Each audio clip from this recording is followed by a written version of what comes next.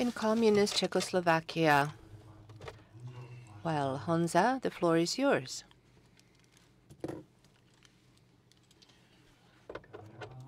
Ladies and gentlemen, I assume Act 198/9 of the collection about the resistance against communist regime is known to you, since we have already talked about it. Then I will actually restrain myself to the practice, and I will describe how this law was applied by the authorities in the Czech Republic, and I was working for the institution that represented the criminal procedural law. This authority had a unique position, and I used to work there as a documentarist. I will try to subsume the working practices there, and I will also speak about things that I'm sorry about that happened. We actually were in charge of archiving of the files of communist crimes, and we were supposed to actually analyze and document those dossiers. I do think that a society needs several things. The communist crimes have to be analyzed and researched, and we need to know the victims, we need to know the heroes, we also need to know the perpetrators of such communist crimes. This is a very important aspect of the process of coming to terms with communism. We have got some key figures which are important. And when I actually, towards the end of 2006, left that office, we had 190 persons who were actually criminally prosecuted. And only in some of them, the court ruled that a crime was committed. So there were many obstacles and problems that the court had to face. Due to large time span, many documents were lost or scraped, and some of the witnesses or victims actually died. And according to the opinion of the court, some crimes had already been time-barred. And sometimes the proceedings were too long, and then the perpetrator was freed. And and in some cases, the amnesty applied, amnesty of the president. And there were some cases of border shootings or less known cases related to the occupation of Czechoslovakia in 1968. The highest ranking political official that was sentenced was Karel Hoffmann, who, as the director of the Directorate for Traffic Connections, was supposed to stop broadcasting in 1968, the broadcasting of the radio. And he was also supposed to legalize the presence of Soviet troops in Czechoslovakia, and he was sentenced to 4 years imprisonment. He went to jail singing the Soviet hymn, but he was freed due to medical condition only 2 months later. The court was not able to prove that Jakeš contributed to the creation of farmers and workers' government. The second sentenced person after Karel Hoffmann, who was prisoned to 2 years, was Ladislav Mácha, who, during the investigation of Chihosh miracle in January 1950, beat to death Friar Mr. Hoffman, and he was sentenced to battery according to laws effective in 1955. He beat a priest to death. And this investigation already took place in 1968 and 1969, but then the courts ruled that no crime was committed. For brutal hearings and hearings, Jaroslav Yaman was sentenced because he beat people who were in custody. Also, Ladislav Špaček, who beat the interrogated people, and was sentenced to 4 years. And another person also beat or even electrocuted persons in custody or during hearings.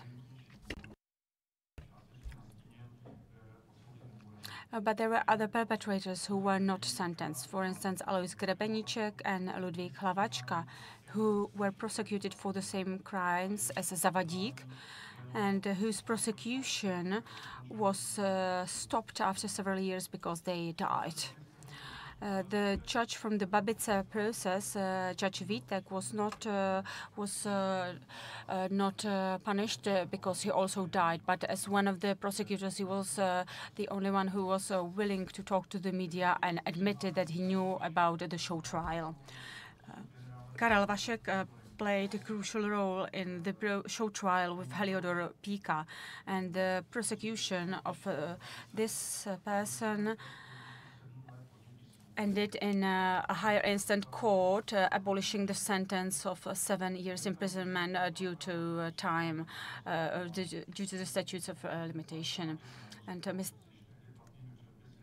And there was one prison guard who let prisoners be locked up in a bunker and punished them, was also sentenced. There were other people sentenced. Jan Dolansky, for instance, who attacked the Catholic priest Jan Malý, Josef Kafka, who attacked a Charter 77 signatory, Mr. Třešňák, and Vlastimil Daněk, who apprehended without any legal grounds another Charter 77 signatory.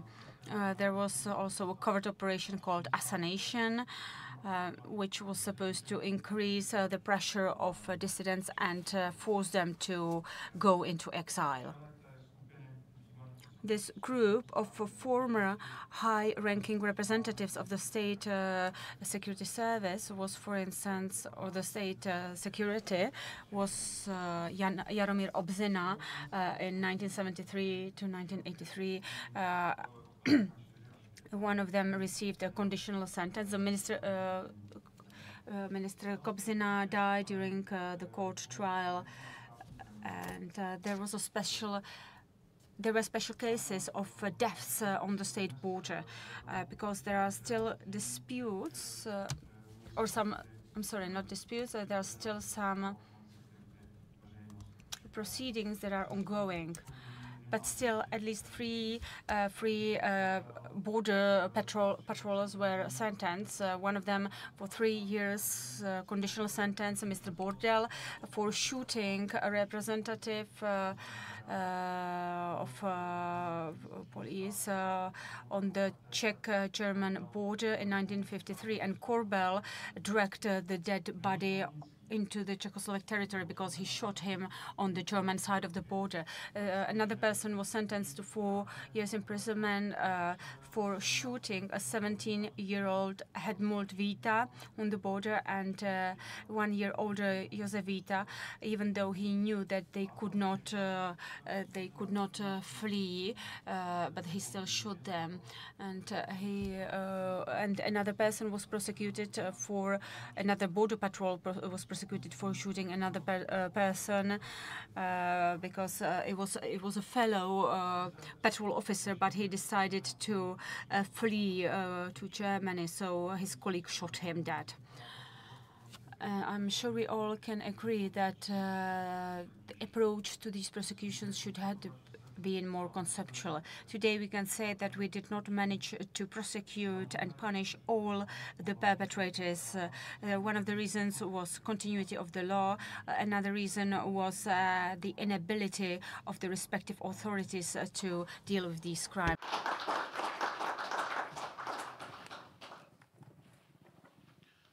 Děkuji Janu Kalousovi za jeho příspěvek. And now, ladies and gentlemen, our next speaker is István from Budapest. Colleague Etvés is a member of Committee of National Remembrance in Hungary. And dear colleague, the floor is yours, please. Thank you so much. Okay, I have a PPT. Maybe, very nice. My dear colleagues, dear conference, first of all, I have to apologize for the yesterday troubles, what I caused, because I don't want to talk about my very boring and problematic life. I'm so sorry. This is very, very, very complicated. 2 days was Monday and Tuesday. Okay, and thank you for the organizers who can help this problem. No, well, the question is on the table. I try to explain a long story short. If you want to understand why Hungarian political elite couldn't be successful faced with the perpetrators of communist crimes, we have to reflect on the political problems of Hungary during the transition and after the transition. Because I have heard many, many, many lectures about this topic in the last 5, 6 years, and many times we used to talk about the Soviets, what the Russians did around this story. The Hungarian story is a little bit different. First, I hope at the end of my presentation, we will come closer to understanding the current Hungarian political situation too. At the moment of the transition in Hungary, a special political situation arose. The successor party of the fallen communist regime, during the communism it was named Hungarian Socialist Workers' Party and became Hungarian Socialist Party. Now, this party won only 10% share of parliamentary seats, seats in the democratic election. You can see the red ones, 8.6% is a number of voters, rate of the voters on the elections. It became approximately 10% seats. As a result, in the new parliament formed in May 1990, both the government and the opposition were composed of former opponents of the former communist regime, opponents of the former Communist Party.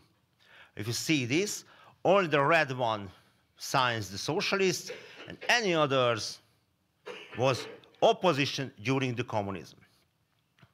Okay, everything seemed to be in place for the new political elite to confront the legacy of the communist regime and dismantle it. The political issues that had haunted every post-socialist country, such as the issue of secret Soviet agents, secret agents, naming the perpetrators, could have been resolved at that point. Every opportunity was given to carry out lustration. However, this did not happen. After the first free election in 1990, right, center, Christian democratic parties took over the government. Two coalition parties, the Christian Democrats and the Smallholders Party, wanted to continue work where they left off before the establishment of communist power. Their legitimacy was given by the anti-Nazi and anti-communist historical tradition. During the Second World War, both of these parties were opposition against the German Nazism. After the war, they became opposition against the Soviets, of course. The third party of this coalition, the Hungarian Democratic Forum, this is the green one, was organized by the patriotic intelligentsia. They rejected the far-right political tradition, would like to base their politics on the non-communist post-World War II tradition, mix the Christian socialist value with the traditional moderate right-wing ideas. The center-right political parties had to face a new opposition. As we mentioned, the successor Socialist Party reached 10% of the election, appeared as an old left in the new circumstances. Besides the old communists, a new left emerged after the election. The main party of the new left became the Free Democrats Alliance, which defined itself as a liberal party. That's the blue one. They reached 24% of the voters on the election. The Fidesz, Viktor Orbán's party, became a third opposition party, which reached only 5% of the votes. The leader party of the new left used a very confrontative anti-communist communication before the election, so the majority of voters believed that the liberals would support the lustration. The liberals thought that loud anti-communism would help them to reach the majority. But the voters preferred the patriots' moderate political agenda. At this point, it becomes interesting that behind the non-communist parties were not party organizations, but the academic intelligentsia. The liberal intellectuals who supported the Free Democrats were absolutely disappointed after the first election. The position of the new left was clearly and unequivocally summarized by the left-wing humorist, you can see him, Tivadar Farkasházi, in 1991. Farkasházi could be an authentic source for us because he has continuously supported left-wing parties for the past 30 years. In an interview, he said, "We thought that we should manage Hungarian politics and lead the country and lead the government." But it didn't happen because on the election, as we see, the Free Democrats reached only 24%, and the moderate right government came into the power. Therefore, the intellectual groups behind the new left were absolutely frustrated. This was compounded by the fact that before the first democratic election, it seemed for a long time that the Free Democrats would win and form the government. But it did not happen. In the first year after the formation of the new government, no political action was taken against the communist criminals. Hungary was occupied by the Red Army in that time. When the members of the new government took a visit in Moscow, the prime minister asked one of his colleagues, "Are you sure we could come back?" The circumstances were changed in August of 1991. After the failure of the 1999 coup d'etat, attempt aimed at overthrowing Gorbachev, the faction, the governmental faction, leader of the Imre Kónya published a study. You can see him. Seeing the collapse of the Soviet Union, after the Soviet troops left Hungary, he urged his party and the government to take bolder political actions. One of these bolder action was the uncovering of the crimes of the communist era and the legal accountability for the perpetrators. This study had two consequences. One of them, that the right-wing faction of the government drafted a bill aimed at the beginning to prosecute communist criminals. It must be emphasized that this bill, explicitly stated that its goal was not retaliation or passing judgment, but revealing the events. Moreover, it only concerned crimes that involve manslaughter, the taking of life. Therefore, examining those involved in the reprisals following the 56 revolution became a priority. This was the critical point in the story, because after the revolution, the Hungarian political police investigated against the revolutionaries, not the Soviets. This proposal put the new left in an impossible position. If they support the right-wing government aims, they lose their opposition position, but keep on the anti-communist position, which was very important in the election campaign. If they refuse to support the proposal, the ex-communist network will continue to support them, but they will lose their voters. Perhaps I don't even need to mention that the old communist network, for example, the newspapers and the TV, was still functioning at that time, despite the fact that the Socialist Party won only 10% in the election. The leadership of the Liberal Party began to hesitate at this moment. Yes or no? However, the intellectuals behind the party acted immediately. To respond to the Konya study, the intellectual supporters of liberal Free Democrats organized the Democratic Charta. The frustrated liberal intelligentsia wanted to overthrow the right-wing government as soon as possible and trusted the support of the ex-communist network. The Democratic Charta served this political purpose because created a compromise between liberals, the new left, and ex-communists, the old left. Although the Democratic Charta started as an action by private individuals, and the liberal new left politicians did not unequivocally support it, it ultimately became the foundation of the coalition between the successor party, the socialists, and the Free Democrats, the liberals. The liberals had not anticipated that the old left politicians would hasten to join the Charta, recognizing its potential to break out of the quarantine, and had been placed in after the election. The real purpose of the Charta was to create a new popular front against the right-wing government, but in the end, rehabilitated the communists.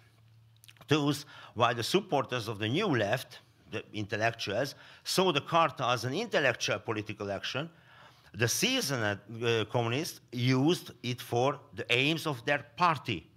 There's an intellectual political action, on the other side, used for the party. At the end, the anti-communist intelligentsia, frustrated by the electoral defeat, as I mentioned, and the right-wing cabinet finally brought the old Communist Party back to the political stage. The story was further complicated by the fact that the parents of many leaders of the most vocal anti-communist party, the liberal, turned out to be former members of the communist political police. For example, what is okay.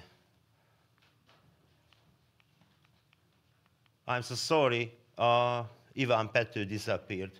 Ivan Pető was a very important leader of the Liberal Party, and his father was the member of the communist political police after the Second World War. It was a very, very, very complicated situation for him, of course.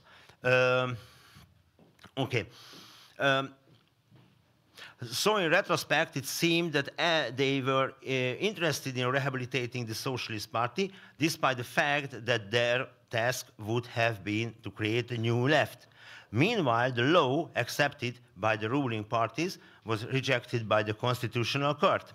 Undoubtedly, the court had to right to do so, and the interpretation and dispute of its legal judgment are not our task now, I think. However, the fact remains that in Parliament, only the government side attempted to modify or improve the bill, but by then it was too late. in the political atmosphere created by the Democratic Charta, even the liberal opposition could not support any kind of accountability, as this would have lost the socialists. Under such circumstances, of course, the question couldn't be asked that the constitutional judges appointed in communist times might have acted in accordance with the intention of the communist deep state. It's a very important point of the story. Everybody thought the constitutional court is a good idea. I think it's a good idea. But nobody realized the first members of this judge was put on position before the transition. The communists left them in position. At this point, the new left, the liberals, that is no longer wanted to sacrifice the unity achieved in the Democratic Charta. Supporting any justice restitution bill would have meant that the unity between the new and the old left would collapse. This would have jeopardized the opportunity that became reality in 1994, the removal of the moderate right-wing government. In the next election, 1994 elections, therefore they have the post-communist socialist party to gain power in order to secure government position rather than supporting the right wing in carrying out justice. After the next elections, Horn Gyula formed the socialist government. The middle of the picture, socialist liberals government. Horn, who in '56 fought against the revolution with arms in alliance with the Soviets. The crimes committed by the communists could not be discussed after that. On the other side, this strategy was effective in the short term, but in the long term, completely destroyed the left after 2000, because the new left couldn't build up his agenda, a real good agenda. The old left lost his position. I'm so sorry, but biological reason, of course. Okay, that's completely destroyed the left, and that was one of the story which caused Fidesz could win long time. Okay. Thank you for your attention, and thank you for organizers, and special thank for our excellent interpreters for work. Thank you.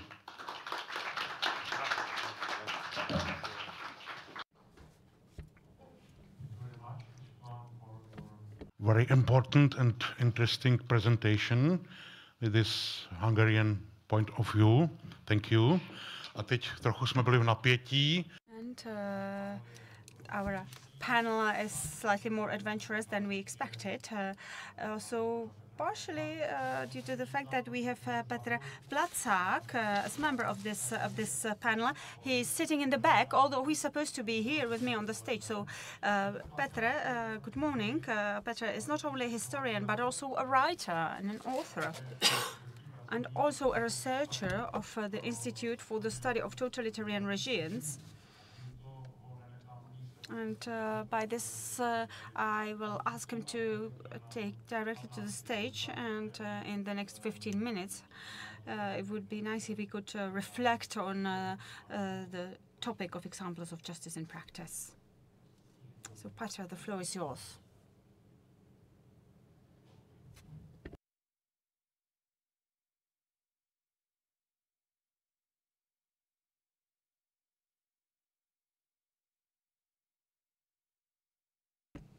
Allow me introduce to one case with good end, which unfortunately was not and still is not the rule in our struggle with totalitarian past in this country.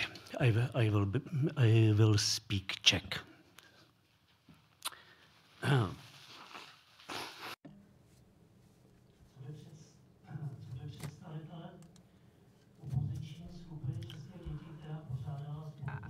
Czech children, it was a group that in the late 1980s held demonstrations, and at one of them in 1981, at the time when USSR was our example with perestroika, I was pushed by 4 police officers into a car. I was taken outside Prague, and I was threatened by liquidation. I was threatened to be killed.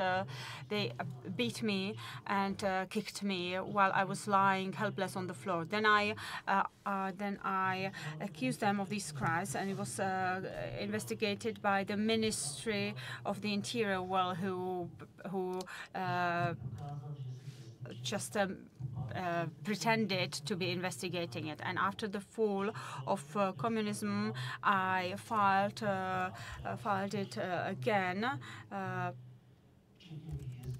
And so I sued them again, but that was at the military state prosecutor's office was already abolished, and my dossier had been destroyed. So after a few attempts to renew the investigation,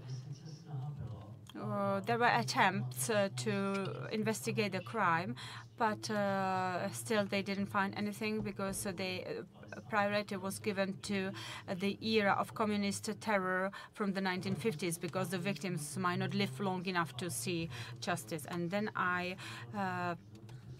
sued them again in 2007.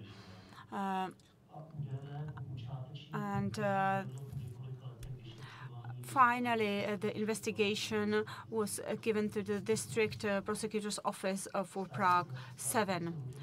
The state prosecutor Luděk Litera, who created lawsuit and qualified it as a serious breach of the public office requirements, and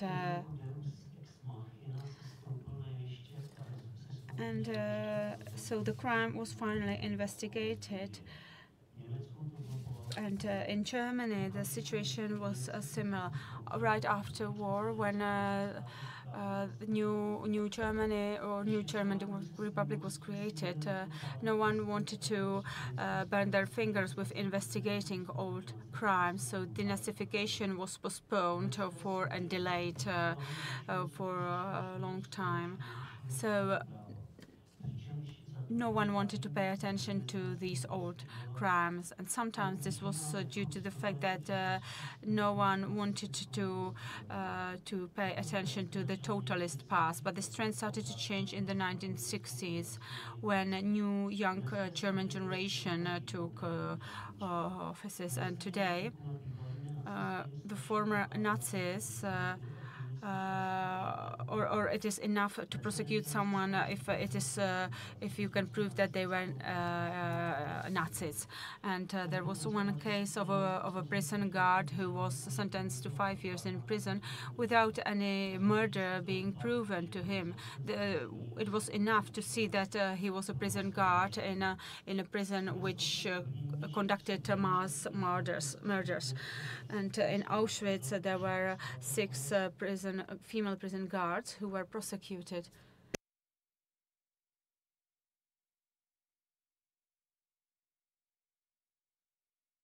So in 2013, Thomas told the Times, our investigation is built on the principle that if you were a prison guard in a concentration camp, you contributed to these murders.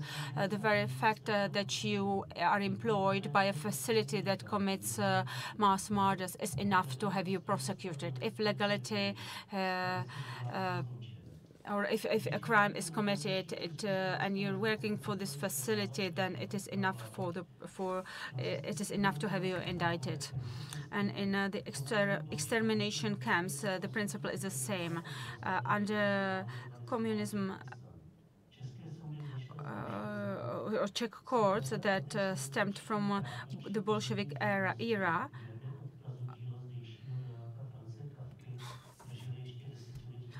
followed a different principle for a very long period of time. In the case of Čepel and Kubec, two border patrollers who killed a 20-year-old boy by trying to get over the wire fence, the Czech courts acquitted the patrollers in 2001, saying that they, even though today it would be viewed as a violation of human rights, but back then the accused could not have influenced these facts, and these facts were beside or out of their control. But it is quite the contrary. The fact that crimes were committed under certain system should not be a reason for their acquittal. On the contrary, it should be an aggravating circumstance, and because this person is acting, thinking that they cannot be punished, and this is actually quite dangerous, let alone how perverse such acts are. If you attacked one's integrity and it happens within a certain system, it is a crime against humanity which cannot be time barred. The court with the former secret police officer started in 2011, and no wonder that the former police officers were smiling during the court proceedings and felt they were in good mood because there were no direct proofs against them. And they thought they were going to win, and then when they heard the ruling, they stopped smiling because two former police officers were sent to prison for 2 years. Another one had a conditional sentence, and one did not get any punishment because he died. And the judges actually didn't do a good job. However, the defense counsels actually resorted to an appeal, and the judge was of the opinion that it was time barred. In the ruling, there was a clarity, and the witness statement by Platzak was clear enough, and this was the ruling of the court. However, the Supreme Prosecution Service had another opinion, and the court actually had an unofficial hearing and abolished the previous ruling and actually transferred the case to the previous court. The Supreme Court decided in reference to European law, which says that communist crimes cannot be time barred. There was a ruling from February 24th, 2014, and the whole story with the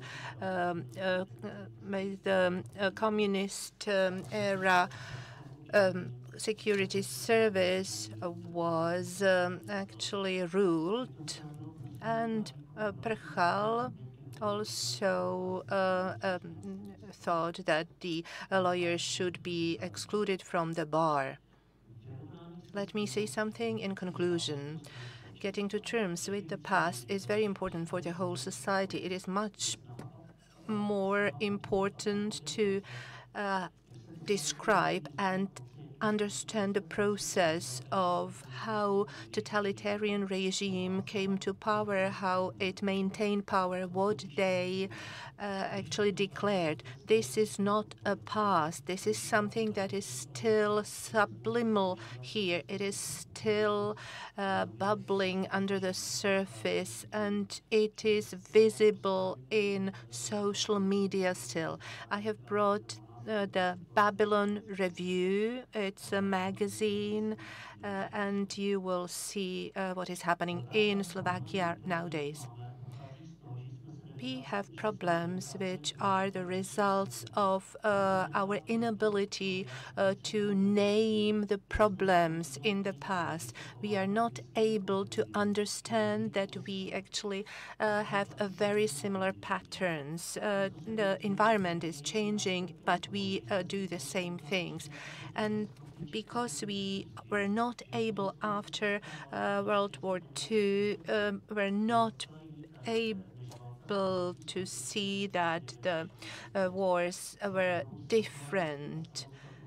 There were wars fought for the independence of nations in Europe, whereas the Soviet and Nazism alliance from 1939 had the objective to actually regulate the nations in Europe. The awareness of our own identity, to know where we are going, what our standing is in the world, what our experience means. This is so important for a free society. It's more important than free elections, which can also actually result in a totalitarian regime. Max Picard wrote, Hitler described us precisely. He came to power in a world which was radically open to the future. Thank you. Petr, thank you.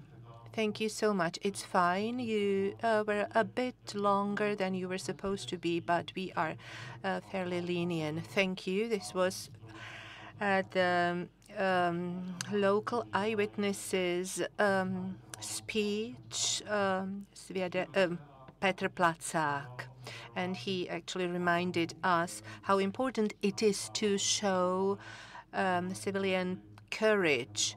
And now I would like to give the floor to Jan Kalos. Ladies and gentlemen, good morning.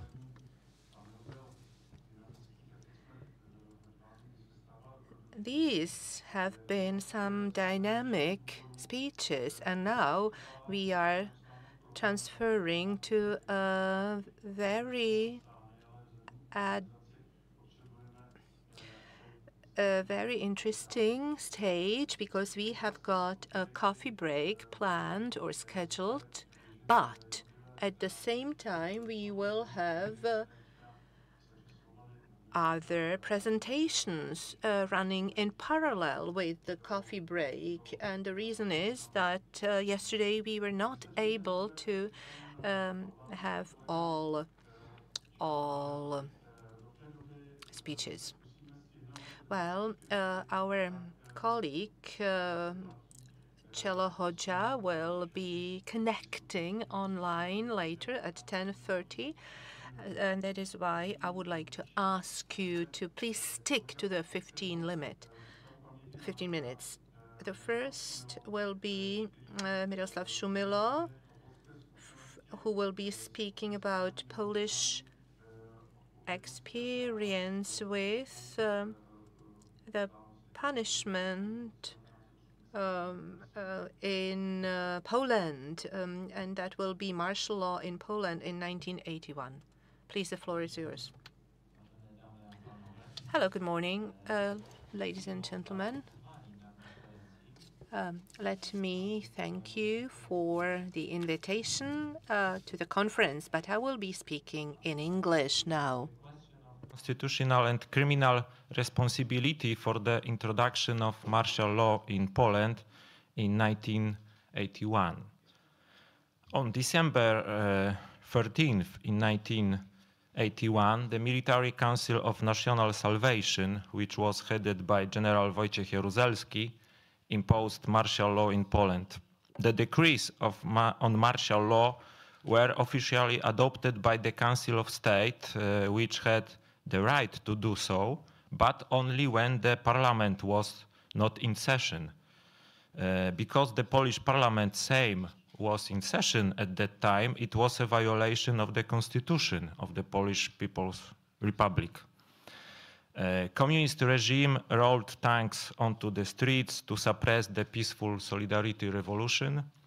On this day, the hopes of millions of Poles were crushed, while the chance of introducing democratic changes was lost for many years.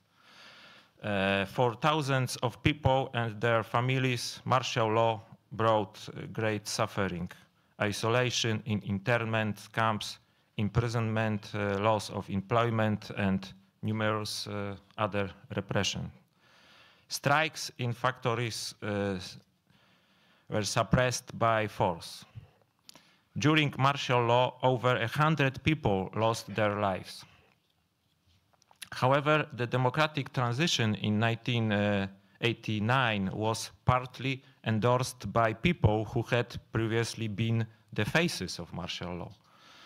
Jaruzelski took over the newly created post of President of Poland, and Czesław Kiszczak, the long-serving head of the Interior Ministry, also remained in office in Tadeusz Mazowiecki's government, so-called Solidarity government.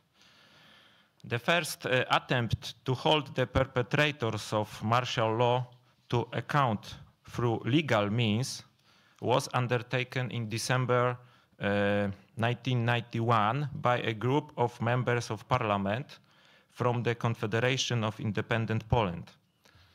They submitted to the Marshal of the Sejm a preliminary motion to hold all members of the Military Council of National Salvation, as well as members of the Council of State, to be held constitutionally and criminally liable before the State Tribunal.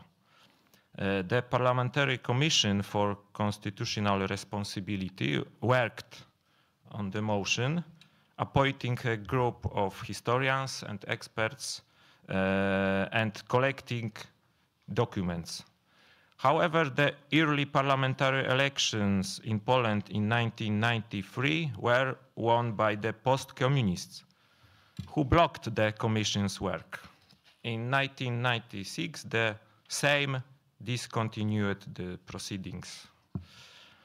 And the opportunity to address the issue of bringing to justice the perpetrators of martial law was brought by the Act of December 1998 on the Institute of National Remembrance, Commission for the Prosecution of Crimes Against the Polish Nation, which introduced a definition of a communist crime into Polish law. However, until 2005, there were no favorable conditions for taking up this topic. Post-communists still had a lot of influence in Polish politics. As a result, for many years to come, there was no chance to hold anybody to account for the crimes of martial law and give back elementary justice to the victims. For example, Romuald Cieślak, the commander of the platoon responsible for the deaths of the 9 miners in Silesia, was legally sentenced to 6 years in prison no sooner than in 2008. Many who deprived people of their lives or freedom during martial law didn't live to stand trials or receive a sentence at all. In April 2007, the Katowice branch of the Institute of National Remembrance filed an indictment against Wojciech Jaruzelski and the communist state officials cooperating with him, including 3 living members of the Council of State. Wojciech Jaruzelski was accused of having committed a communist crime as an official of the communist state, consisting of leading an organized criminal group of a military nature.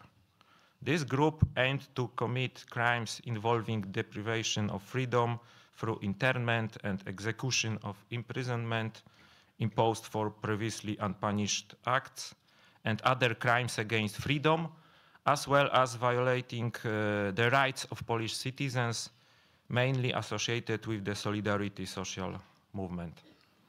Furthermore, Jaruzelski encouraged members of the State Council to exceed their powers by adopting decrees on martial law in violation of the Constitution. The accusation formulated in this way initially aroused astonishment because in today's reality it is associated with an organized crime group of a mafia nature. However, the penal code in force during the times of the Polish People's Republic also provided for the punishment of such a crime. The Military Council of National Salvation was a facade and propaganda body. The actual decisions regarding the preparation and introduction of martial law were made by a narrow circle of people headed by General Jaruzelski. This group was illegal and broke the law, and therefore was a criminal group. The trial of the creators of martial law began in Warsaw in 2008. 3 of the accused died soon after. In August 2011, the court suspended the proceedings against the accused Wojciech Jaruzelski due to his health condition. The experts decided that the general's serious illness was an absolute contraindication to participation in the procedural activities. This did not prevent Jaruzelski from taking an active part in the celebrations organized on the occasion of his 90th birthday and delivering a 40-minute speech in this occasion. The trial did not resume until the general's death in 2014. Czesław Kiszczak was tried, however, and in 2012, the district court in Warsaw found him guilty of the act charged in the indictment and sentenced him for 4 years of imprisonment. But this penalty pursuant to the Amnesty Act was reduced to 2 years, and its execution suspended for a probationary period of 5 years.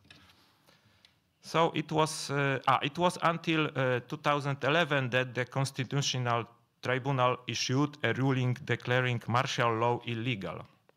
He stated that the Council of State had no right to issue decrees because this should be done by Parliament.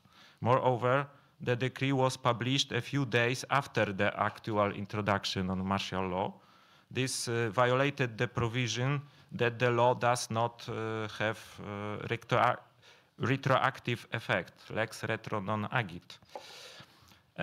In practice, people responsible for preparing and introducing illegal martial law were not punished. This was influenced by several fundamental factors. First of all, in Poland, there was no decommunization and verification of personnel in the justice system. For many years, there were still people from the old system.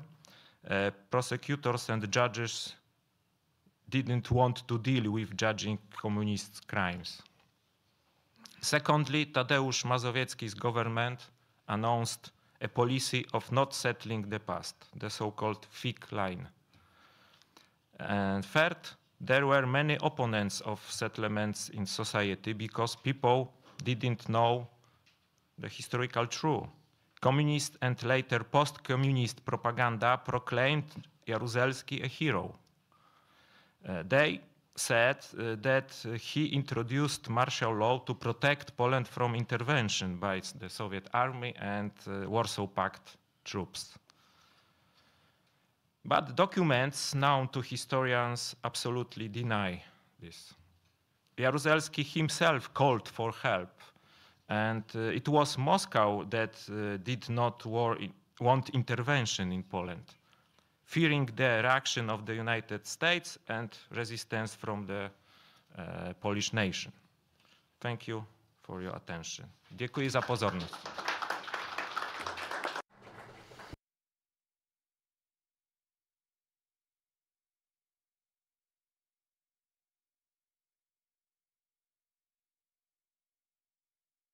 Okay, we made some changes, so we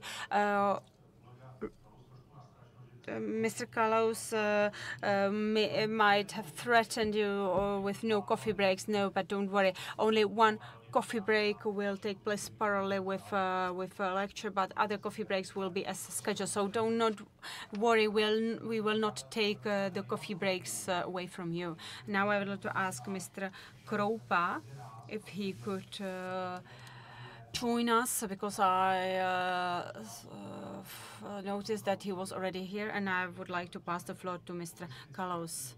So we apologize for the changes, but you know, sometimes you have to be quick on your feet, so to say.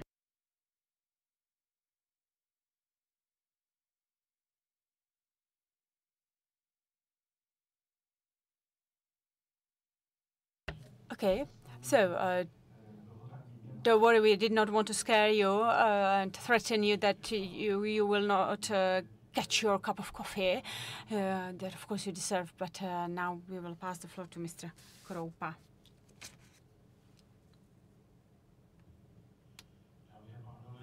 Ladies and gentlemen, thank you for the invitation to this conference. My speech was supposed to be in the section focusing on discontinuity and continuity of law. I am wearing two hats here, so to say. I have the hat of a person from the era, someone who remembers it, a contemporary witness and a survivor.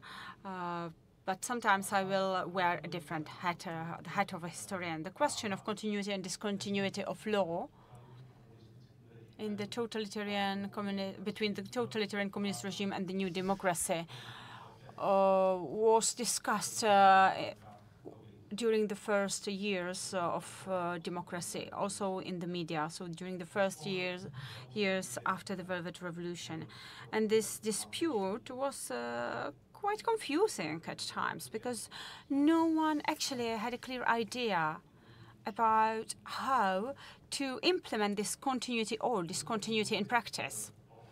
So today I will talk about my own views, which also went through certain evolution and changed under the different circumstances. Back in the 1980s, we tried to create or draft or an idea about or proposal about how we could change or transition to democracy. We were able to confront our ideas with various experts, quite often world experts who attended our secret covered workshops in private flats. And after the Velvet Revolution, we drafted an essay called The Path Towards Free Society.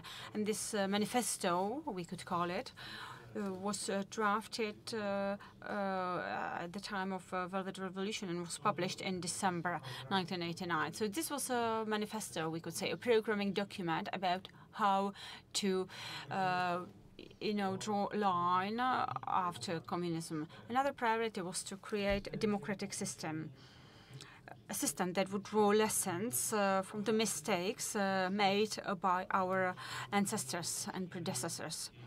mistakes that we think were made by even some people in the free world, as we saw it back then. And of course,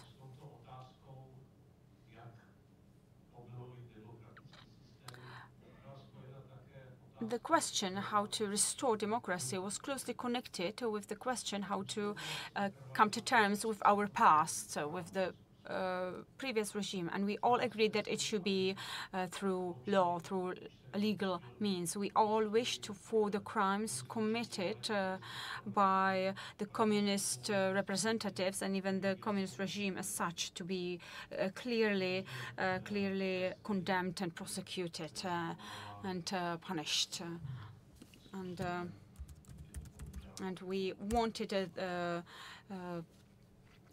them all to be sentenced and receive punishments. So after we were elected into the federal parliament, one of the first steps that we took back then was asking the prosecutor general, Mr. Gasparovich, back then, later the Slovak president, and we asked him to present us with the list of persons who committed crimes against humanity, and we asked him to start prosecuting them. To put it simply, Mr. Gasparovich did not do so, and it took quite some time before we managed to exert enough pressure that made him lose his office and be recalled from his office. So, of course, not all of these crimes could have been prosecuted because most of the witnesses were dead. Another important step that we took after the Velvet Revolution was that we started preparing the declaration condemning communism as illegitimate and condemnation worthy. So we accepted this declaration written by Mr. Kratinka in 1990, and in the federal parliament we had a fight that this declaration is part of our legal system, so that it could be used by the courts as part of the case law.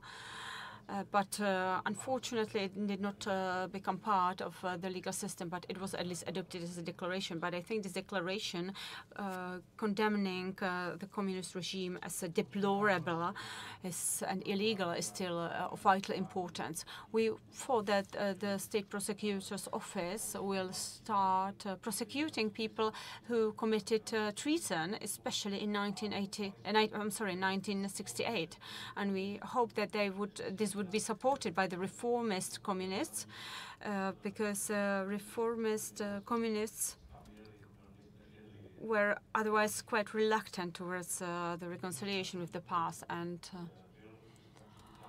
the lustration law was adopted. The Commission of the 17th November started drafting this illustration act, and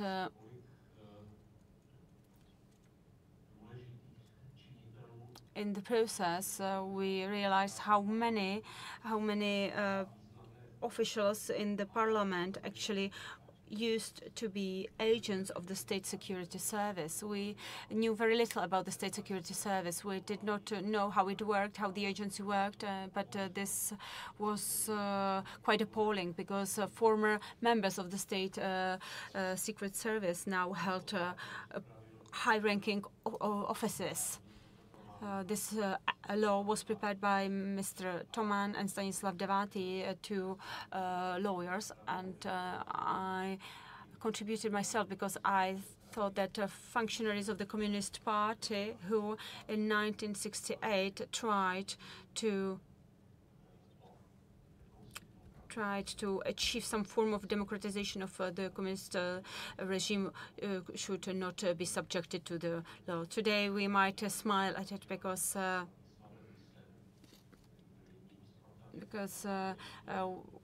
one of the protagonists of reform communism was Mr. Nisa, and I said, Vladia, tell me from which to when you were a member of the Communist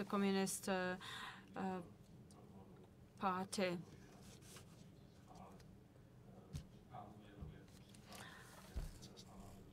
So sometimes the parliamentary meetings were quite heated and difficult, but quite confusing.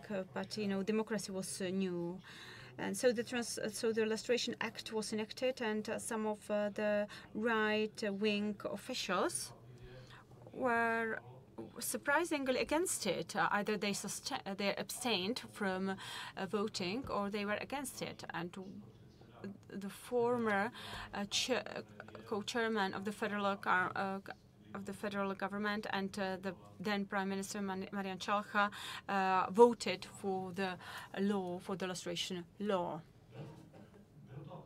It was an important step in the right direction, which was aimed at reconciliation with the communist past. But an even more important step, or what was even more important, was not our attempt to prosecute someone, but we have to look at it in a positive light, because right at the beginning we tried to draft the Charter of Fundamental Human Rights, which could prevent any such excesses in the future. Our goal was to push through the idea of natural rights as the basis for the Charter of Fundamental Human Rights, which went against the former communist positivism. And we wanted these rights to be legally enforceable and to be clearly delineated from other laws, and other rights and obligations. We knew very well that these rights were not supposed to be distinguishable from other rights. But then it might be very difficult for a person to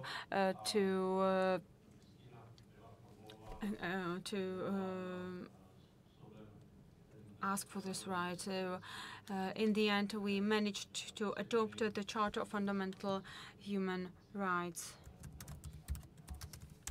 And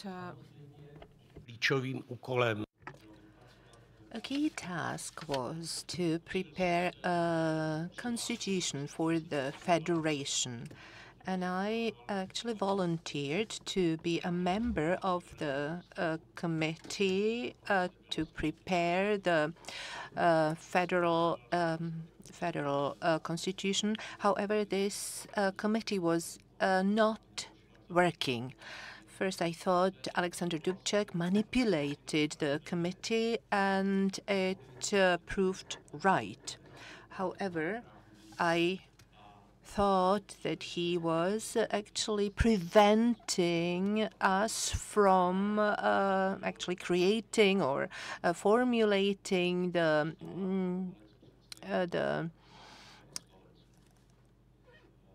constitution. However, he was put under duress in Slovakia to actually do this. When we actually, when it didn't work out to prepare the constitution within the committee, we tried to do it in another circle. We actually filed a motion or a petition including the draft constitution as members of parliament. And 1969, when the Act on Federation was enacted, there was a rule, prohibition of federation, and that rule actually made it difficult to adopt federal laws, because the chamber became a three-chamber parliament. In Slovakia, there was a Czech and Slovak part, and it was enough to vote against within the Slovak part of the parliament to block any law from being enacted, any bill from being enacted into law. Well, we hope that in the future somebody will come up with the initiative. The procedure how to vote for the president was prepared by us.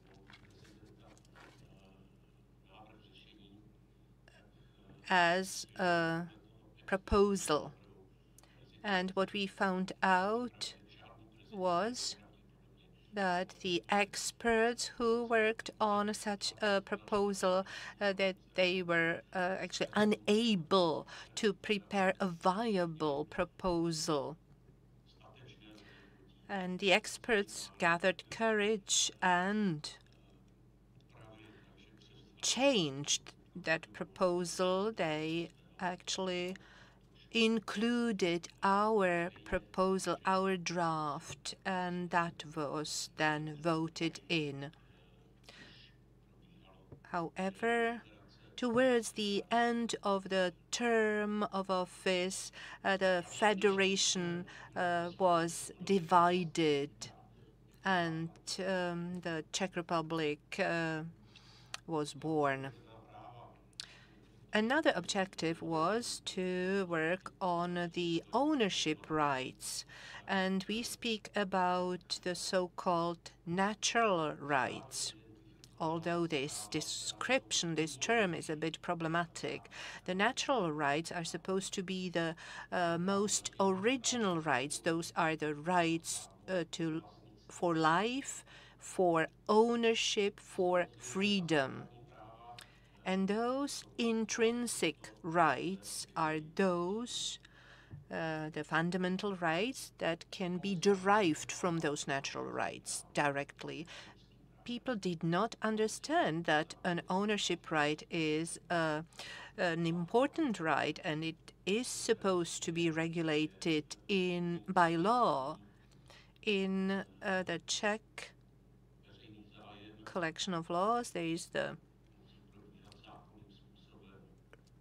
rule that if something is nationalized, then there has to be a satisfaction, and there has to be also a public interest in order to be able to nationalize something, meaning a private ownership. And of course, you have to prove that national interest.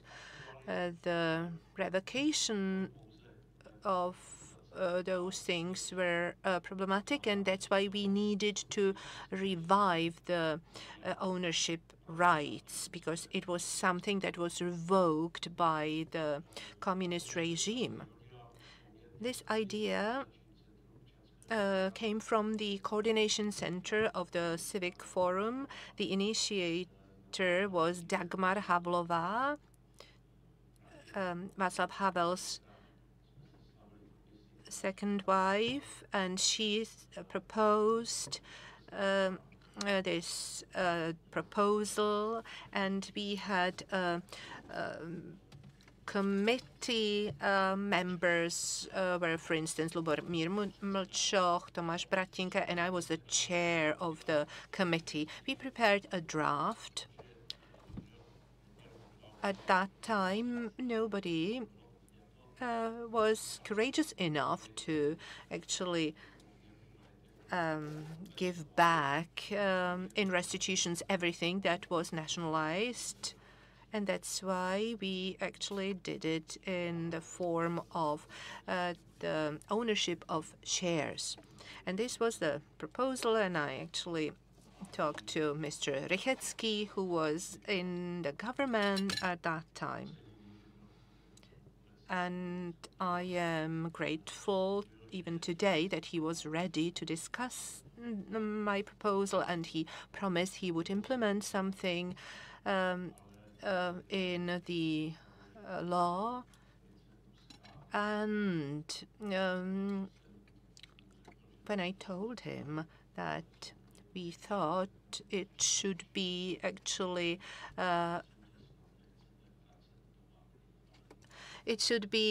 applied to broader circles, then he was very surprised because he just did not think that actually factories should be given back to the original owners. Well, Pavel Rychecki then showed the law on out-of-court repatriations, and the circle who would be beneficial was very narrow, and that is why we created the so-called Club of Democratic Right, and 2 members of parliament were supposed to actually identify the broad circle of beneficiaries of the restitutions. And we had this amendment, and we proposed it, and then a political fight was unleashed. But we actually emerged victorious, but still it was very difficult. We just wanted to show that the underpinning of the communist regime was the nationalization of producing instruments, and we were supposed to rectify those injustices. Of course, we were not successful in all respects. It took some time, but if I'm not wrong, that we are the only country where we succeeded at this. That's why I'm so unhappy if I hear that we failed to come to terms with the communist crimes. We actually were trying to get to terms with it as much as possible. Towards the end of '92, there was a government committee preparing the Czech constitution. The Slovaks already had it, and we were still working on it. We were striving to maintain the federation, the state together with the Slovaks. There were 2 schools of thought clashing against each other. The first school of thought built on the fact that in the post-revolutionary era, you have to give all execution power to the parliament. And this school of thought wanted to have a referendum. I myself belong to the other group, and this post-communist concept of democracy, which was actually described by these people, by the communists, they couldn't actually see it in a different way. They were actually thinking within the limits of the Marxist training. The source of law was only the working class and the Communist Party, and they thought it would be fine if instead of the working class or Communist Party, they would have a nation, and the nation should be the legitimate force. But what we thought was that the legitimacy should not be only borne by the nation. Of course, the nation could embrace something, and if they are brainwashed and look at North Korea, for instance, then authoritarian regime is supported by the nation and is not legitimate. However, fundamental rights are also, there is also the right of ownership, as we've said. That's why we tried to describe the new democratic system as a system with the political order that guarantees the rights and freedoms of its citizens. That's why we voted for representative democracy, not as a resort, as something that we resorted to, but we understood representative democracy as the best tool by which we will be able to protect fundamental rights and liberties. And that's why the constitutional draft was supposed to give actually space for those freedoms and liberties. That's why we wanted to have a parliament with two houses. Even though the country, our country, was small.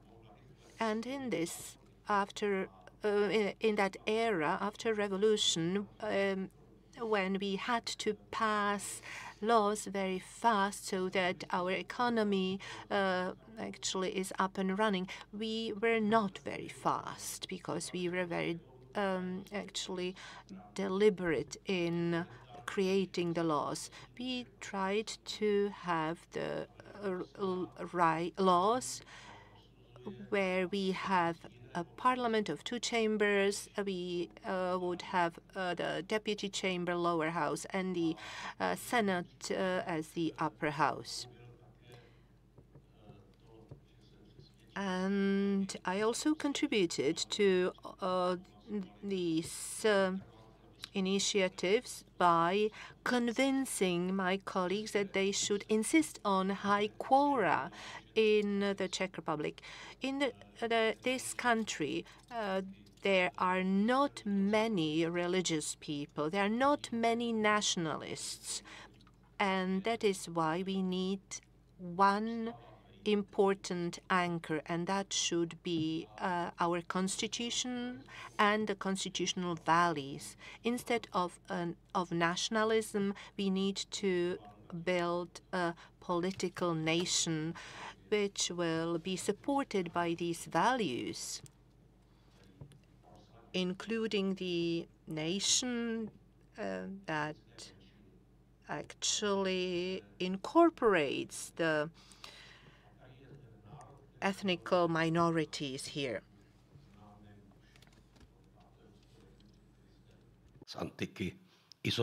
A principle that is known from the antiques, isonomia, equality before law. All citizens are equal before law. This became the principle of the Charter of Fundamental Rights, as well as the Constitution.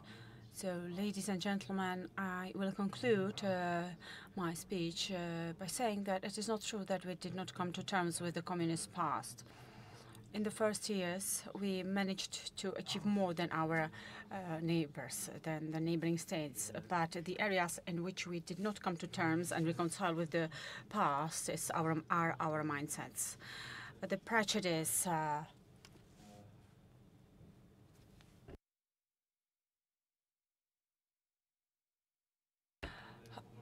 what we tried to teach people that cannot be taken for granted. Even the 30 years since the Velvet Revolution, 35 years since the revolution, is still not being subjected to critical thinking, because critical thinking is the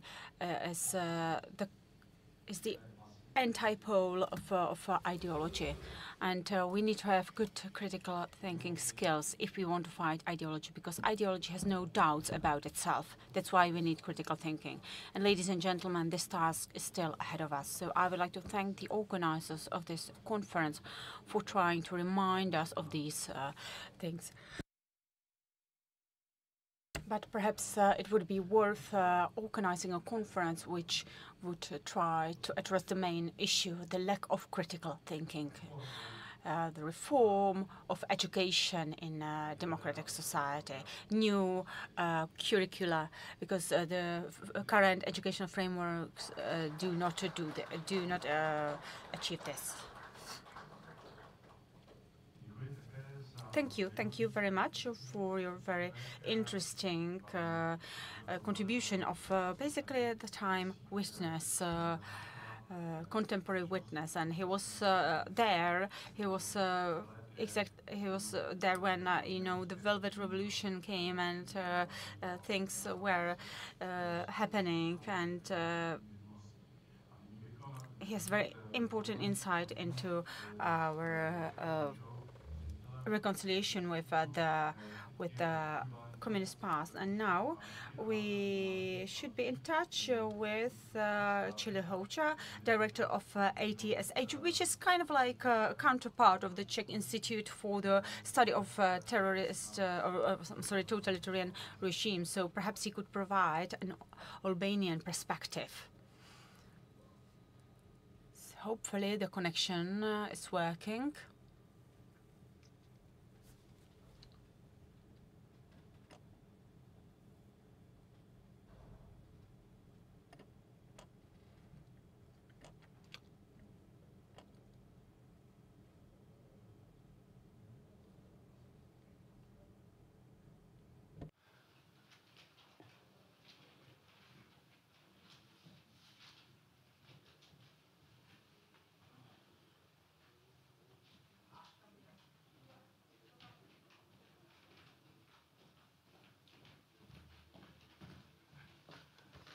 Tak spojení se podařilo.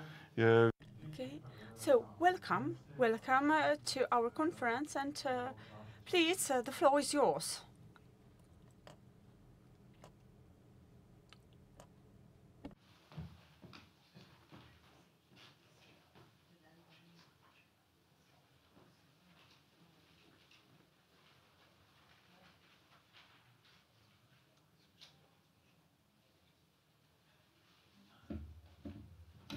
So, Mr. Hoja, do you see us and hear us? Well, Yeah. I can hear you. Yeah. Yeah. So Hi, how are you? So the speech is yours. You can talk. Yeah. Yeah, but I can't see anyone. Just can listen to the voice. Yeah. And do you have switch on the camera on your, because we can see you and we can hear you. Let me see. I don't know where the camera is.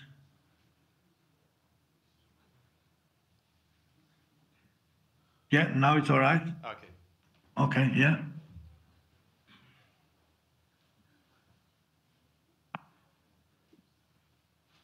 Okay.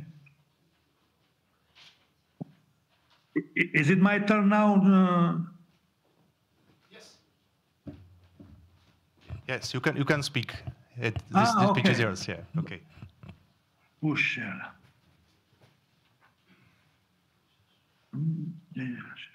Yes. Let me download some. I've got something to share.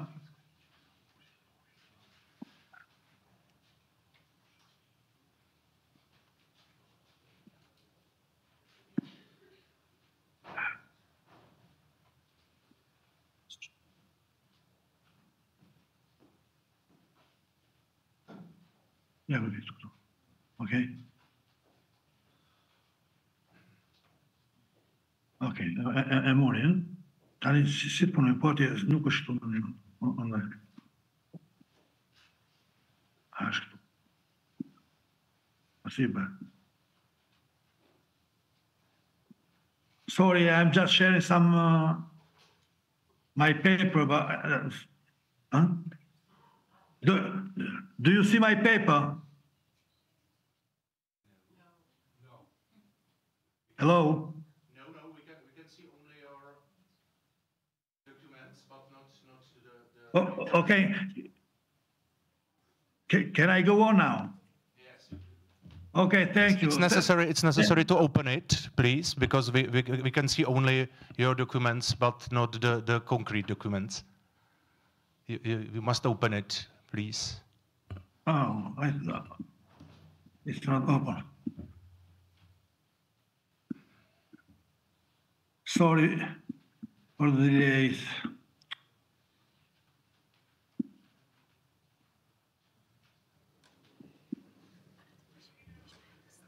Oh.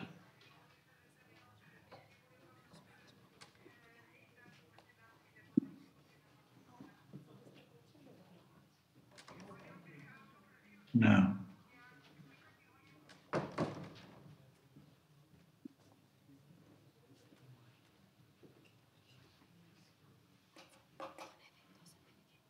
Your screen sharing. Oh. I don't know. Oh, okay. Now I think it's okay, isn't it? Okay, okay. Sorry for the delay. Hello, everyone. I'm Celio Hoxha, Executive Director of the Institute of Studies on Crimes and Consequences of Communism in Albania. For the Institute, I talk a little bit later during my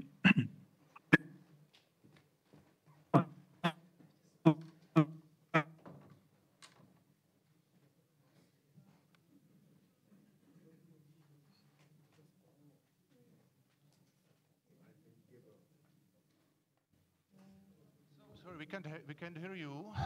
I don't know what was the problem, but we can't hear you. Can you hear me? Yeah, now it's everything okay. Thank you. Oh, okay, thank you. So, I'll start my paper with a short introduction of the fall of the communists in Albania, which we call it fall of communists, but it is mostly the Communist Party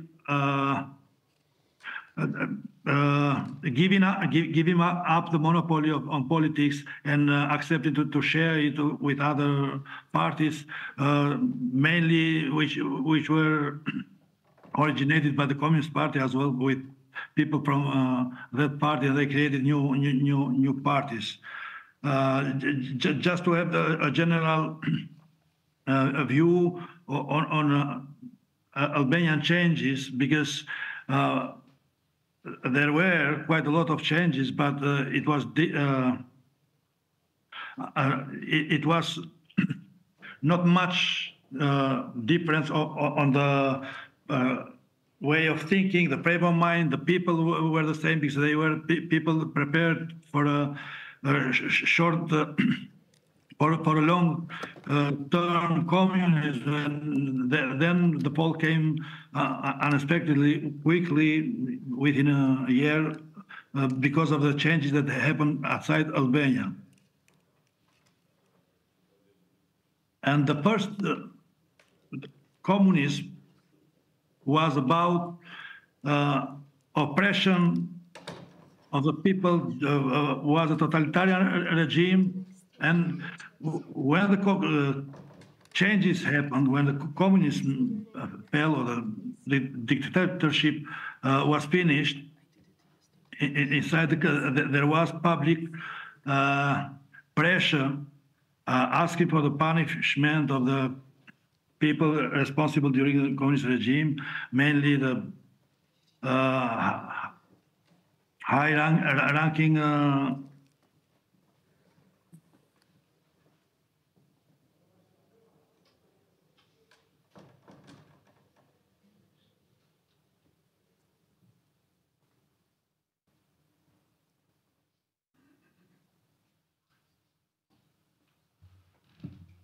So sorry, we have problem with the connection. Do you hear me or see me? Okay.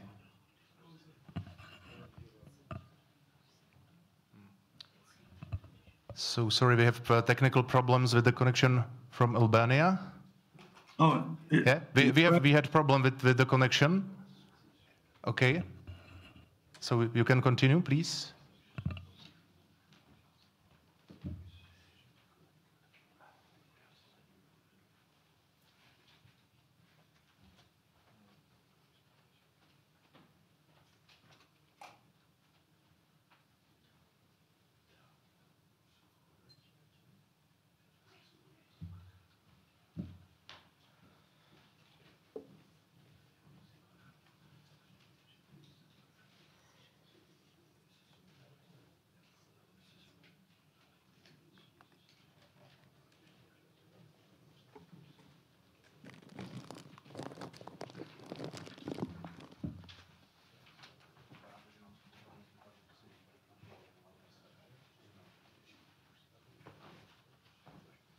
Tak bohužel, dámy a pánové, vypadá to, že máme problém se spojením.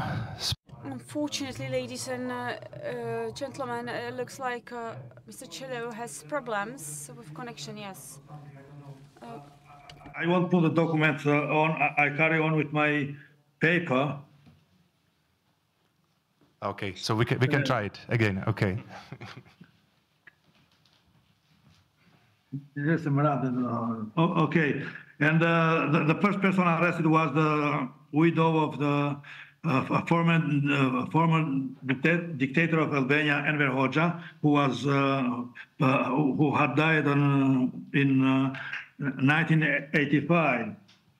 And then the next year there was election in Albania. The government changed again because up to 22nd of March 1992, in power were the communists, and then the opposition came to power, the democratic one, which was supposed to be anti-communist, and there were new arrests of the high-ranking communist officials, and including the successor of the Enver Hoxha, Ramiz Alia, and other ministers, interior ministers, prime ministers, and all high-ranking people on Sigurimi, which is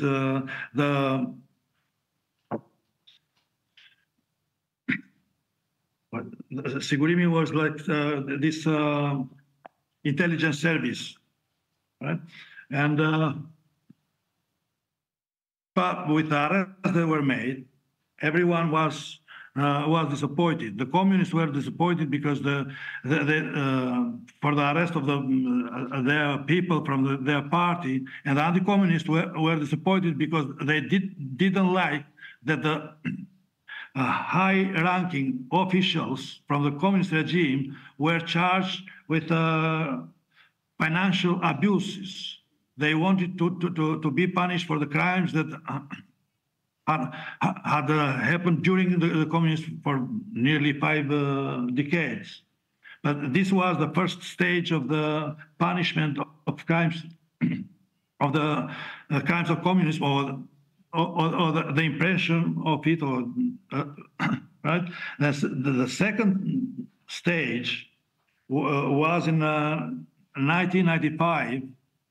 There was a new law, adopted a new law on genocide and crimes against humanity, because up to the 1995 there were enforced the laws of the communist regime, just small changes.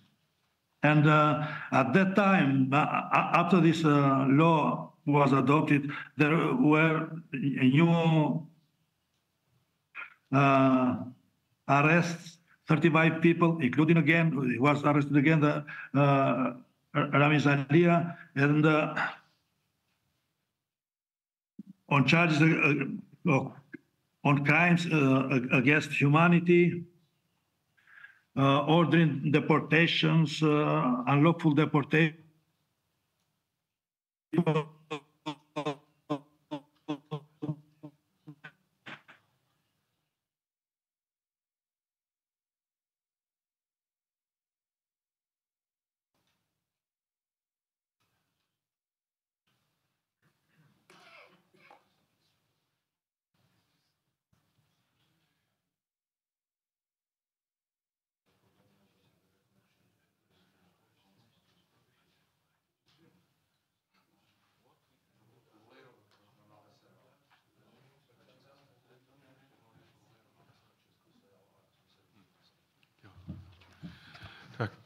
bohužel to internetové spojení. Ladies and gentlemen, needless to say, we have got problems with the connection. Apologies. But I do believe that Rolandas Račinskas, the next speaker, is here, and that he will deliver his speech and deliver his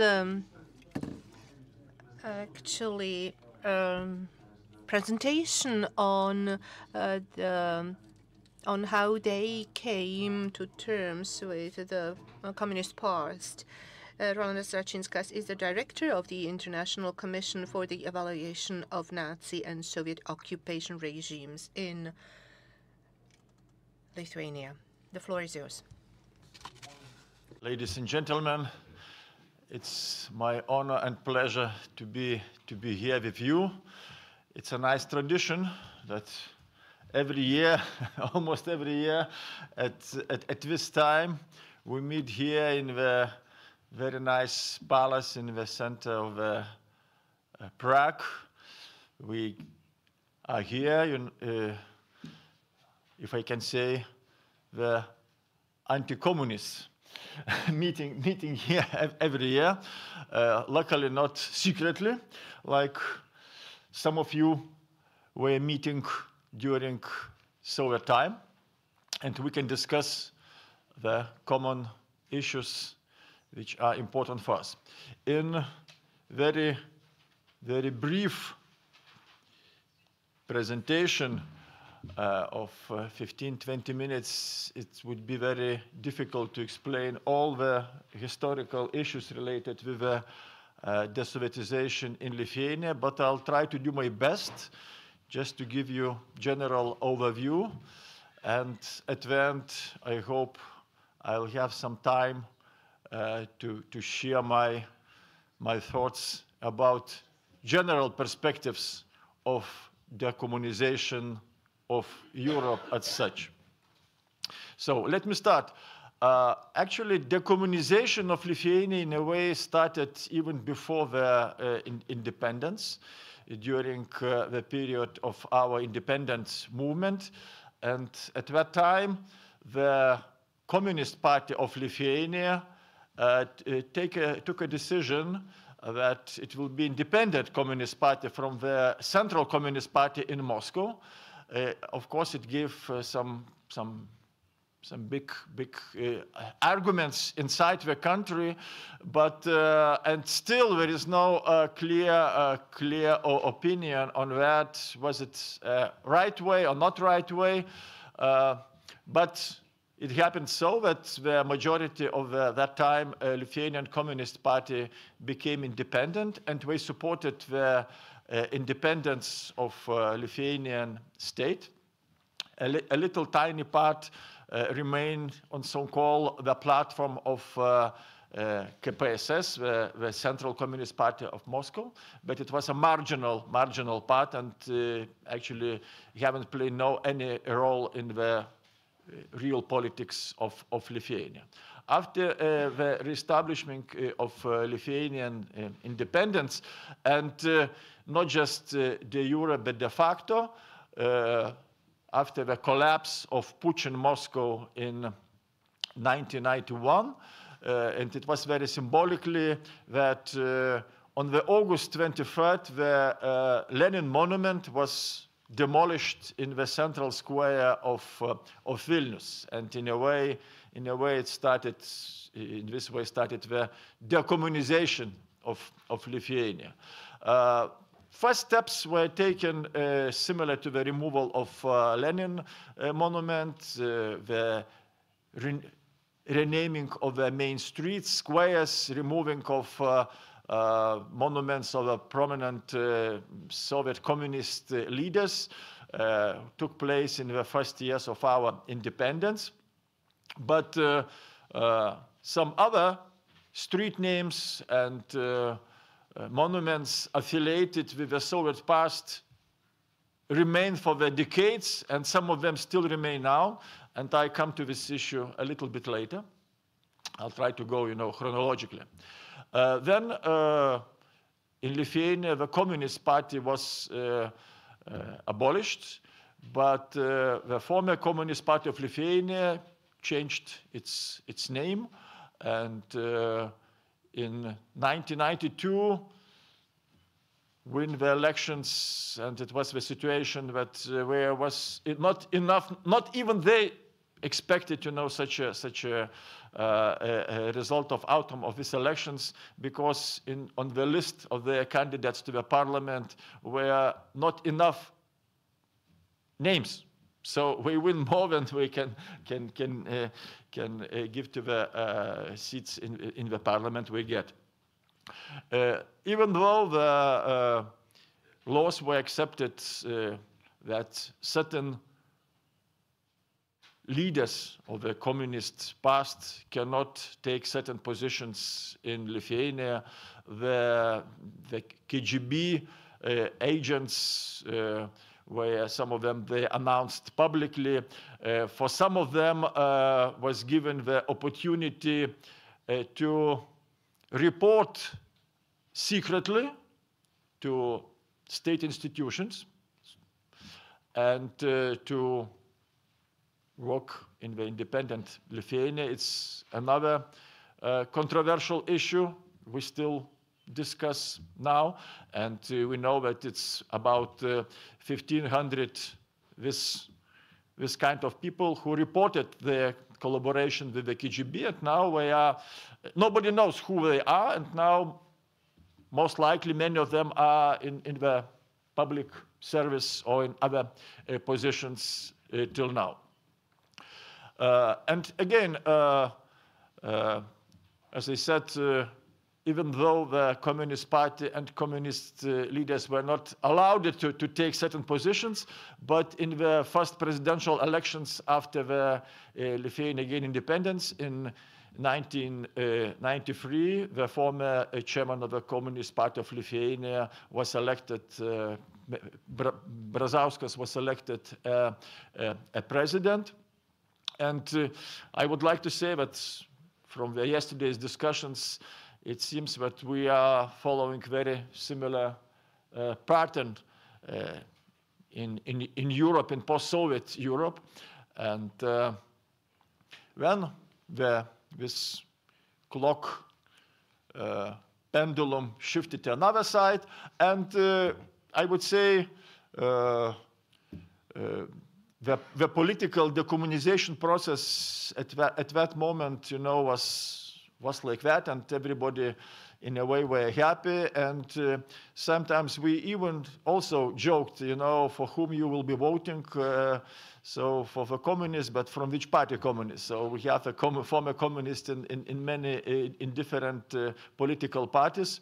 And also I can say that all our presidents who were after the independence, so except Adamkus, we were maybe not active, very important members of the Communist Party, but we were members of the Communist Party. So we still have this kind of pattern.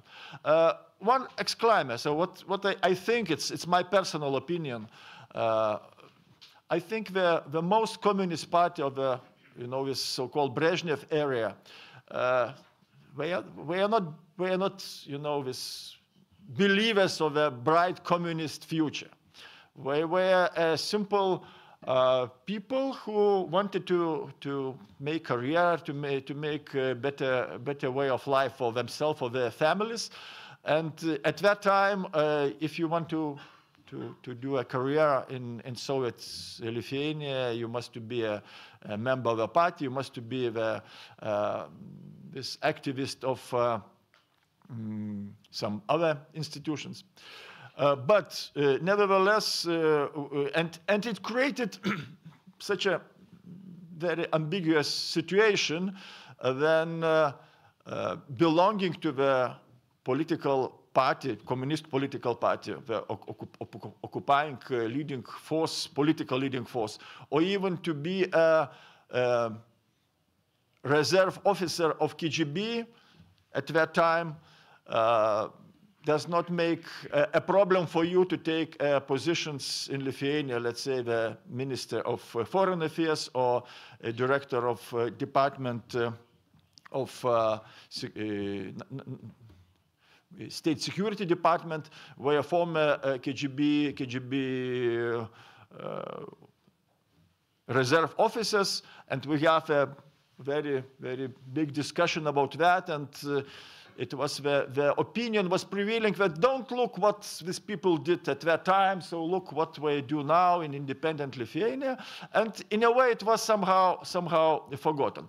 Another important steps were made in Lithuania, of course, the change of economical structure of the state. So the former communist, plan economy was changed to the market economy, and important, gesture of justice also related with the economy, I would say. We have the restitution of property, not all the property, not for everybody, but at least we have, partial restitution of the property. Other steps which were taken were, of course, change of our educational curriculum. But even though 15 years after our independence, in some textbooks we have a clearly pro-Soviet or pro-Russian narratives. I just show you tell you one example, let's say about the beginning of the Second World War, that in our textbooks for the students was written that then after the September 1st Germans attacked Poland, on September 17, Russian troops invaded empty territories of Poland.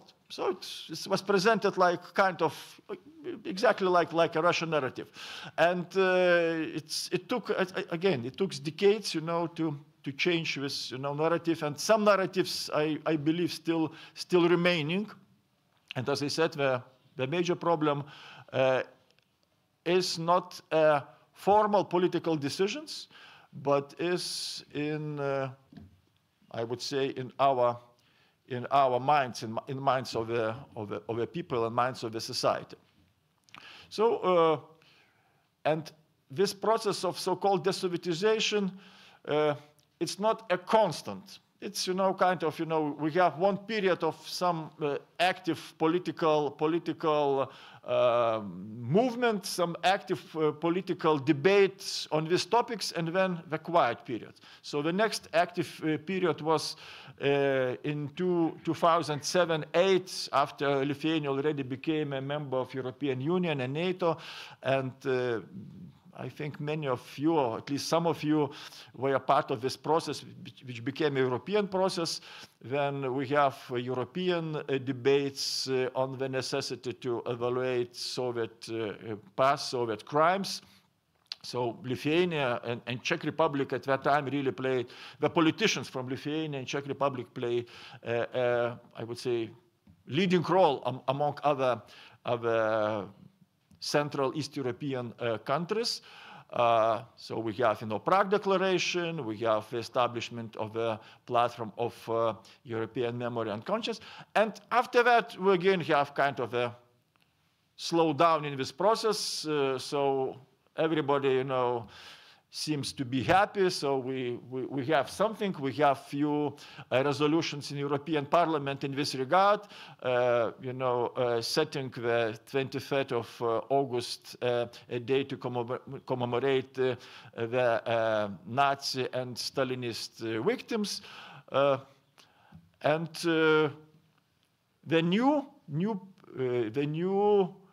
periods in Lithuania started in 2014 after Russia's aggression against Ukraine, because Russia used during this aggression, all these historical narratives in one way or another, and it's still using talking about, the exceptional role of Russia, of Soviet Union, of liberating Europe from the Nazism, and so on and so far. So in Lithuania, it was also a little debate started at that time, and a little bit more attention was paid for the historical policy or policy of history. I don't know how to put in a right way. And this discussion still continued. Do we need to have some?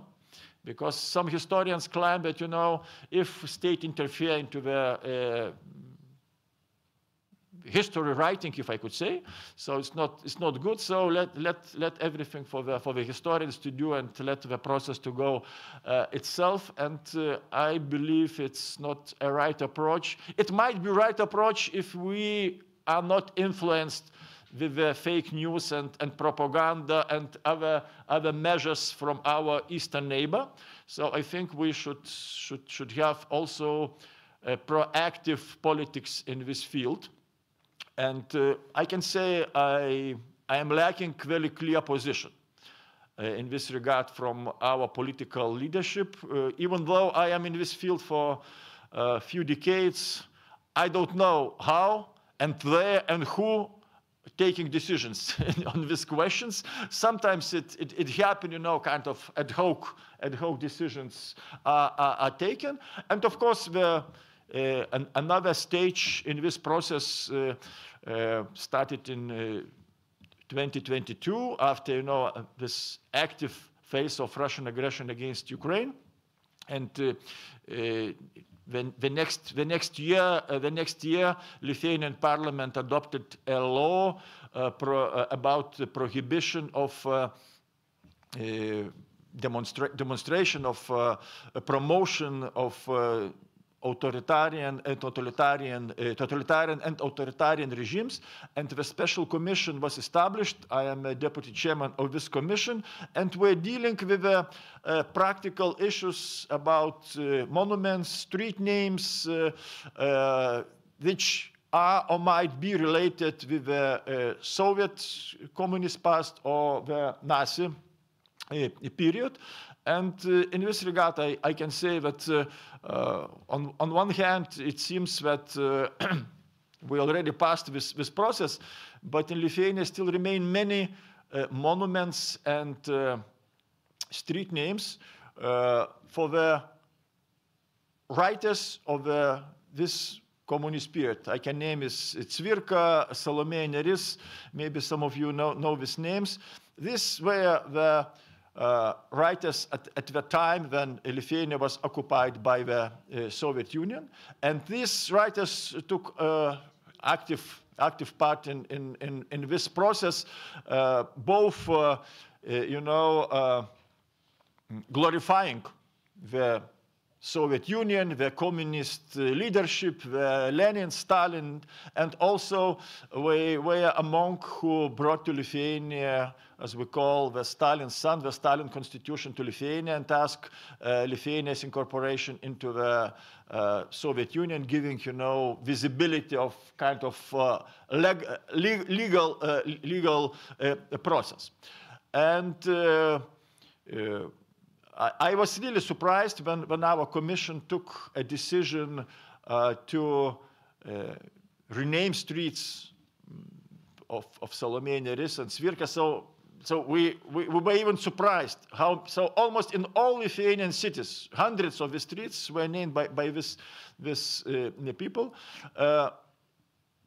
We received a letter, the joint letter, signed by many Lithuanian prominent intellectuals and historians and others, who is saying that it's not a way how we should do this. So we still have a debate in this regard in Lithuania, and this question now is on the court in Lithuania. So we'll see what will happen.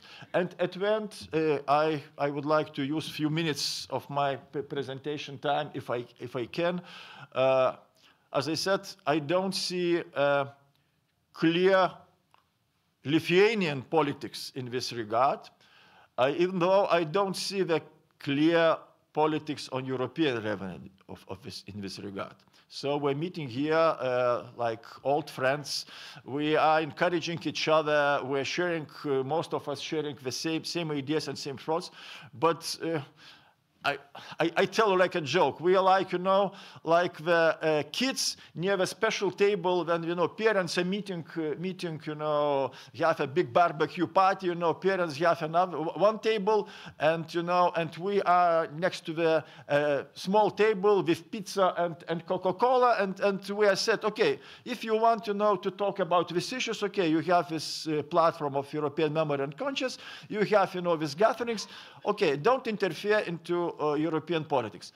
I believe we must to interfere into European politics, and it's a pity that the window of opportunity, which was opened 2 years ago when Russia attacked Ukraine, and the Soviet past, where all these things were on the, you know, on the nick of attention of all European countries, of all political leaders. I think we lost this opportunity window, but it doesn't mean that we should do nothing now. So now it will be harder, but still, we need to do everything possible to return this topic into European political agenda, not just to the historical conferences and not just discuss these issues among the historians, but to bring this topic to the European agenda. And we need to do together. We have a big number of the countries which experienced the Soviet crimes, Soviet atrocities, and the kind of coalition of the Central Eastern European countries, if they would speak in one voice, I think we can get some attention and to get some decisions which we need. But first of all, we need to change situation in our countries, because situation is still ambiguous. So thank you for your attention, and I'll be glad to answer following questions during discussions.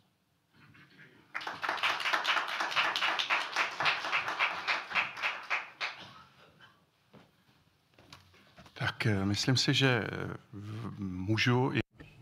Okay, thank you. Thank you very much. I would like to thank all the panelists, participants in both these panels.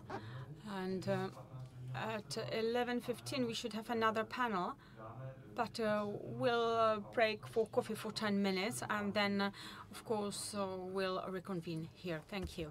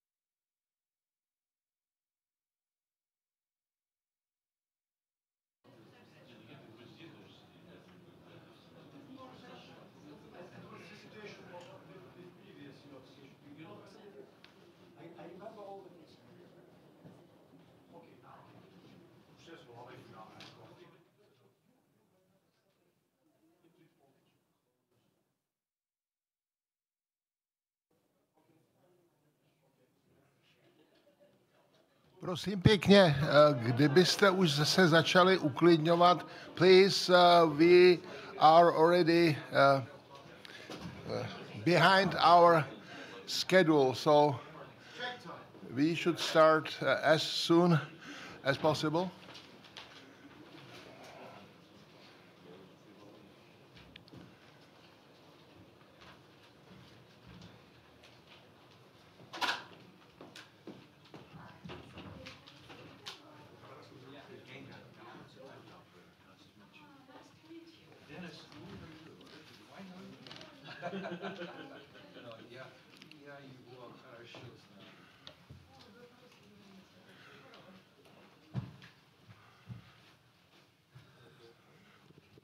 Takže jsme snad zde skoro všichni.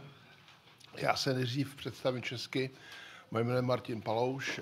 My name is Martin Palouš, and I am the member of the board of the Institute for the Study of the Institute, and also the member of the Rembrandt Society that supports this initiative. And now I will switch into English because most speakers will be speaking English.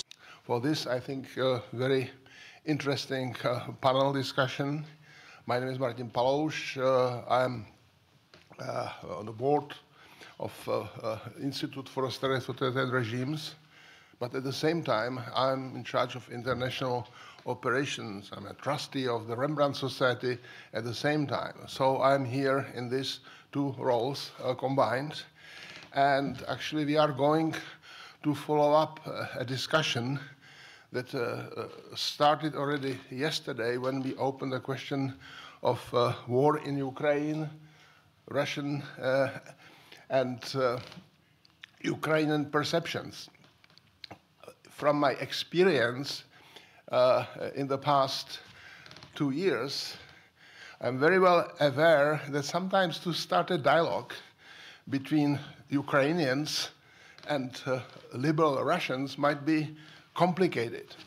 And so I'm very curious what's going to happen here today, because my hypothesis is that if you all agree about the nature of regime of Vladimir Putin, and if we want to first look at the past to understand the historical background, reasons, ideas, and roots of our current situation, but at the same time look toward the future and seeing maybe some alternatives to what some political realists would like now to suggest us as a solution. But I'm here just to moderate, to listen. We should have here 5 participants in this panel. I still see only...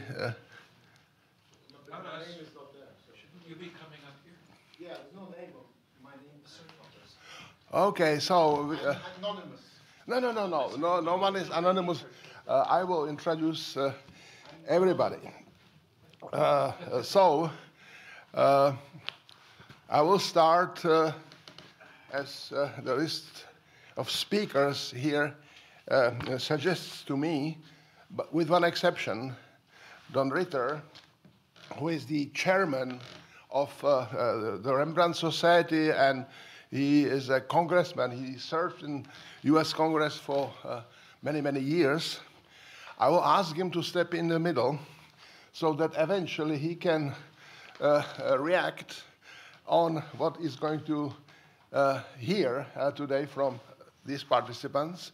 And then the debate will continue. So I will first ask Denis Bilunov. I read here PhD candidate as Faculty of Social Sciences at Charles University in Prague, founding member of the Prague Russian Anti-War Committee. The Russian, and title of his speech is The Russian Political Exile, Current State, Potential and Limitations. So please, Denis, kick off this discussion. Thank you, Martin. Thank you for this opportunity to share my thoughts on this subject that is very important for me, and I hope it would be quite interesting and important for you as well.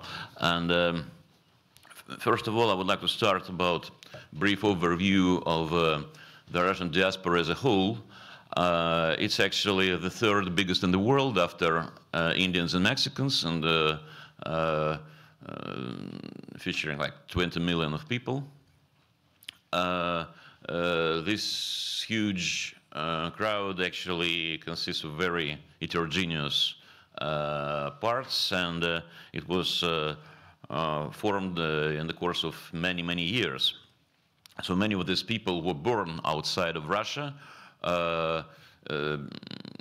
Lion's share of them in post-Soviet republics of the Soviet Union, in Kazakhstan, in Ukraine, in Belarus, in the Baltic states. And of course, not all of them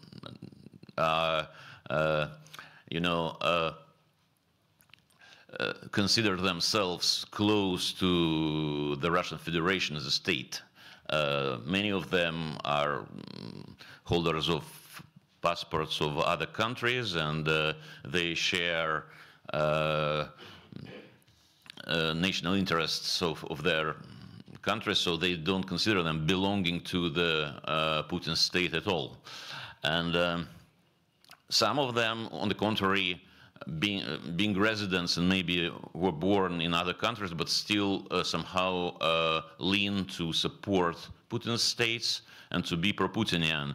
Notorious as Russian-speaking minority in Germany, ethnic Germans who were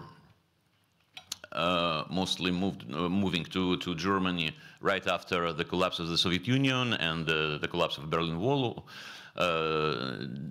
United German state invited all ethnic Germans from post-Soviet republics to move to Germany, and quite a lot of people used this opportunity, like more than 2 million so-called Volga Germans who resided mostly in Kazakhstan due to Stalin's order to when the war with Hitler started, there had been German autonomous republic in the Volga region, and it was just liquidated, and the entire population was forcibly moved to Kazakhstan. Many people obviously died, and but still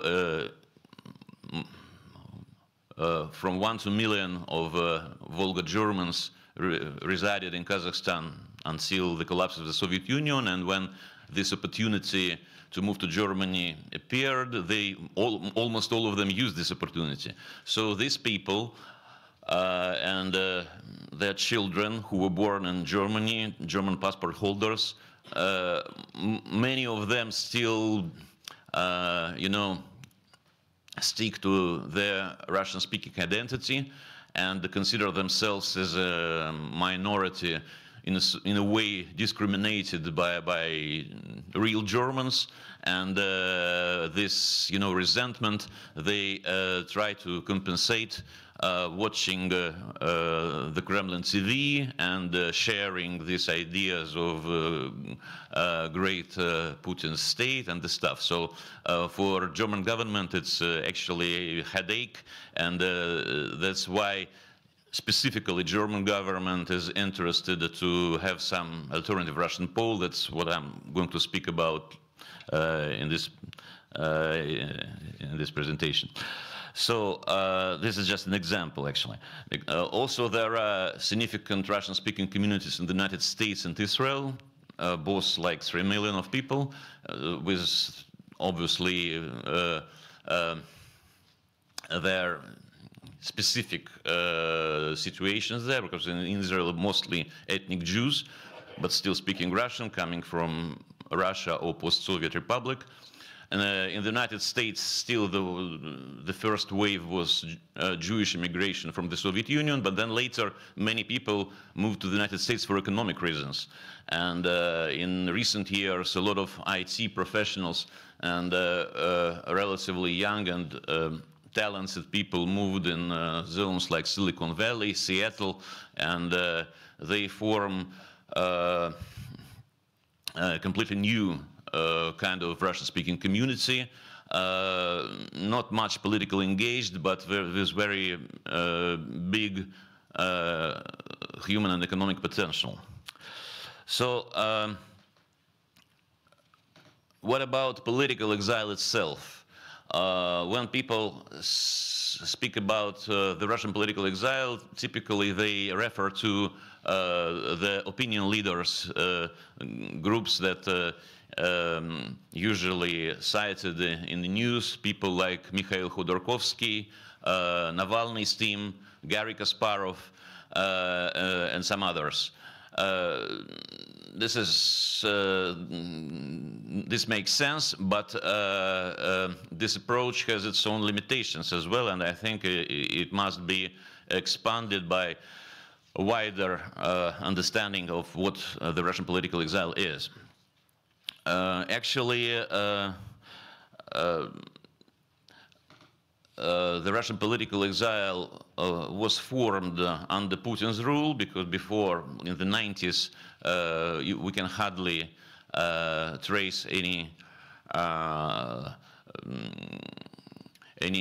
emigration from Russia for political reasons. In the first years of Putin rule,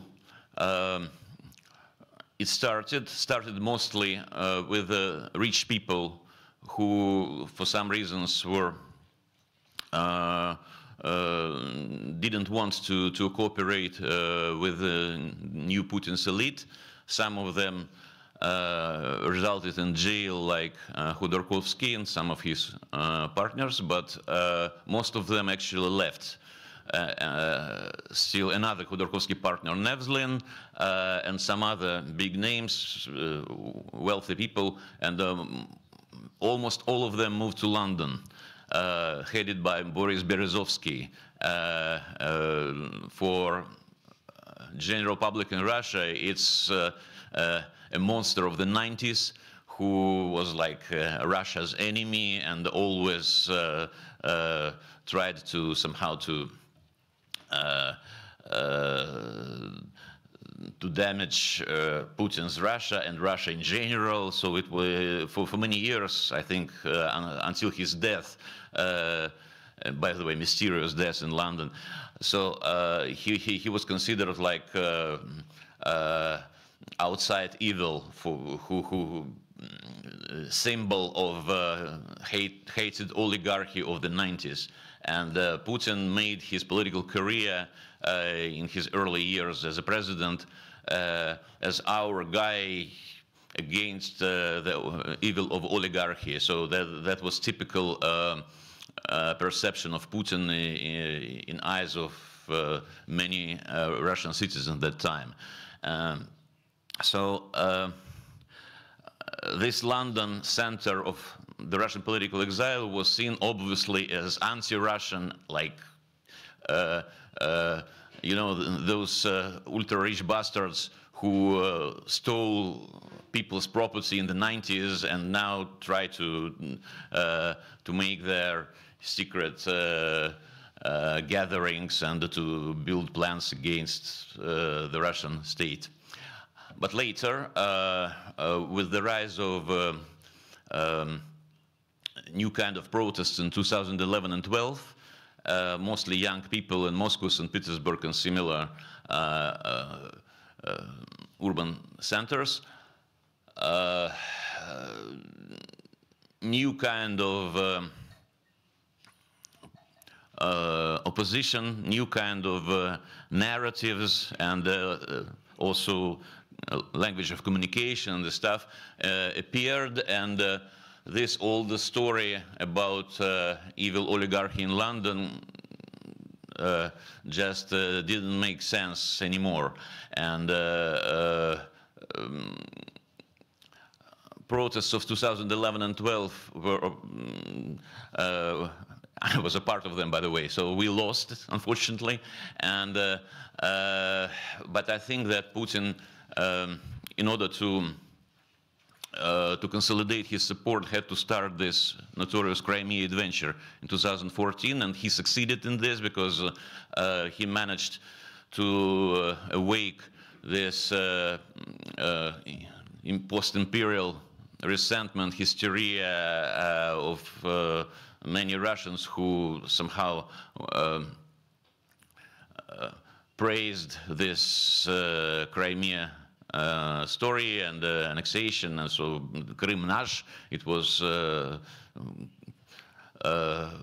purely typical. So my personal experience is that I was very frustrated, and also I was impressed by the assassination of Boris Nemtsov in 2015, and so that's why my family left the country, and it was the big crowd of people, but it was a significant part of political opposition, actually. So since then, I think, since 2014-15, we can identify a new wave of people who left Russia for political reasons and obviously didn't belong to the oligarchy or whatever of the previous waves.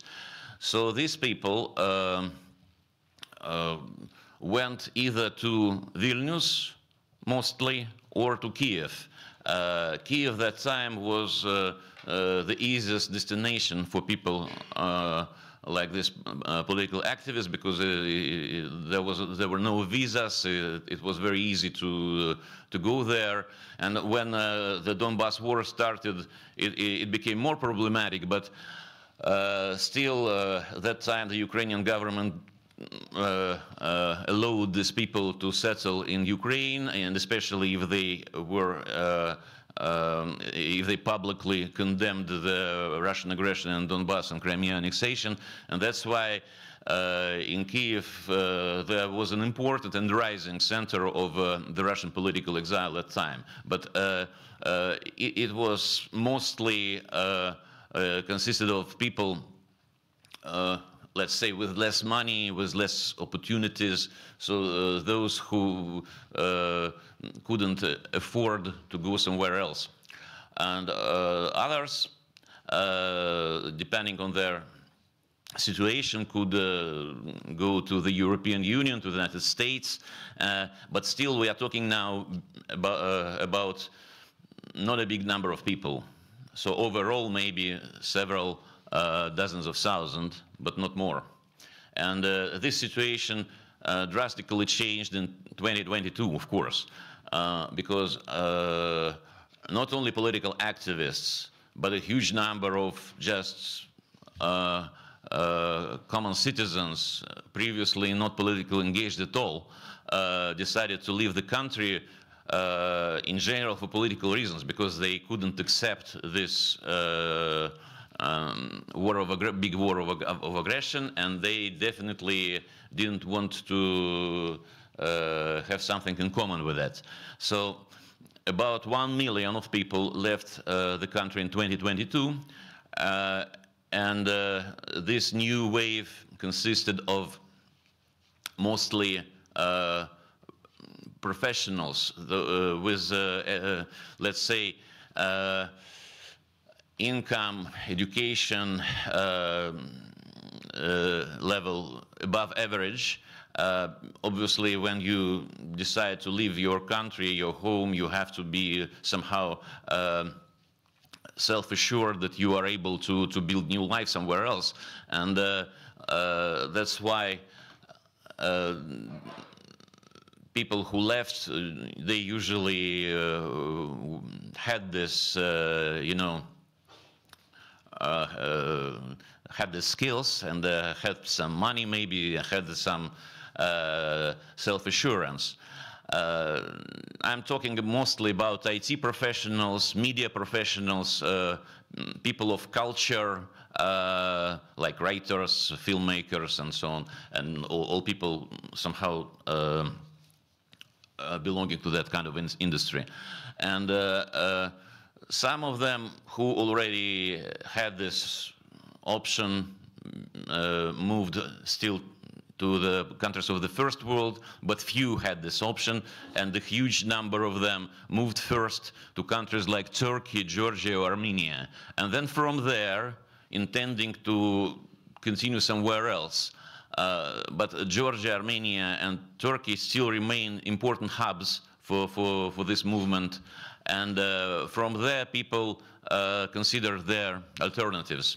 Some people remember about their Jewish roots and go to Israel. Some people seek for some easy residence permit in countries in Latin America like Argentina or Chile. Some people go to Montenegro or Serbia. And right now, Serbia is a huge hub for Russian IT people because many big IT companies systemically moved their activities with hundreds of their employees to Novi Sad or to Belgrade. So it's maybe one of the most important spots of this new wave of the Russian political immigration. In 2022, also people who had lived before in other countries of the European Union, the United States, who lived for once upon a time, they had left for economic reasons probably, but they were politically awakened.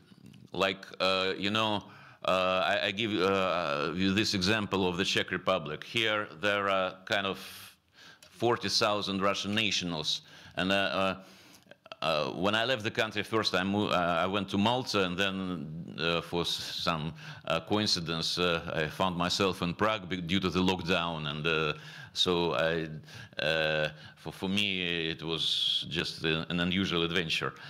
But I mean, in first years, between 2020 and 2022, I just there was a narrow circle of like-minded people. Obviously, I knew all of them. It was like 100 people maybe.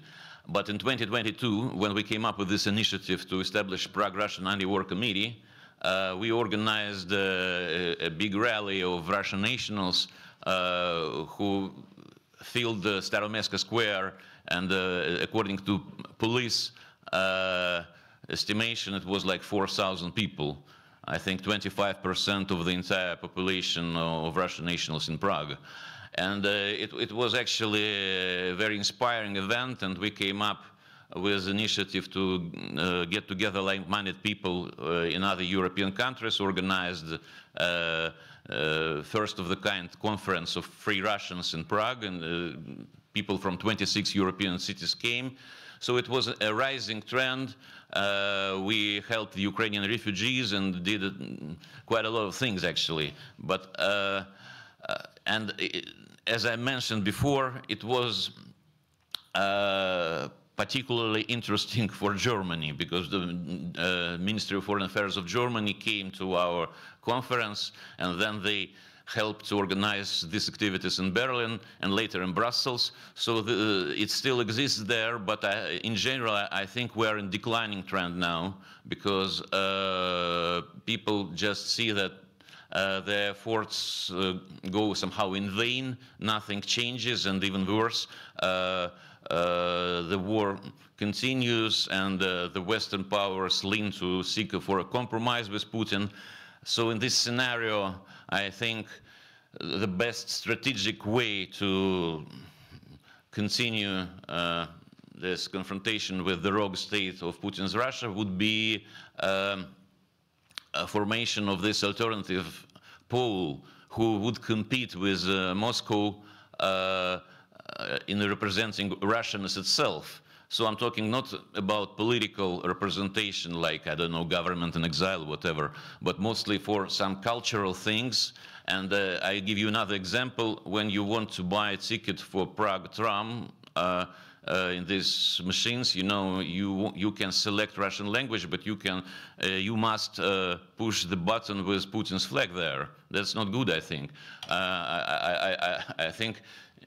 So we have this new symbol of white, blue, white, with all its disadvantages. It's definitely much better than Putin's flag, and so it's an easy thing to do, actually. And I think we are also going to somehow to convey this message to IT giants like Microsoft and Google, and, with the help of American friends, to convince them that maybe when you select language in their products, you have to use not Putin's banner, but some alternative banner.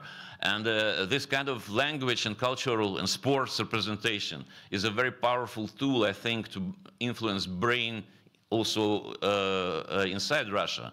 Because when some ordinary man somewhere in the Urals knows that so our sports team are all banned, we can't go to Olympics, Putin is the only one who defends us and whatever, so this is one thing. Another thing, if he knows that some Russian national team under an alternative banner can compete, and so he already would be like interested, and he would know about this alternative. And Putin's narrative that he is the only one who represents Russia and Russianness would be somehow damaged.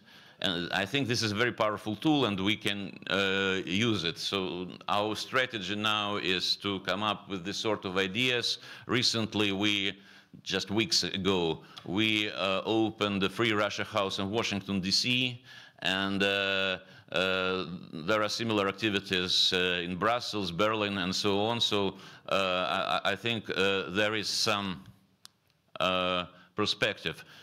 Though, of course, the main battlefield is still in Ukraine, and we must help Ukraine in the first hand, and I think Evgenia Chirikova will tell much more about this. Thank you. Thank you very much. I think it's an important Russian perspective.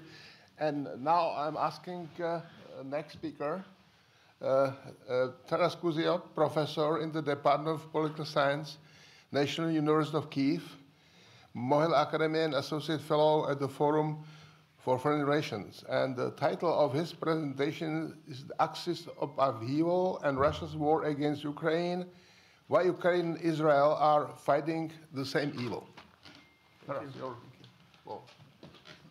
don't know whose is this.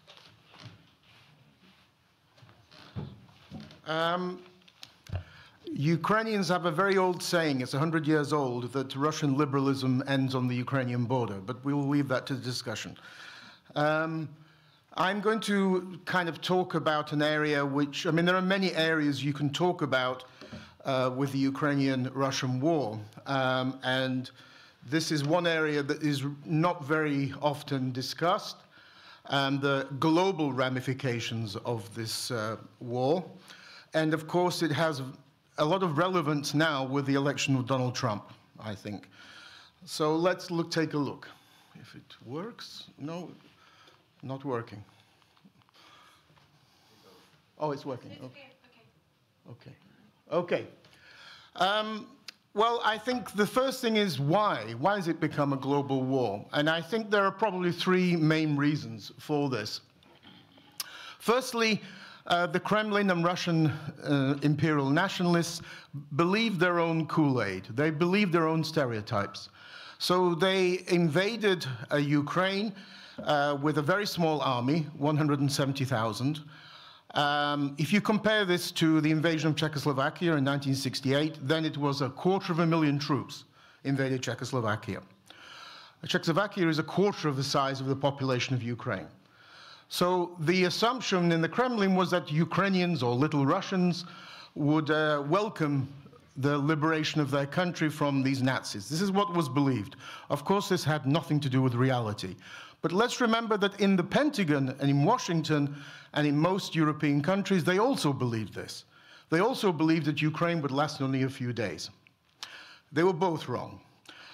So the special military operation, so-called, became a real war.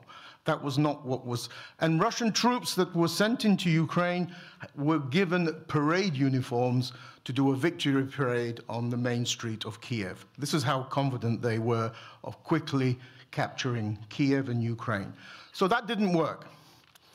And this became even more evident after the liberation of Kharkiv and Kherson in the autumn of 2022, where the Russian army looked like it was on the verge of breaking down or collapsing, which led to Putin's mobilization. So expanding the war effort. So from 170,000 troops, now Russia has nearly 500,000 troops in Ukraine. So very different.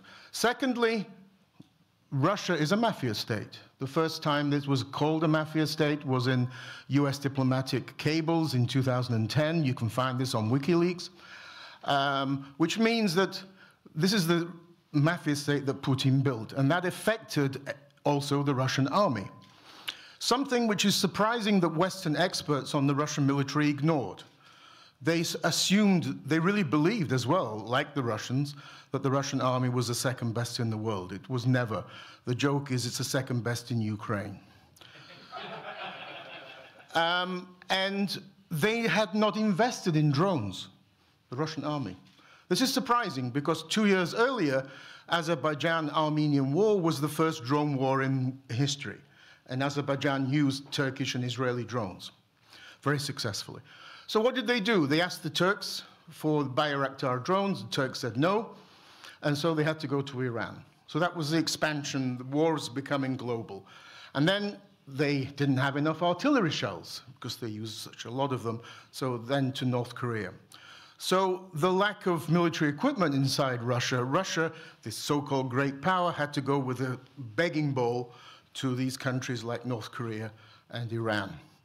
And then thirdly, the ideological spin, the anti-Americanism, the anti-Westernism, the claim that, you know, for a Russian nationalists who deny the existence of Ukrainians, this is a bit confusing.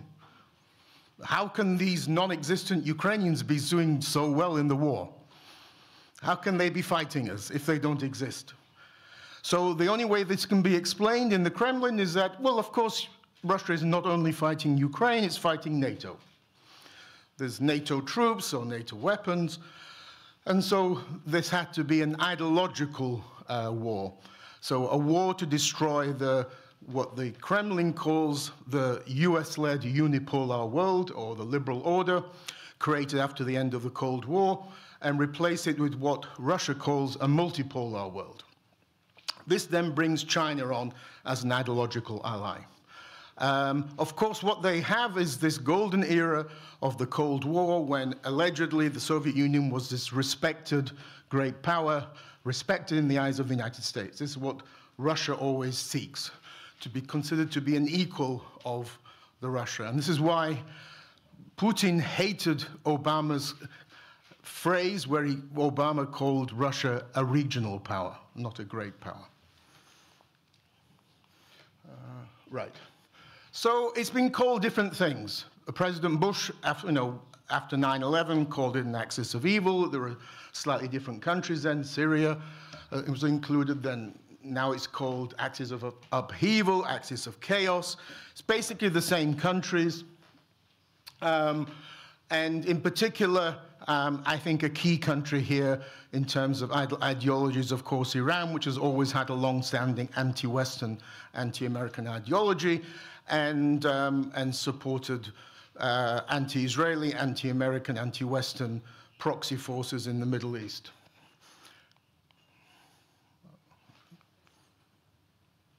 So these are the kind of reasons why this coalition I've already mentioned, deep and long-standing anti-Americanism, anti-Westernism, the claim that the West is hypocritical, for example, on Kosovo. Putin always brings up Kosovo. If Kosovo can be independent, why not Crimea, or maybe Nagorno-Karabakh? Replace multipolar world.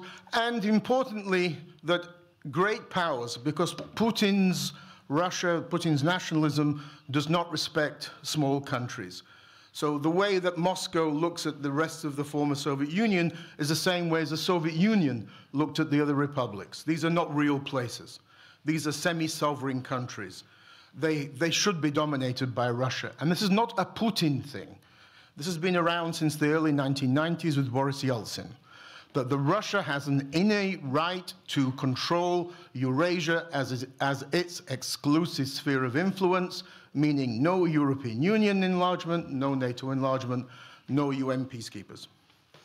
And every great power, China, Russia, America, has a right to a sphere of influence. Russia's is the former Soviet Union, America allegedly Latin America, and China, of course, Southeast Asia. So this is the future that they want to see. The biggest surprise to me of this war, and this comes into we'll bring in the diaspora question here, is Israel. Israel and Ukraine are two countries that other countries want to destroy completely. Iran wants to wipe Israel from the face of the map, wants to commit genocide of Israelis. Russia wants to do the same in Ukraine. There should be a natural alliance of the two countries, particularly as well because Zelensky is Jewish and his family suffered in the Holocaust in World War II. But nevertheless, that alliance has not really happened. It's surprising as well because you have to be very naive not to believe that the Iranians are not after nuclear technology in Moscow. And there have already been reports that Moscow has begun supplying this technology to Iran and to North Korea. Because that's what Iran wants to be. It wants to be a nuclear power. And for Iran to become a nuclear power is the biggest existential threat to Israel.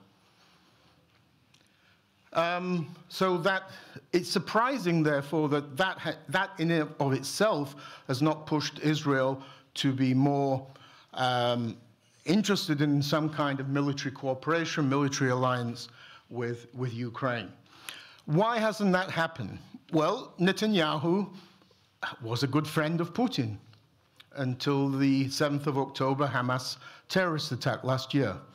You can see in Israeli elections billboards with Putin and Netanyahu shaking hands. One of the reasons for this is the Russian diaspora in Israel. It's not, I mean, I think the previous talk kind of didn't really touch on this sufficiently enough, that a lot of the parts of the Russian diaspora outside Russia is pro-Putin. In Israel, it's pro-Putin, and that is the reason why Netanyahu has to be careful in not being seen as anti-Putin, because many of his voters are very right-wing and very pro-Putin. It's the same in Germany with the AfD. A lot of Russian Germans support the AfD, Alternative Deutschland. And in the United States, the FBI has investigated Russian diaspora groups for their links to Russian intelligence. So it's a mixed picture in this Russian diaspora. It's not all liberal. Why the Israeli-Ukrainian, I think, potential for military cooperation is something I would think would be a great thing to try to lobby the Trump administration to get to have some way of bringing these two countries together, because there's a natural coalition of interests there. There's been an Iranian-Russian military alliance since 2022. Russia, there's no such thing as a free lunch. Russia gets stuff from Iran, Iran gets things from Russia. And that is going to be to the detriment of Israel when Iran is beefed up as a military power by Russia. There's also the link to the question of Taiwan. China.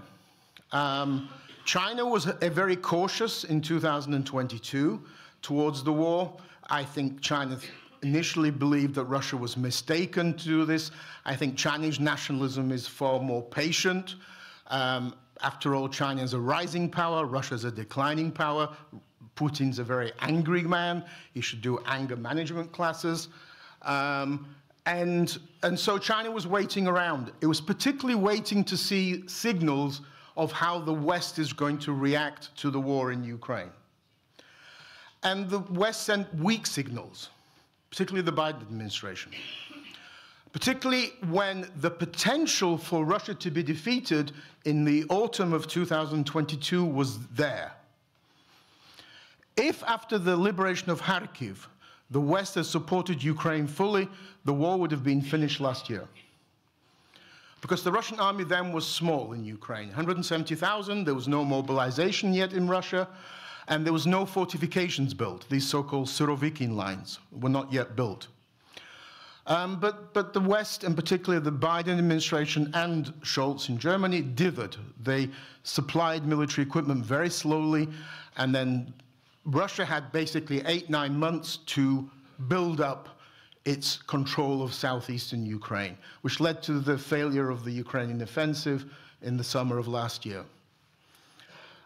China saw that. And then from the spring, there was a major meeting between both leaders in the spring, in the March of 2023, and China began fully supporting Russia. Today, China is the main enabler of Russia's war against Ukraine. Although you wouldn't think that if you listen to European and American leaders. You never hear this. Why is that important? China cannot allow Russia to be defeated. This would be a setback for China as well as Russia. So China's full on. It's doing it more cautiously than North Korea and Iran, yes. It's sending maybe dual-use equipment as opposed to direct military equipment, but it's because of the question of Taiwan. If China sees the West dithering over Ukraine, of being too cautious, China then believes that if it tries to invade Taiwan, the West would also be weak and cautious. There's a direct link between the two. So, for me, it's strange. It's a rather unusual question that sometimes Republicans, pro-Trump Republicans, talk about this idea we should park Russia, leave the Russia to the Europeans, and then we'll deal directly with China. It's too late. China and North Korea have come to Europe. They're already here. Ukraine is already fighting North Korean troops in the Kursk region of Russia. And from last year, you'll see now with some graphs, China is full on in supporting Russia, and Western experts and Western, I think, intelligence services believe that if China was to stop its support of Russia, the Russian army would no longer be able to function. China and India are also major providers to the Russian budget because of the amount of oil they buy from Russia. So the reasons for this partnership are there. It's, China also supports the destruction of this so-called liberal or US-led unipolar world, multipolar world, all of those things, Taiwan. These are the graphs you can see. Just look at the massive increase in trade with Russia since 2022. Some of this goes direct between China and Russia. Some of it goes via, there are 3 countries in Eurasia which are intermediaries for breaking Western sanctions, particularly Kyrgyzstan, Georgia, and Armenia. These countries take these Western or Chinese goods and then they re-export them to Russia. Without that trade, Russian army would not be able to continue to fight its war today. The Iranian military alliance. Again, it's surprising that Netanyahu has not understood that after the Hamas attack, Russia moved decidedly. Before the Hamas attack, Russia tried to sort of balance its relations between Iran and Israel. After the Hamas attack, Russia's full on with Iran and supporting Iranian proxies. For example, giving satellite data to the Houthis, which were then used to attack Western shipping in the Red Sea. Может быть, давайте выйдем из всех сделок по Ирану и поможем Ирану обладать ядерным оружием? А почему нет? So this is Russian TV. Why not? Let's give Iran the nuclear weapons. Зашевелиться где-нибудь, да? А может быть, давайте Ирану, так сказать, поможем с ядерными ракетами, с ракетами, которые могут снабжаться ядерными боеголовками. So they're openly calling for giving Iran and North Korea nuclear technology. And you'd be foolish not to believe that that's the case. I sometimes joke on Twitter that the Israeli intelligence services must be on extended vacation if they don't understand this. The North Korean military alliance, well, North Korea's come out of isolation because of Russia. Russia has broken countless UN resolutions against sanctioning North Korea's nuclear program, which Russia also voted for. The North Korean troops receive military combat experience they've never had. This is, of course, of great concern to South Korea. It expands the potential for conflict in that region of Southeast Asia. And North Korea gets an injection of money, of food, of weapons, of technology.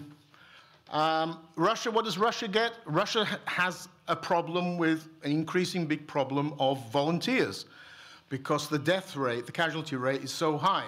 It was 1,200 a day, now it's 1,700 casualties a day, killed and wounded. So North Koreans are additional miaso or cannon fodder. We're coming to the end, I think, if I can do this thing. Okay, so whether we like it or not, there's a 4-country anti-Western axis. Those 4 countries believe they are already at war with the West. Many countries in the West want to put their heads in the sand like ostriches and say, no, no, no, that's not true, come on. But it is true. I think it's illusory to assume that you can deal with China and ignore these other countries. These countries are now united at the hip. They're united in an axis against the West, against Western interests, against what they see as 2 puppet states of the West, Israel and Ukraine. And therefore, our fight back has to be against all 4 in different ways. And I think it would be very important for the new Trump administration to try and bring Israel and Ukraine together on that. But certainly, who would have thought that we would be fighting, or a European country would be fighting North Korea on the soil of Europe in the 21st century? Thank you.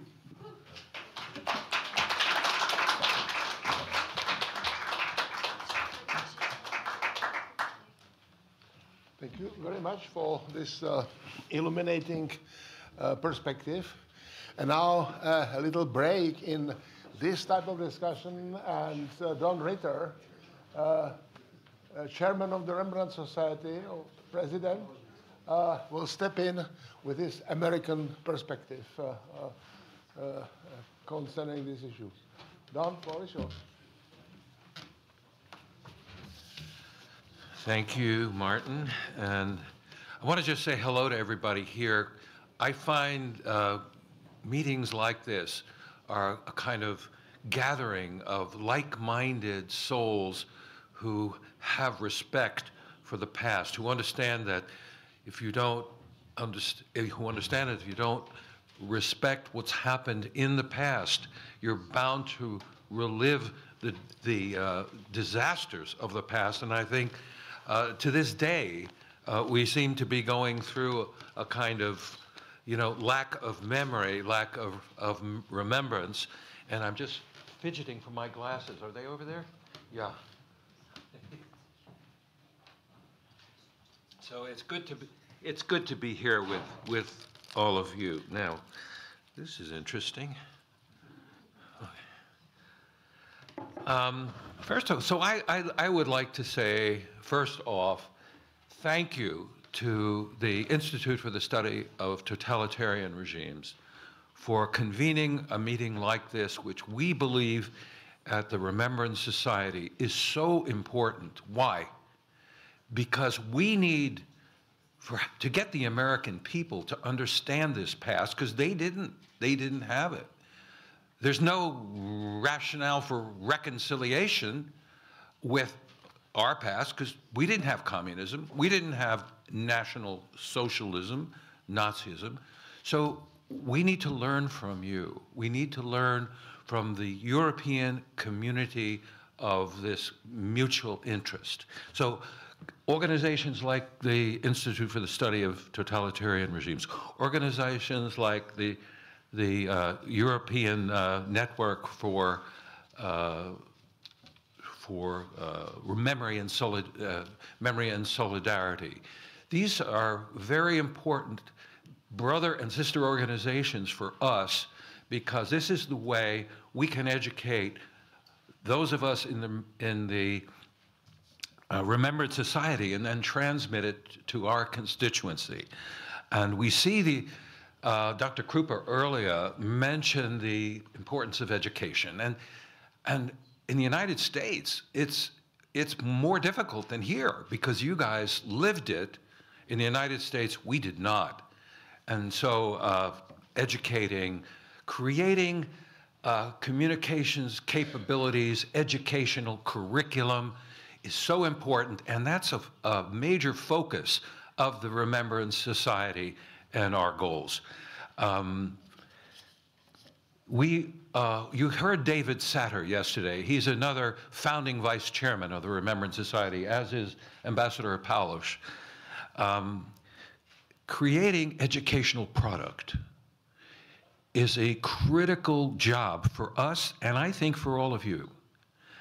And we hope to work with our counterpart organizations in developing this curriculum. So we have something that we will design specifically for the American students, for the American population.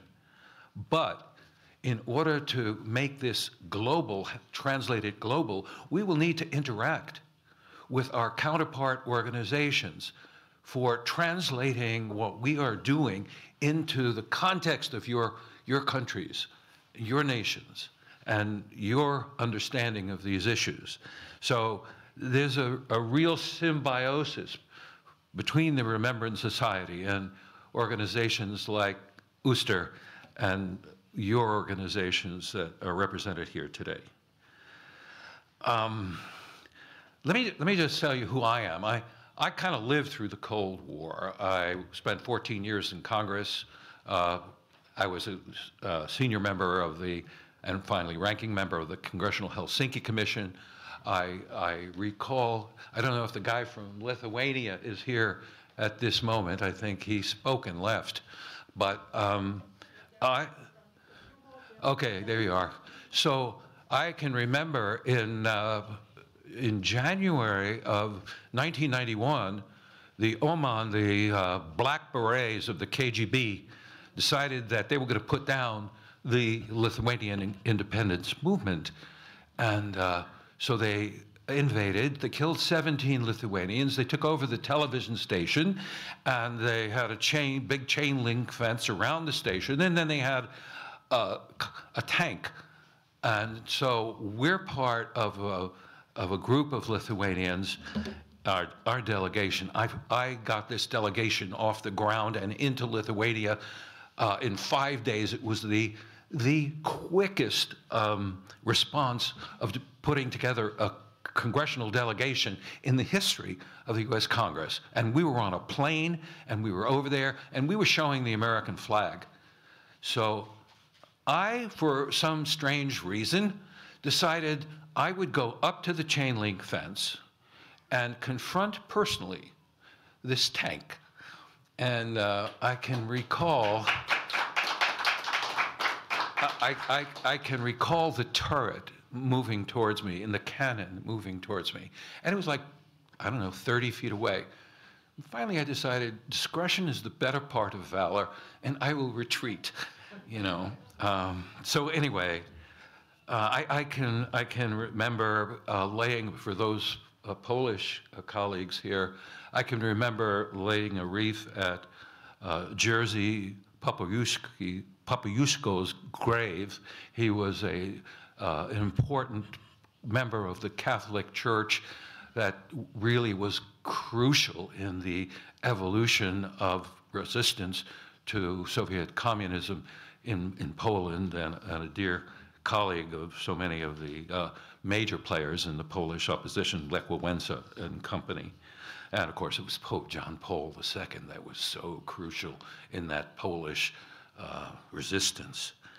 So that's kind of who I am. And then I spent a bunch of years fighting the Soviets as a congressman, getting weapons to the Afghan resistance, which at that time was not radical Islam. It was simply Afghans who were concerned about communization of their country. The Soviet Union, you should realize, the Soviet Union is responsible for the destruction of Afghanistan that we see today, because it was their initial imposition of communist ideology through taking over the means of communication, the universities, the military. I mean, MGU and Frunze were there in spades, and that led to resistance, and the rest is history.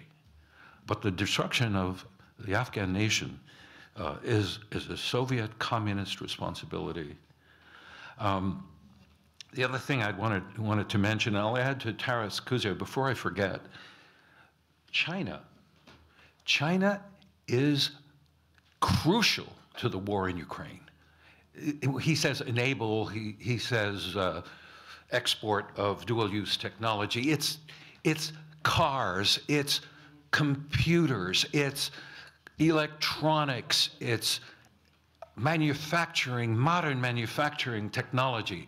It is based on Russian energy, oil and gas exported to China, that is financing the whole deal. So it is a marriage made in heaven, as she said, as President Xi said, the 100-year opportunity where they get to control Russia. And he is so correct when he says there is linkage between Russia and the war in the Middle East and the war in Ukraine. But what also we need to realize is that the Israelis are very concerned about the Russian presence in Syria, and they're attacking targets in Syria, and the Russian Air Force and Air Defense Forces are not, and they're attacking Iranian targets, IRGC targets. And the Russians are not responding to those attacks.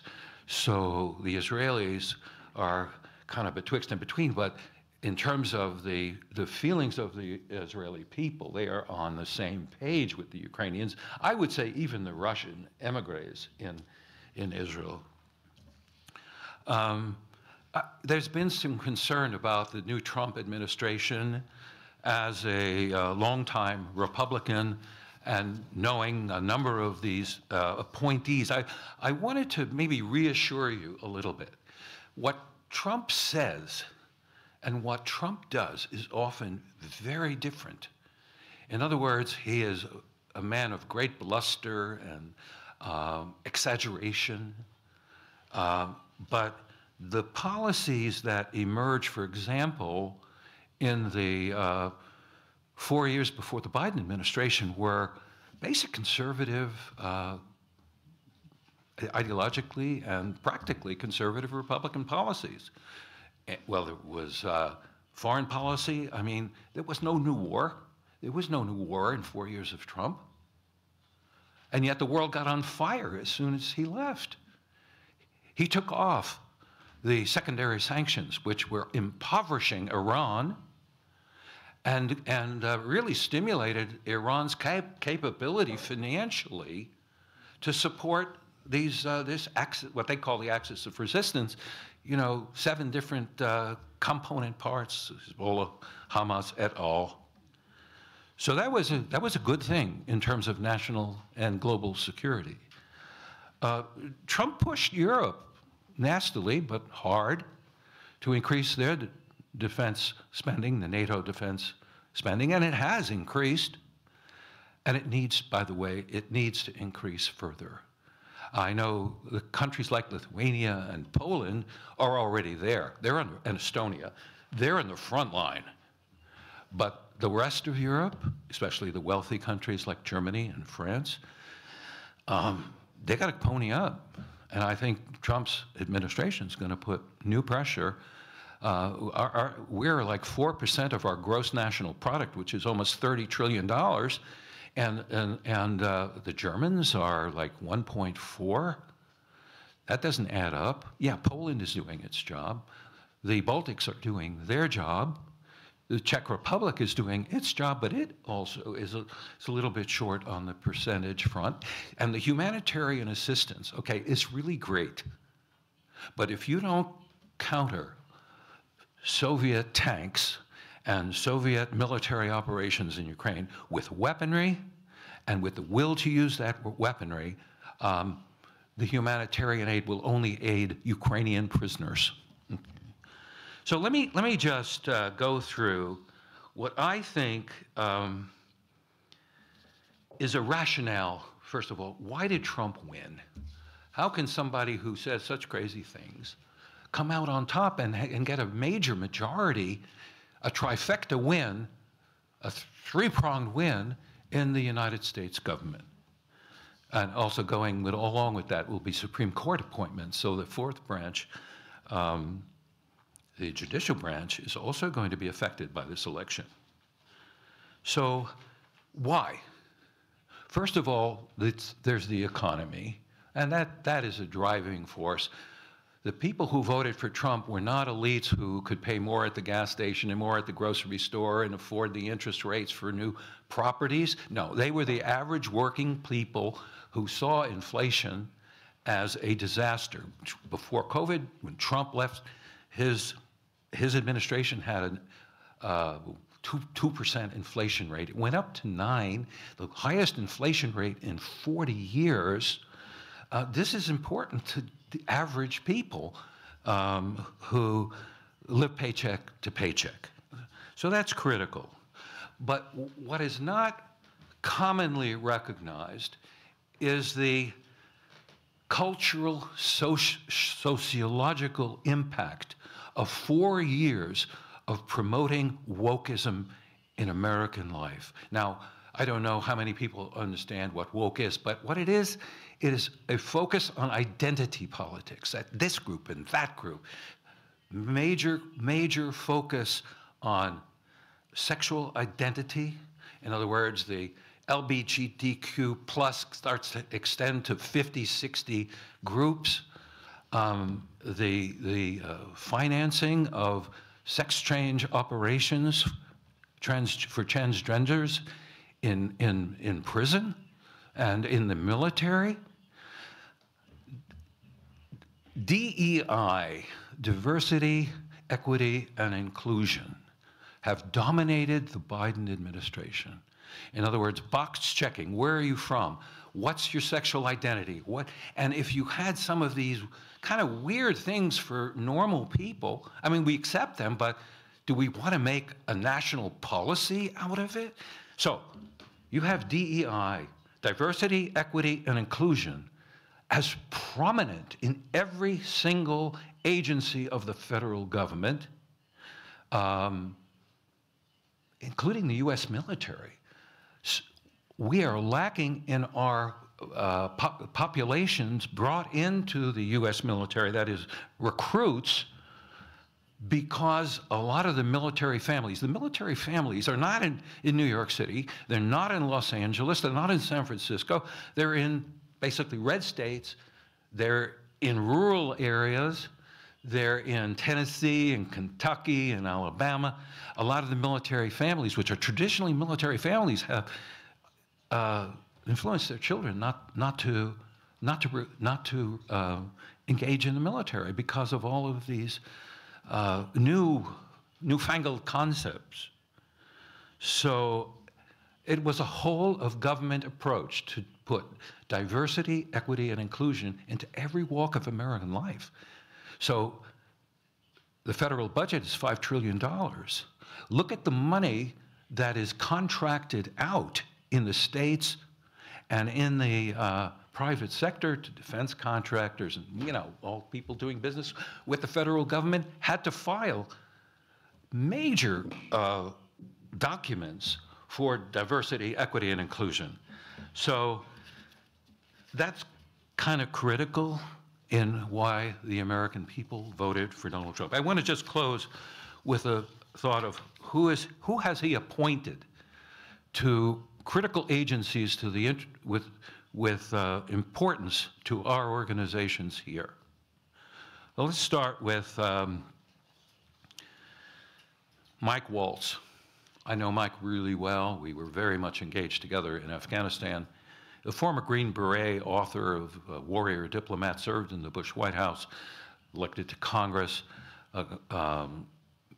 tremendous understanding of the military, national security.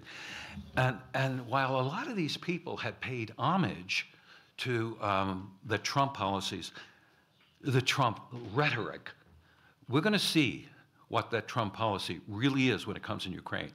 You know, the Biden policy, you know, will give Ukraine sufficient arms till the last Ukrainian is alive, and we'll walk it in slowly. What the Trump policy will be is still unknown, but these people, like Mike Waltz, they understand what's going on. Marco Rubio is an international expert, and a lot of these people actually supported Ukraine aid before Trump got involved. So they're capable of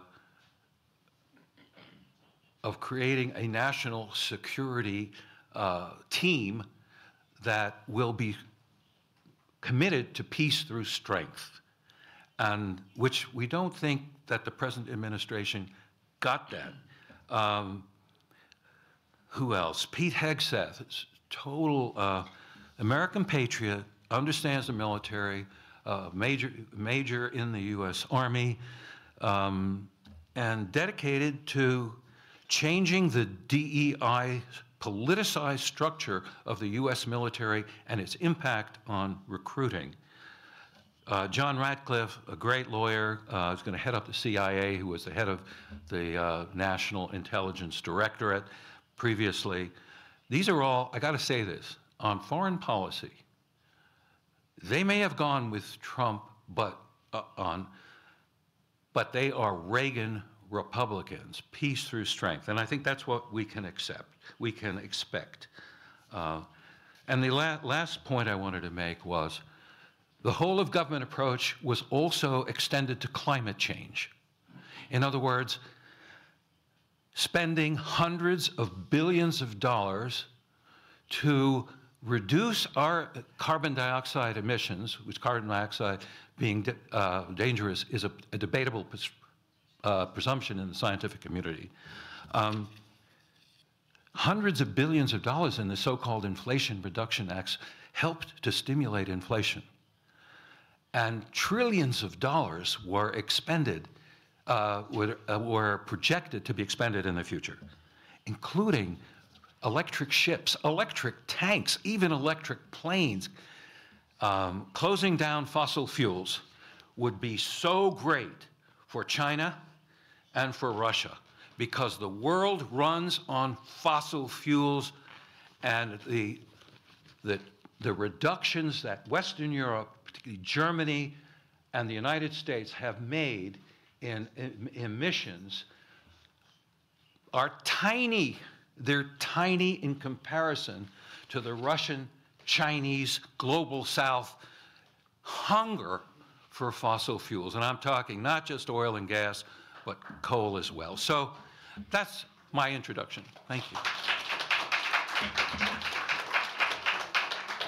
Thank you, Don. I think it's an important message for all strategists.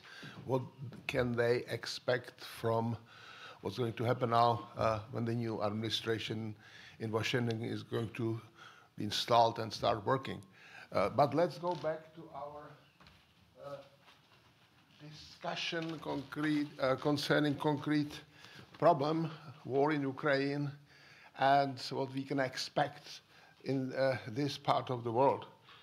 So next speaker is Evgenia Chirikova, Open Estonia Foundation, and her contribution or her presentation has a name, the Ukrainian-Russian conflict, who is to blame and what should be done. how the Russian anti-war movement is helping Ukraine. Eugenia. Hi, my name is Evgenia Chirikova, and I'm blamed as a terrorist on Russia, and Putin's regime fabricated against me 5 criminal cases regarding terrorism because I and my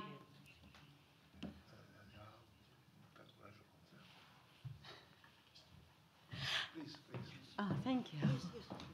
Because I and my team strongly support Ukraine. And I want very briefly describe your situation with grassroots activity of Russian activists within Russia and outside Russia. 18 years ago, I, with my friend, organized first grassroots movement, Save Khimki Forest. It was protest against corrupted project, motorway through Khimki Forest, Moscow, St. Petersburg. And you can observe a photo from 2010. It was a huge rally. We are activists who collected thousands of people of middle of Moscow, and we demand to stop this disgusting criminal project. And thanks of that, Russian President Mr. Medvedev was forced to stop the project for a while. And thanks of that, we are Russian activists. We was a first generation after Soviet Union who get this experience to protest against authorities, because our parents don't have any initiative, don't have any experience with protest against authorities. It was absolutely impossible on totalitarianism, on Soviet Union, and very soon we realized that we have a unique experience, we have a unique skills, and we decided to help for other grassroots movements around the Russia. And we are activists from Khimki Forest movement. We decided to organize a special media activatica for support of grassroots movements around the Russia. And after 2010, we observe very inspiring trend on Russia, increasing number of grassroots groups on Russia. And on this map, there is Activatica media portal. You can observe a lot of points on map of Russia. There are a different type of activity. There are activity against unfair election. There is activity with human rights defenders and environmental activity and other type of activity. But unfortunately, after disgusting war against Ukraine, after invasion of Russian army to Ukraine, situation with grassroots activity are changing. And unfortunately, Putin's repression machine to organize horrible repression against activists within Russia. And at this moment, it's impossible to observe any anti-war activity within Russia because it's absolutely impossible. But at the same time, Russian grassroots activists to organize very strong support for Ukraine. And I remind you a situation 3 years ago when Putin's army to occupy western part of Ukraine and send 1,000 of Ukrainians through filtration camp to territory of Russia, thanks of support of Russian grassroots activists within Russia and outside Russia. We help for thousands of Ukrainian refugees to escape from aggressive country, from Russia, to safety countries, to Estonia, Germany, Poland. And thanks of support of different volunteers, we help for Ukraine refugees to escape from Russia to safety places, and we organize for them medical support, and we organize shelters around the world. And 2 years ago, on this, on Prague, Denis Belunov to organize a special event for Russian grassroots activists who support Ukraine. And it was inspiring and very beautiful event. But unfortunately, during the time, support for Ukraine decreasing, and at this moment, a lot of Russian NGO organizations who supported Ukraine are closed, because step by step they lost any support, and they don't have a resource for support Ukraine. It's really a very sad trend. And I want to share with you situation with different fates of Russian activists. It doesn't work. Oh. Some of activists who stay on Russia at this moment were arrested, like Alexei Navalny, and at this moment there are a lot of Russian activists on prison.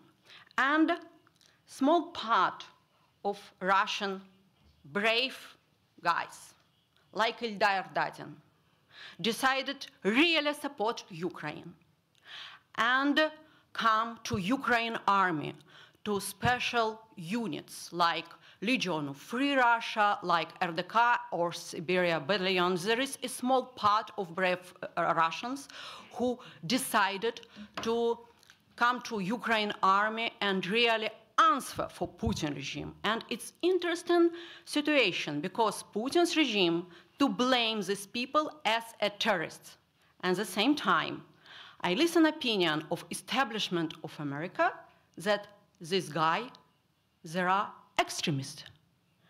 And our team immediately to lost any support from American foundation when we share information about these guys. It's a little bit about independent media on our world. And today, we observe, unfortunately, a crisis of democracy. I think that we observe a situation when Putin's tyranny to destroy Ukraine during 3 years, to bomb Ukraine peaceful cities, and unfortunately, only for one reason, because Ukraine to choose a democracy path. And react of democracy countries not equal for this situation, because we don't observe a strongly support of Ukraine, and Ukraine to get weapon very slowly. And it's really very sad situation.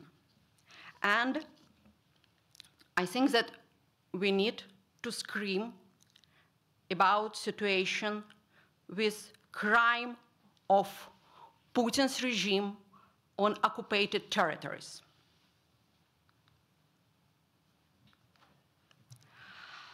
Because on occupied territories, Putin regime to organize kidnapping peaceful civilian Ukrainians only because they recognize themselves as a Ukraine citizens. And during 3 years, our team to organize support for Ukraine civilian prisoners on Russian prisons. And we were able to exchange 3 people. And thanks to that, we have very good collaboration with Ukraine human rights defenders and with relatives of these prisoners. And according opinion of Громадские Свободы, the famous Ukraine human rights defender organization, at this moment, on Russian prisons, more than 7,000 Ukraine civilian prisoners from occupied territories. I think that we can speak about genocide on occupied territories. And at this moment, we need to share this information about situation on occupied territories with human rights. And you can observe people after there are Ukrainians, after Russian prisons. In compare with Russian political prisoners, Ukrainians have a horrible condition. Putin's regime to organize a special concentration camps only for Ukrainians, where people have a horrible condition. And Putin regime tortures them and kill Ukrainians, including civilians, Ukraine prisoners.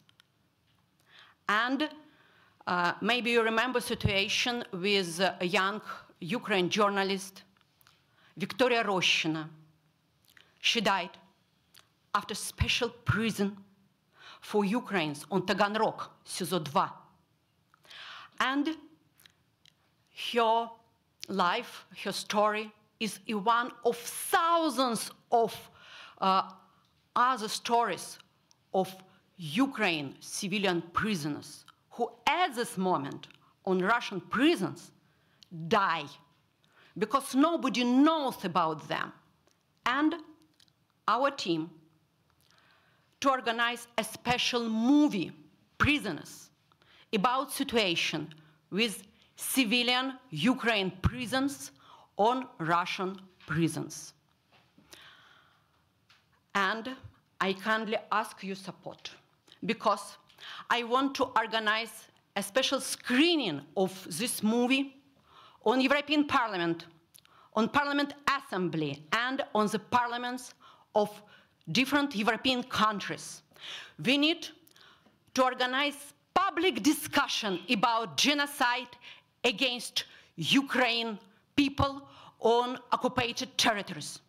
We need to speak about thousands of Ukraine civilian prisoners on Russian jail. And I invite you on open screening of this movie here on Prague on November at 7 o'clock. Please. Tomorrow. Yes, absolutely. Thank you, Denis Belunov, for organizing this screening. And thank you a lot for your attention.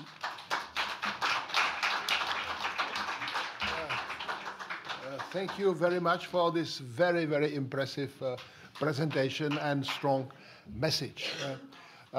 We still have one more speaker, and Lucia Majilile-Verviechkiena, who is an assistant professor at the Institute of International Relations and Political Science, Vilnius University. And her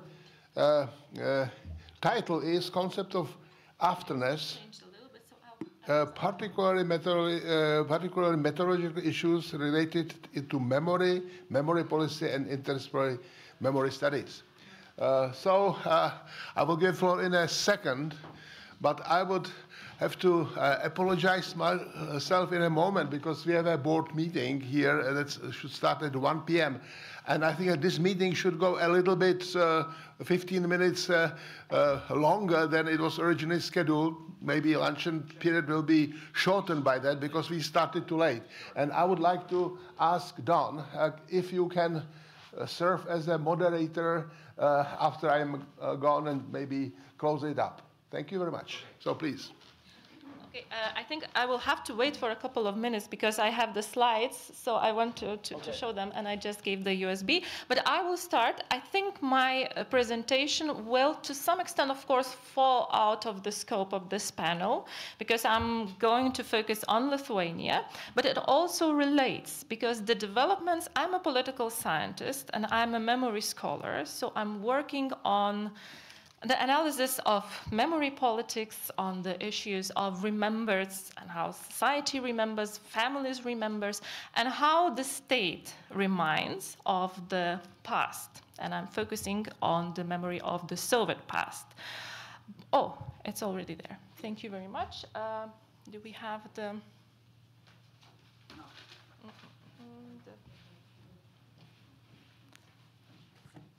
I don't have anything.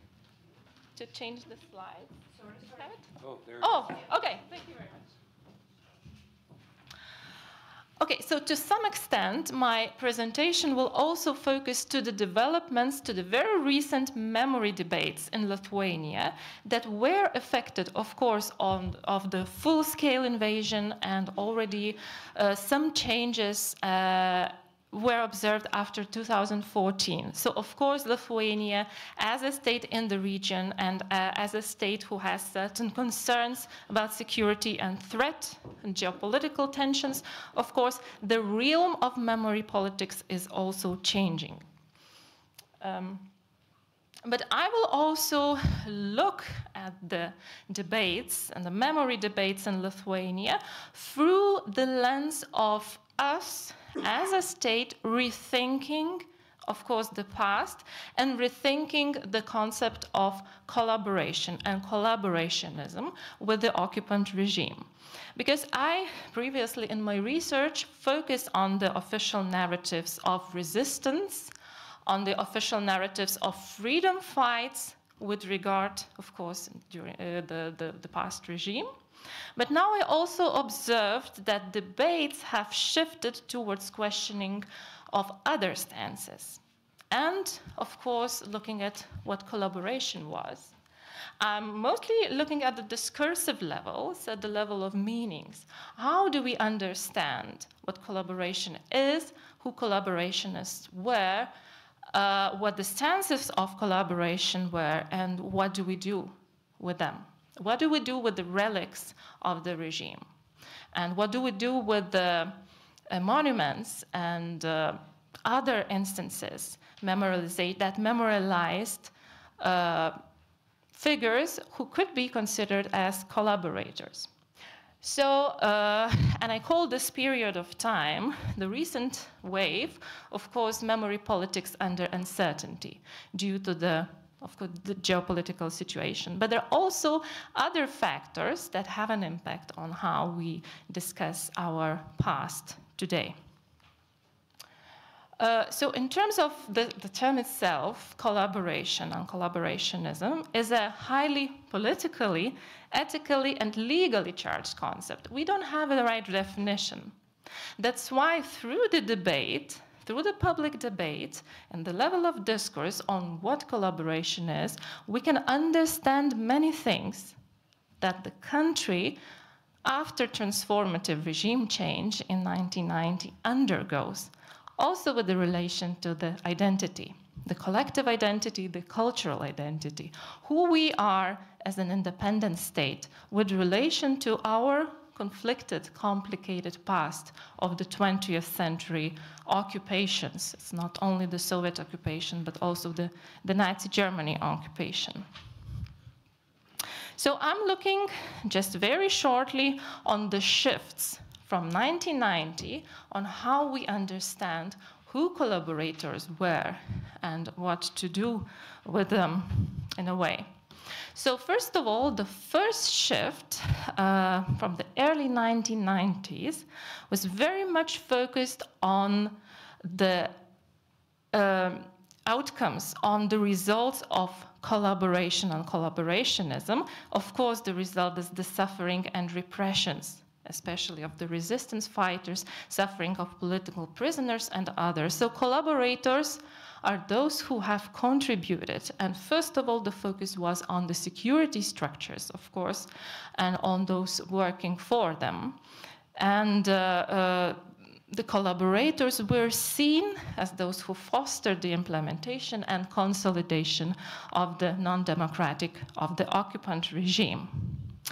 And of course, those debates that related the issue of collaboration corresponded with the measures of transitional retrospective justice. There were several cases and several legal attempts to bring the perpetrators to justice.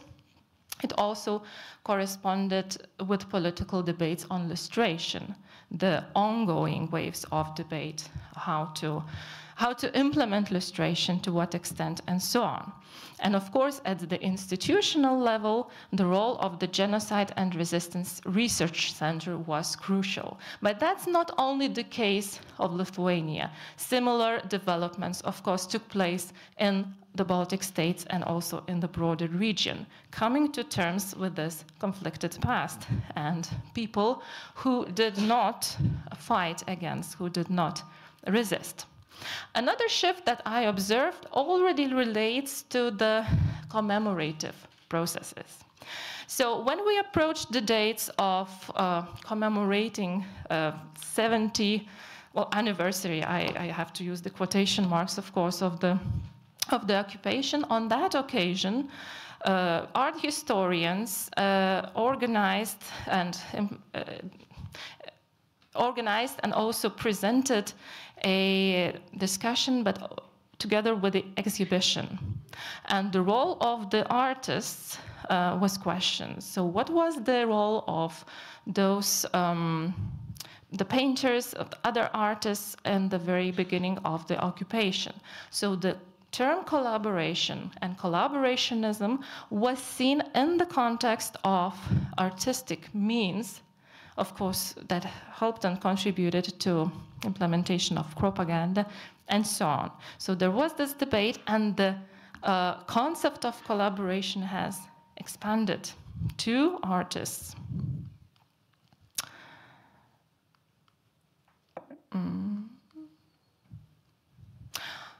I would see another shift after 2010, which was marked by active, in the discursive realm, in the academic public discourses, the active search for other typologies. So how do human beings behave? What stances vis-a-vis the occupant regime they take, apart from active resistance, apart from fighting against the occupant? So the boundaries of what collaboration is became more blurry. And we, the state, started to focus on the impact of past humanitarian elites and their works on the historical period of occupation. And the quest for understanding the concept, for trying to see the circumstances, different conditions, and the role, of course, of the humanitarian elites was under the focus. And their legacies and the issue of the identity, collective identity, was already at stake. So what do we do with the legacies? What do we do with the works of writers who were well-known, established figures, and also part of the whole system? So finally, I moved to the recent wave, and those who are a little bit more familiar with the Lithuanian context, but I think I will need to do a little bit of introduction. The current debate very much focused on the relics of Soviet memory policies. So we are not only focusing on the biographies of famous writers, cultural activists, who could be considered as collaborators through their activities, but in fact we are also looking on what to do with various relics of their cultural heritage. For instance, home museums of the writers, we still have and you can see it in the picture, Venclovų House Museum, and there was a huge debate. It's only a small building, but it sparked an enormous debate on what to do with it. Do we need, because it's related to the name of the collaborator, do we need to close it down? Do we need to repurpose it? Do we need to reconceptualize its idea? So very little, I would say, small cases and huge debate where scholars, politicians, artists, writers, the broader audience was involved. So once again, it's not only in this period of time about scrutinizing the biographies of collaborators, but it's also rethinking on what was done in those 30 years with regard to the heritage, the cultural humanitarian heritage of the past regime.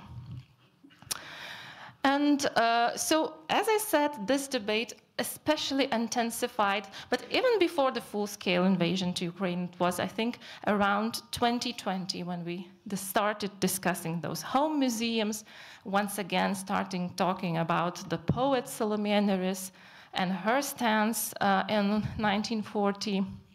But it's not only geopolitical situation that has intensified the debate, but it's also the generational change. Because now we have the generation that did not have Soviet experience, but they are becoming decision makers. They are very actively involved in various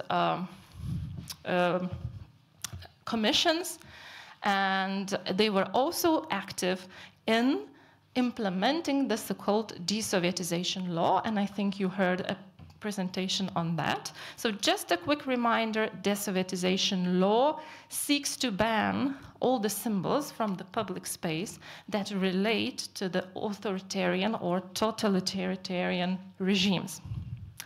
So we have certain legal background that we did not have before for scrutinizing the relics of the heritage from the Soviet past. But there is another aspect that relates and has an impact on the memory politics in Lithuania now. It's what was called by Hoskins, a memory scholar, the digital turn. So in simply words, it's that lots of archival material is now digitalized. And lots of videos, even that's an excerpt from a video where the poet Salomé Neris is speaking. So lots of material is easily accessible to the user. We don't need to go to the archive and spend there and have knowledge on how to do that. We can access that material in a digitalized version. So of course, we have archive activists, and they played an important role with regard to expanding the debate, especially on the home museums. So there are several changes in the society that are taking place at the moment and that have an impact on the debate. So what to do, how to deal with our complicated past. So a few concluding remarks that are related to those shifts in how we perceive as Lithuanians collaboration and collaborationism with the occupant regimes. And also, maybe for the future discussion, a few remarks. So there is a clear indication that as a society, we are debating not only who those collaborators were, but also who has the right means to assess past collaboration. Is it the historians? Is it the literary scholars? Is it the general public, politicians, whoever? And who has the right to decide on its legacies? Is it the commission? Is it the society as a whole? Is it the ruling majority in the government? Is it experts, historians, political scientists? So that is the underlying question when we debate collaborationism. And it tells also a lot about who we are now today. And with regard to recent memory policies and this desovietization law that I think you had a presentation yesterday on, what is the effect? Do we build resilience? Of course, in the times of uncertainty, we want to be resilient in many different ways. Do we enhance critical thought? Do we allow multiple perspectives of the past, complicated, conflicted past, to coexist together? And finally, when we think, I think that's not only the case of Lithuania, but also the broader region, when we think and debate how to come to terms with the topic of the conference also relates to reconciliation or non-reconciliation with the previous regimes. What do we want? What do we expect? Because I think that sometimes when we think of coming to terms with the past or reconciling with the past, we want a linear development from complicating to something that helps us to grow. But we shouldn't see that process as a linear development. We should see it as fluctuations because it relates to the identity. And identity is not stable. It's always constructed, contested. It's built every year and even every day. So a few questions for further discussion, I don't know, during the coffee break maybe. Thank you very much. Yeah, let's take a few questions if we have some minutes. Are there any questions or points that our panelists want to make with regard to other presentations or add something to the most recent presentation? Was that? Yeah. Yeah, Dennis, I would say Dennis hardly mentioned the Ukraine war. And maybe it would be good if you can make some comments as how the Russian emigre community can contribute to ending the Ukraine war, and with a lot of you guys saying that the way to end the Ukraine war is to win it. Can you comment on that? Yeah, sure.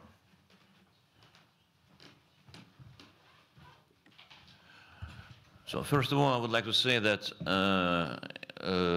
my goal was to describe the general situation of the Russian diaspora, and not, as Taras Kuzu mentioned, not all parts of Russian diaspora are liberal. So actually, it's already a problem. And so I think that the real challenge is to compete for these people, and also for people inside Russia, and it's long-term strategy actually, because nowadays, and not even now, even before, but right now particularly, Western, let's say, main political stakeholders are somehow thinking about sort of a compromise with Putin, or hopefully with his successor, because Putin is too notorious person for them, and the ideal situation for them would be what I call minor son of the bitch scenario, when some guy like mayor of Moscow or whoever would replace Putin and would be more acceptable as a partner for a compromise. And this is a very sad scenario actually, but it's probably the most realistic one. And at this point, we are going to deal with rogue state for quite a while, decade. So I refer to experience of Cuban diaspora in Miami, which I communicate quite a lot. And what's important at this point is to build a strong Russian-speaking community outside of Russia and to form this alternative pole. So that's actually, I think it's the main goal, because the question how Russian diaspora can end the war in Ukraine, I don't consider it relevant enough, because nobody knows how to end this war actually. And what we have to do is to concentrate our efforts on what's going to happen after it, after this dirty compromise. And because, you know, when people say, okay, so we don't have to be so pessimistic, and we have to concentrate on to appeal for help for Ukraine, and Ukraine wins, Russia changes. Well, I fully share this hope, but I also am not blind, and I can see what's happening. And well, just to say, May this year I went to so-called Think 7 expert conference. Usually they organize them several weeks before G7 encounter, and I heard what people from the most important think tanks from G7 countries say. Phrase to open to keep the door open for Moscow was one of the most popular ones. I hated to hear that, but how on earth can I change this attitude? So in this situation, I must think of how to organize better Russian political exile outside of Russia, because we actually, I think it's also an important tool to influence situation inside Russia in this decade of dark times. And so I would suggest that we all focus on that instead of wishful thinking of window of opportunities in Russia next 1 or 2 years. That's, I think, a question of priorities.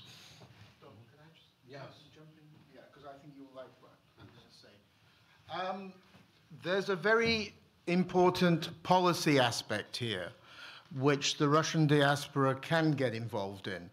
And I think it's the question of getting in the last 3 years, the 2 major countries who have never declared their goal is Russia's military defeat are the US and Germany.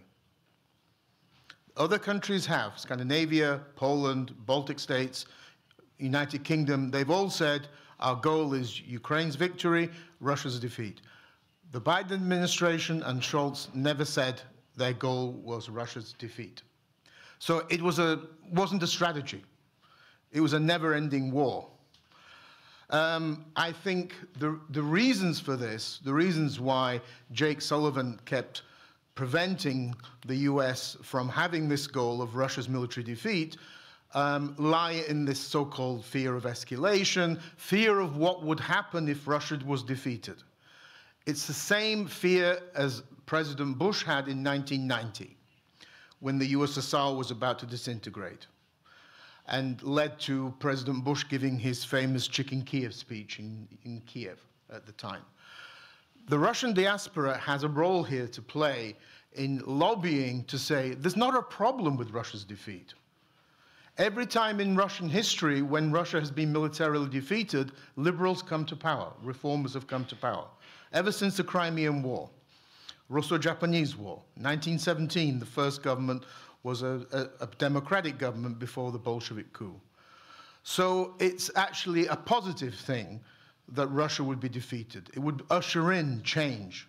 It wouldn't usher in chaos and civil war. So I think this is a key thing. If America, we have changes. We have Trump elected in America. In February, the CDU, the Christian Democrats, are likely to win in Germany. We have a new era coming. And if Germany and the United States can now come to say our goal is Russia's military defeat, that is really key. It's really, really important, because that has consequences. And I think the Russian diaspora here is key. Yeah, you know, it's a good statement. If America and the West is not going to defend Ukraine with weapons now, they surely are not going to defend the circumstances that evolve in the defeat of Ukraine with human lives, with American lives later. So it's a question of providing the wherewithal to do it now, and us, people like us, convincing our own political establishments to win this war. Any questions from the audience that you want to ask people? Okay, well, let's take that one guy back there, because I'm getting a signal to curtail the event.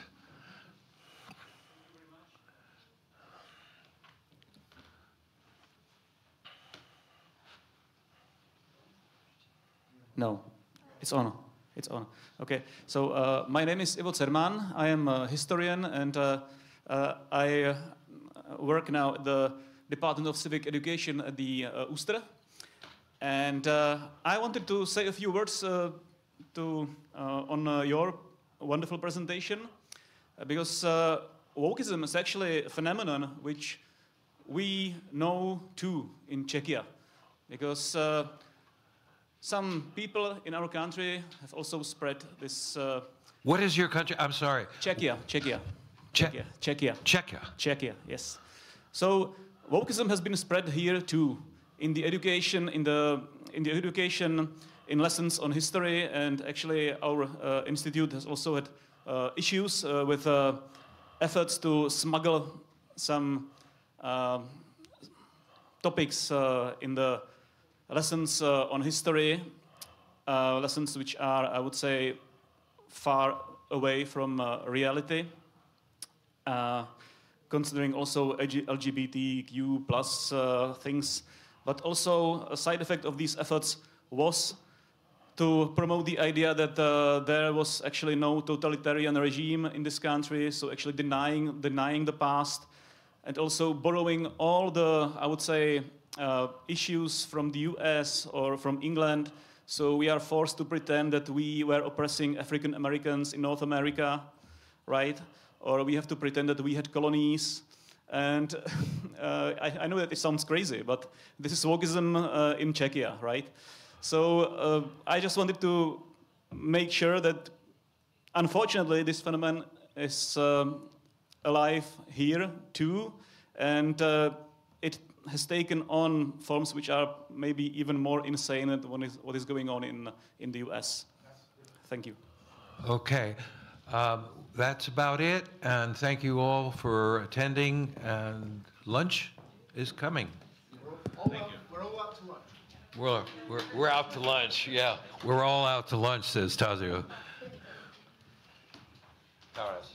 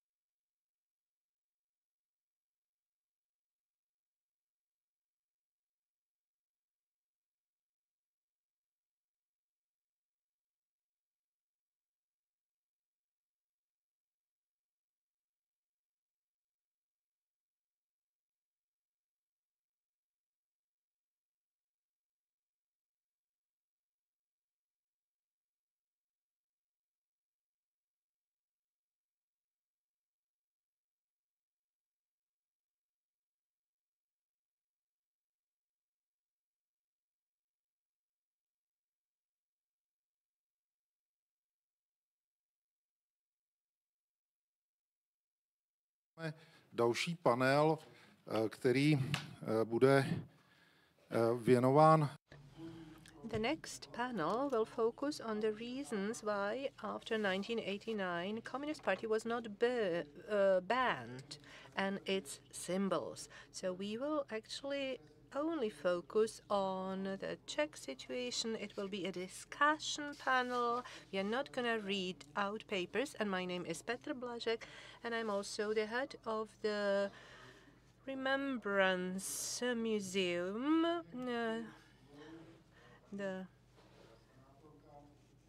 We will have the following panelists. Madam Senator Hanna Cordova-Marvanová, who is the lawyer at the same time and a politician. And she was also in different offices during those times that we will focus on. So it will be very important for us. Another panelist is Martin Mejsík, a former political leader, student leader from 1989, and also a senator. Martin is one who has been underpinning this topic for years, and it will be very important to also stress his experience that date back to the end of 80s and the beginning of the 90s. And the third panelist is Kamil Nedvědický. He is the first deputy director of our institute, but he would like to excuse himself because he has to sit on the administrative board that is convening now. He will be coming a bit later. However, we will be able, due to his efforts, actually present results from the Institute for the Study of Totalitarian Regimes. We actually, back in the old days, we decided to actually come up with a project whose results will be presented here. And we are happy about it. And we also published the results illustrating the historical memory and how communist security services were functioning, etc. First, I would like to ask our panelists to go back in their minds to 1989. The communist regime was collapsing. The people in the streets were exuberant. And now I'd like to ask you to actually say how you remember these times, the atmosphere, and what was the reason that the Communist Party that have been here for more than 40 years and has been committing actually communist crimes, how come it was not banned? Ms. Marvanová. Hello, ladies and gentlemen. Thank you. Thank you very much. Thank you to the organizers and especially the Institute for the Study of Totalitarian Regimes and also the Museum of Remembrance for organizing this. And I think this is very important to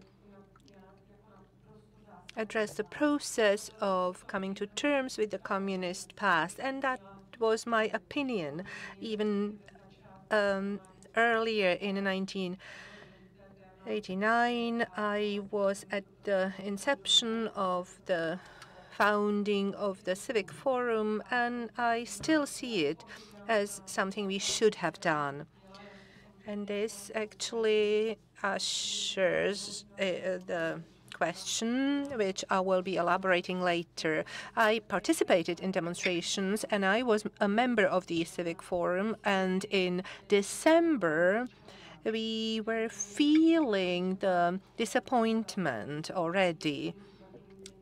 I don't know whether Martin remembers the performance in the theater of Laterna Magica, and Vladislav List was there, who was actually saying that the KGB, or rather the Czech KGB files were being burned down.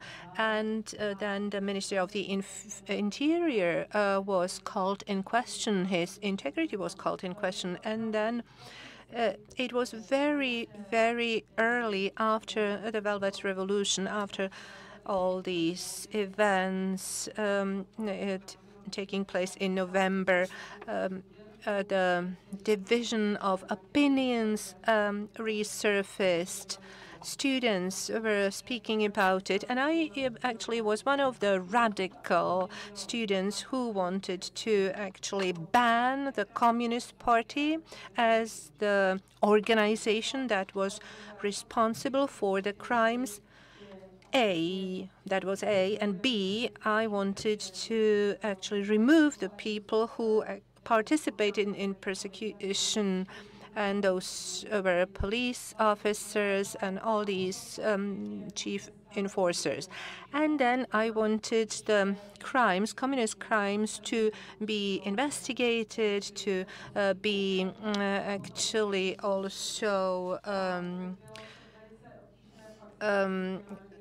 resolved, and I wanted the victims to be indemnified, and nothing actually worked out. I have to say, how come it was possible? Because the Civic Forum was in a majority. The reason was that there was a split, there was a cleavage, because even in the charter there were former communists, and those people were not willing to investigate those crimes, because then you would have to, where would you draw the line? You would have to actually investigate even the crimes from the 50s, etc. But I am happy, as the Director Kudrina has said, there is never too late to come up with actually rectifying injustices. Some grievances may not be redressed, but we must call them, name them correctly. Well, at the end of the 80s and the beginning of the 90s, how do you remember them, Martin? At the end of the 80s, well, it was very, very dramatic. In Prague, we were as students having a dialogue with the communists, and there was no result coming out of it. It was the era of perestroika and glasnost, so we were putting the Communist Party's committee under pressure, and I would participate in all demonstrations that were taking place here in Prague, and sentiments were very radical, and they actually culminated, they were stepped up, people were actually more and more courageous, and in 1989 we had the so-called Palax Week. Our university was in the vanguard of the students' movement, I have to say.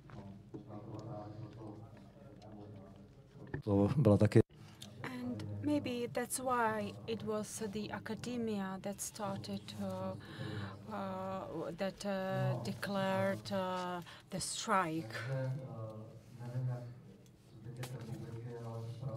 or the student strike. And I don't know how about in the rest of the country, but in Prague, Already in spring, there was hope that our movement was growing and that the regime must come tumbling down sooner or later. We were one of the last countries of the Eastern Bloc, if not the only country of the Eastern Bloc where still the conservative communists or the conservative communist wing was at the helm.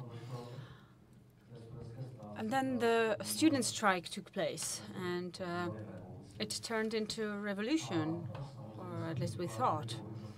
And now I'm talking on behalf of students, not on behalf of the civic forum that we had many disputes with, or let's say discussions with, because we thought that automatically, once we win, once we prevail, the communists will leave all the offices and will be prosecuted for the 41 years of totalitarian rule. And we could not imagine that the Communist Party as a legal entity or as the legal successor of the Czechoslovak Communist Party would still exist today in 2024, 35 years later. So these were our visions that did not materialize. And then in 1990, we were talking about stolen revolution. Unfortunately, it remained stolen from us, even 35 years later. And I would pick up where Hanka Marvanová left off. It is not enough to point out that something is wrong. You need to start acting, especially if it's 35 years later. You need to start acting, and it's not enough to organize conferences saying that communism is bad. We need to start doing something to get rid of them once and for all. I think even discussion is so worth it. Even discussion makes sense. And I believe that expert research conferences have a major influence on how we view our past as a society, especially in the case of some people. I'm sure it pays off, because without that we would not be able to do our work. We need hope. Yes, of course, it makes sense, but what I meant was that it shouldn't just remain with the conferences, that we actually need more. And another member of the panel, Kamil Nedvědický, who is a legal historian, and I thought that we could distinguish it into 4 topics, or divide it into 4 topics. Okay, I will skip your reminiscing about the past because you're younger than the rest. So perhaps we could start with the second topic. Or is there some remembrance that you would like to add? Well, ladies and gentlemen, I'm glad that I can sit here in this panel with people that as a 12 or 13-year-old boy I looked up to. And I felt really sorry because as a 12-year-old I was obsessed with politics, and I felt really sorry for them when I saw them in the parliament, and I saw with who they have to have negotiations with in the parliament, and I could not wrap my head around the fact why people who were part of the political regime were now, defending, or people who were against the communist regime were defending the communist paragraphs and were saying that we could not, just discontinue the legal development. And perhaps to react to Mr. Rejstik, I absolutely understand what you meant. I understood perfectly that you said that talking about conferences is not enough. But one more thing. Why 35 years after the fall of communism it is important to talk about it at conferences? Because we need to take into account new generations, young generations, children, students, pupils, because for them it is not for granted. They do not know that communism was bad, because no one told them at home or at school. And they keep hearing or reading that, you know, the communist regime was actually much better than the present times. We had, you know, certainties, so we had welfare state. In textbooks they read that, you know, some weird people were doing some weird dissent, but these were just marginal society. But majority society was satisfied, and they lived, you know, happy lives. So I think that the role of remembrance institutions is to put things clearly, to use facts and to support them with historical research, and to emphasize that, you know, communism really was not a good period to live in or live under. The Communist Party of Czechoslovakia had over 740,000 members, so it was the highest proportion per capita. I don't know what it's like in North Korea, but I'm pretty sure that they don't have such a high proportion of membership per capita. And compared to other countries, no reformist wing took over or prevailed. A reformist wing that would say that, at least in a symbolic value, at the symbolic level, we could change at least the name of the party, or at least we could change the view of the past. Because when we look at the Communist Party of Czechoslovakia,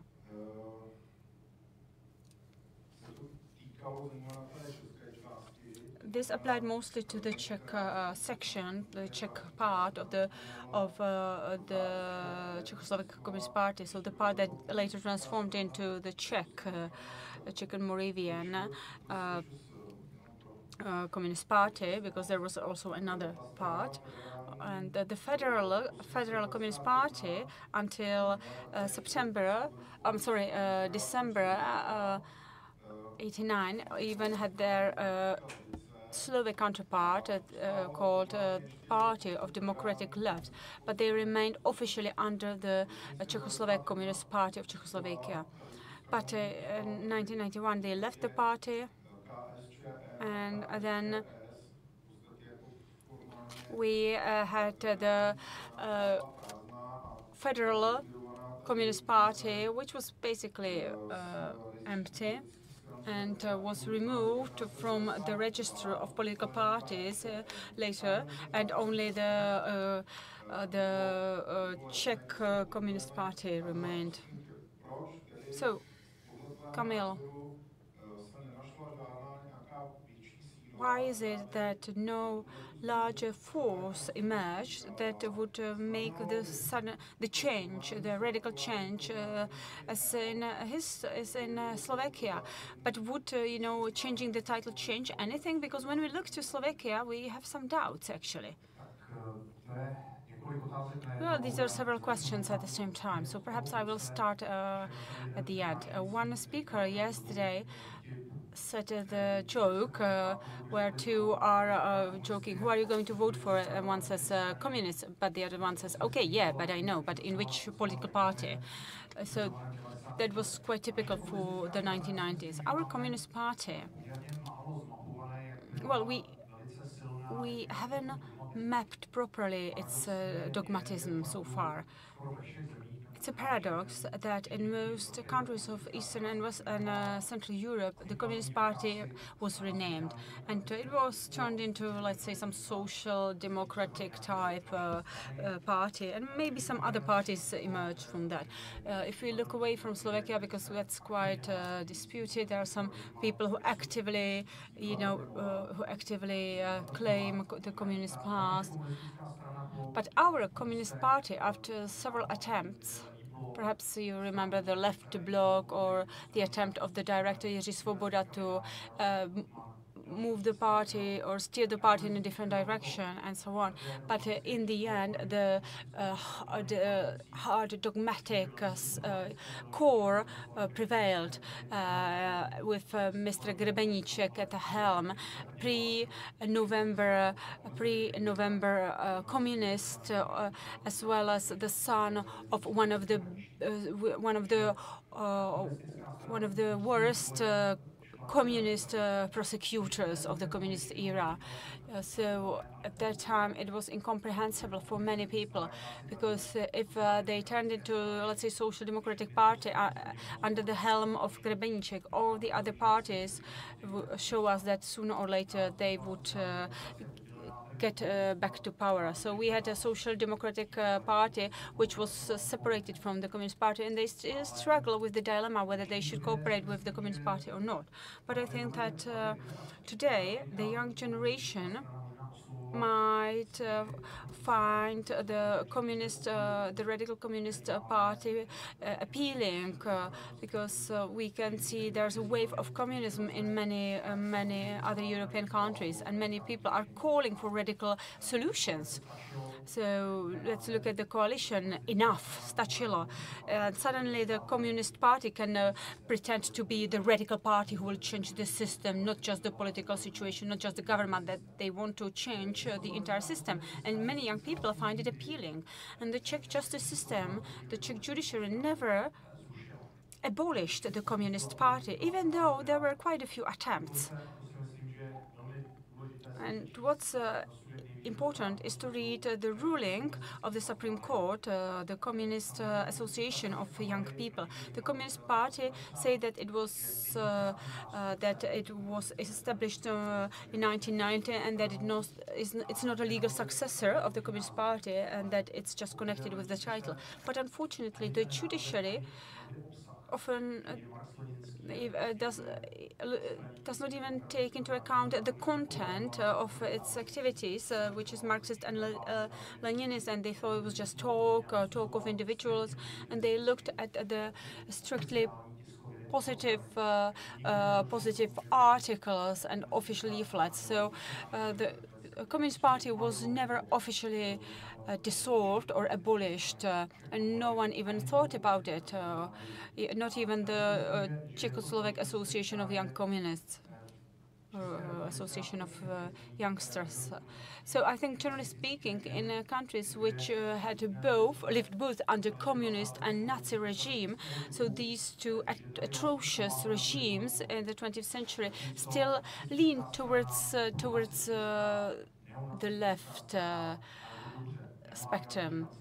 So whereas the Nazi Party has no chance of being accepted by the court. So in the case of communist parties, there are many reasons that or many justifications that the judiciary uses in order to justify why communism was not just as awful as Nazism, and that's why socialist or communist organizations do not have to be abolished. And another very negative aspect is the fact that our judges can even look at international decisions, international court decisions or rulings, because it is viewed in Western countries, communist parties are viewed the same way, including the European Court for Human Rights in Strasbourg. So thank you, and I would like to remind you that the Communist Czechoslovak Party did not have to be registered before the 1990 elections, which perhaps also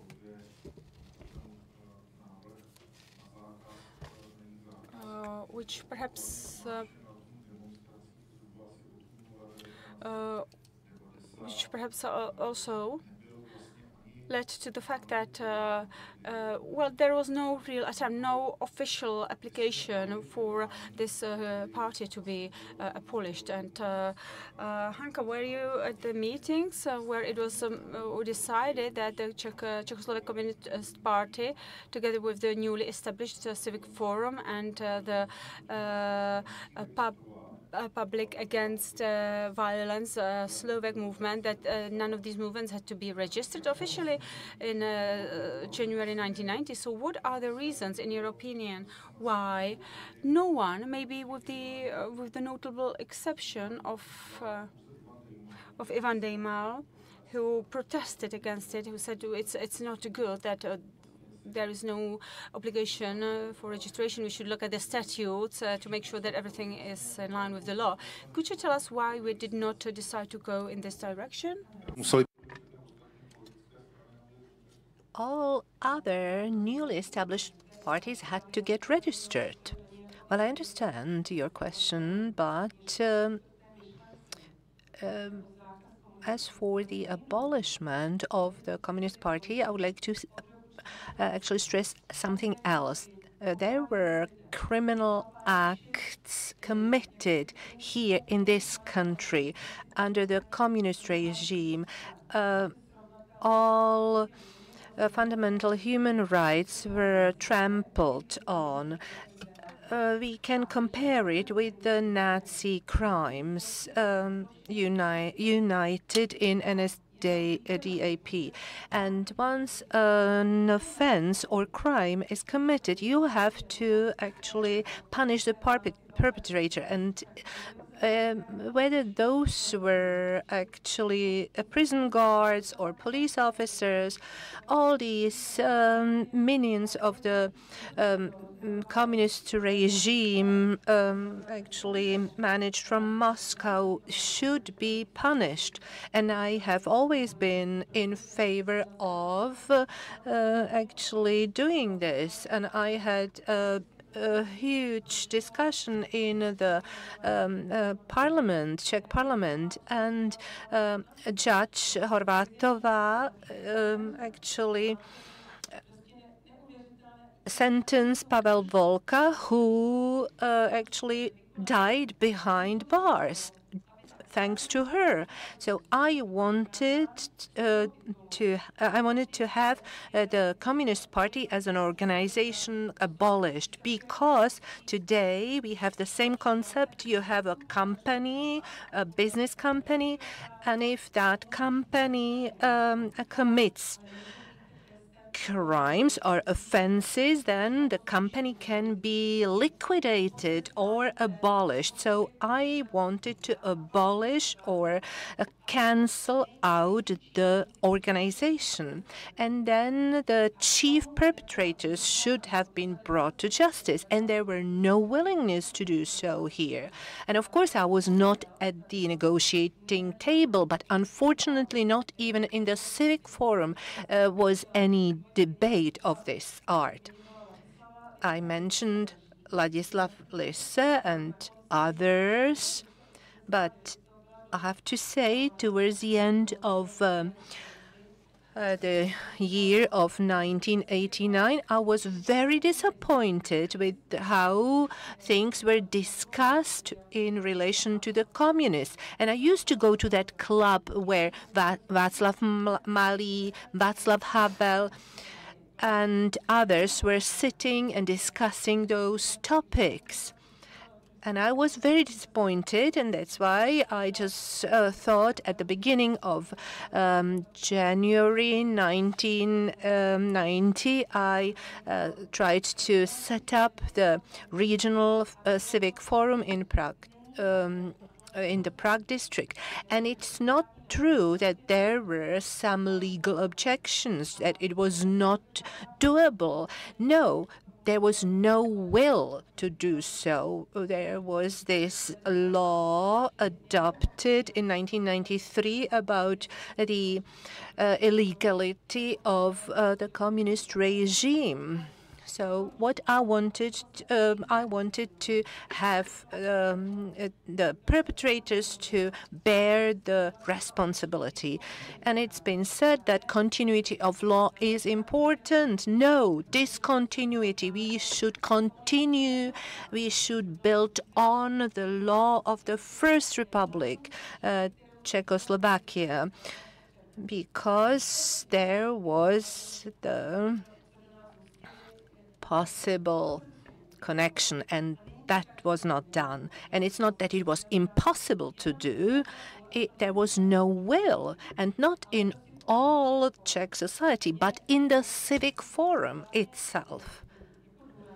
And that's why I'm saying it, and I'm stressing it here, because it was not the communists doing, it was the inconsistency of thoughts in the civil forum. Many members were saying, oh, it's better to actually win to vote them out in the elections. But we should not actually have a referendum about communist crimes. No, this is a very bad mistake. And another one is that those chief perpetrators, that they stayed in offices, government offices, they even stayed in the Justice Department. And last year, thanks to Dr. Kreutz and Petr Blaszek, we learned from the archives that the suggested candidates for the judge of the Constitutional Court should not have been appointed, not even suggested for an appointment. Okay, I will try to do the following. In the spring of 1990, there was the criminal law, section 260, about the propagation of fascism, and lawyer Sokol, sometimes we hear that he tried something, but he didn't even try. He was not consistent. But what I was reading before this, I was reading his memories, and he was writing there. I tried to use this proposal, and I proposed that towards my client. The client was the state, and that's why I didn't insist on it. Okay, when you continued after some time, well, let me remind you of one thing. Some of you tried to incorporate the word fascism into the criminal code and communism as well, but it was not possible because the Federal Constitutional Court held that the list of the offenses against human rights is too long. It shouldn't be there. And in 2021, Jiří Perner, what he did was he proposed an amendment to the criminal code, and there was 261, which is public denial of Nazi or communist genocide. And 4 years later, you came up with Jaromír Štětina in the Senate, the Czech Parliament, and you strived to abolish the Communist Party. You tried several approaches. Can you actually speak about it? Can you remind us what your actions involved? You were trying to analyze the legal situation, to bring evidence. How come it didn't work out? Well, let me follow up on what the previous speakers were saying. Let me remind you of one thing. The Communist Party is registered at the Ministry of the Interior as the following party, the follower, successor of the previous Communist Party, which was declared a criminal party by our legal norms, which is the act about the resistance or illegality of communist regime. Yes, exactly. So a successor party of a criminal and vile party. I am extremely grateful that we live in a democratic society, that we do not live under communist suppression. However, we should speak about mistakes. And in my opinion, we do not live in a state of law. Let me speak about the Civic Forum. Looking back 10 years after the Velvet Revolution, we, based on indirect evidence, we actually came to the conclusion that Václav Havel must have somehow agreed with the communists, that he had some trade-off with them. In my opinion, there were some requests from the communists, and in my opinion, it was the request that there will not be any tribunal, that there will not be any abolishment of the Communist Party. It must have been on the 14th of December 1989 when Václav Havel was invited to a meeting with the Communist Party members. He was invited by himself. He was not supposed to come with anyone, and he confirmed that then. And he had a meeting with them, and there are no notes, there are no minutes from that meeting. Yes, and it was 1994 when it was also described, and there are some minutes which were taken afterwards when he came back. So we can somehow guess what they were talking about. And he's saying he was extremely shocked by the fact that Marian Chalfa was actually offering him the presidential office by the end of the year, based on the current legislation. And he was, Václav Havel, surprised how friendly Marian Chalfa was, a communist member. This is what I remember. And the others were actually nodding. Nobody asked about the conditions, about the trade-off, because it was an agreement, right? And whenever you have an agreement, there are some terms to an agreement, even if it is an oral agreement, but we could not find any written terms or definition of the agreement describing what is offered for what.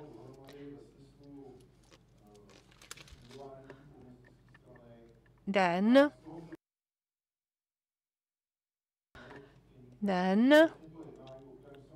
as I've said, there was this meeting, and Hanka might tell us more. And it was a round table meeting in January 1990, and they were speaking about the votes and about the elections. And I'm sorry, I have to cut you short. We want to speak about the thing. Yes, I'm trying to do that. Václav Havel, as his colleagues remember, I personally did not speak about it with Václav Havel directly, but his colleagues told me that he was not willing to accept the proposition by Marian Chalfa, a communist, from that meeting. Marian Chalfa could clarify that, I imagine. He was very clever, I have to say, a slick person. Well, Václav Havel didn't want to accept it, and the civic forum rules should never, the civil forum rules were saying explicitly that a member should never go into a meeting with communists alone. And I think that he was actually, Václav Havel then voted, he was elected as a president later unanimously because of that trade-off at the meeting. Charter 77, which was closest to Václav Havel, and the Civic Forum then admitted new and new people. But the Charter, these were the friends of Václav Havel. Unfortunately, the Chartists, who were a very diverse group, comprising people with political backgrounds, very conservative, even radical. But most of the Chartists, most of the Charter signatories were people from 1968. And Václav Havel was very prone to believe their views. And one of his friends, Mr. Rychecki and Mr. Chinsky, were in favor of the continuity of law, personal and legal continuity with dictatorship, for God's sake. And this is something that Václav Havel accepted. And we can see the results even today. The repercussions. Mrs. Marvanova mentioned them already. And this brings me to the fact that the first Minister of the Interior, Mr. Sacher, was an agent of the military intelligence. He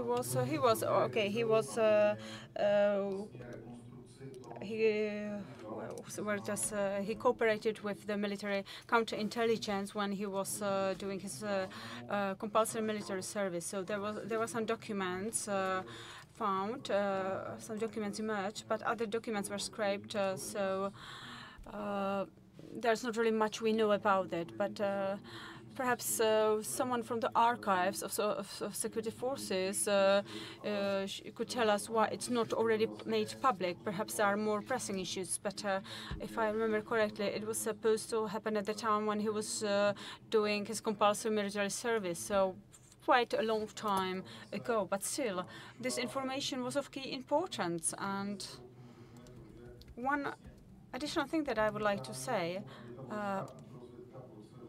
he was not saying that the military counterintelligence should leave the Ministry of the Interior. And General Vacek, who after Mr. Václavík became the Minister of National Security or National Defense and then Minister of Defense, took over the military service, saying that it is a democratic procedure because it fell under the remit of the Ministry of the Interior.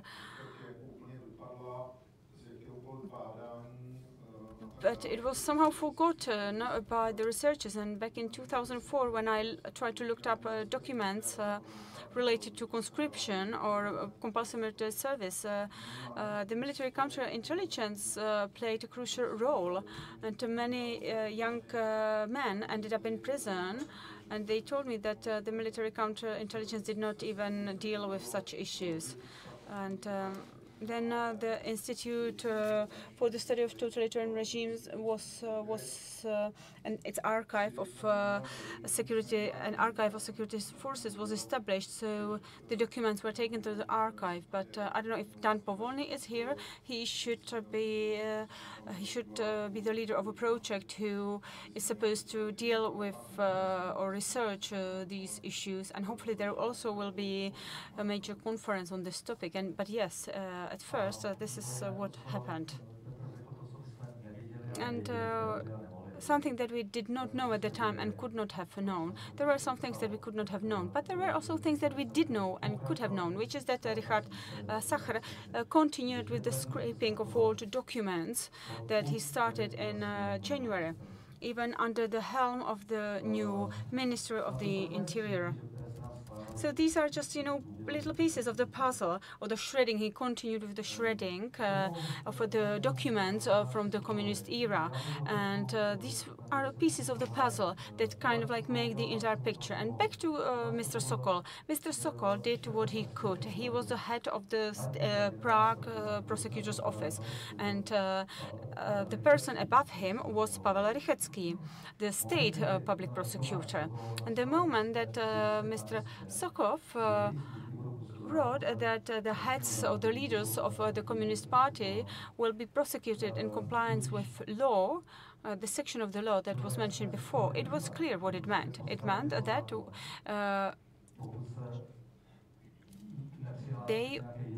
they will be prosecuted unless they sign up for a different they will be criminalized unless they sign up for a different ideology that is not communist. And there was a wave of protests, and many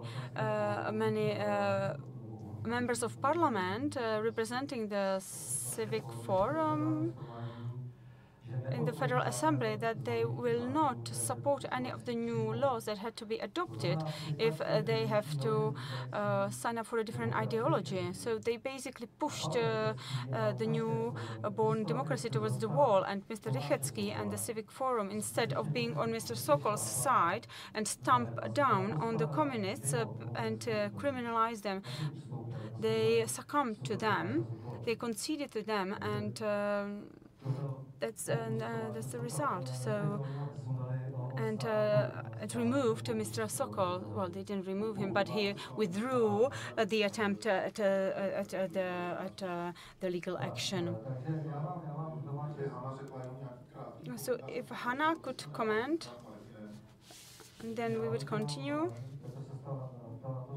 Well, you asked about Mr. Štětina, but perhaps let's continue with Tomáš Sokol. I think that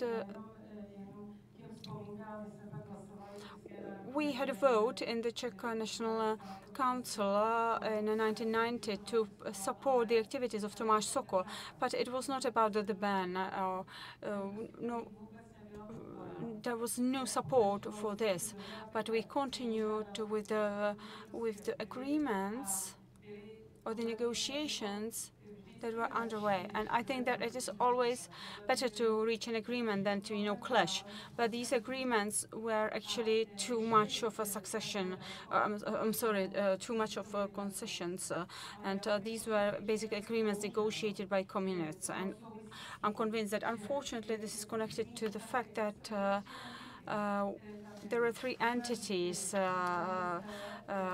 at the time. So the former communists from the 1968, those who were removed from the Communist Party or pushed out of the Communist Party, then conservatives or Catholics and underground.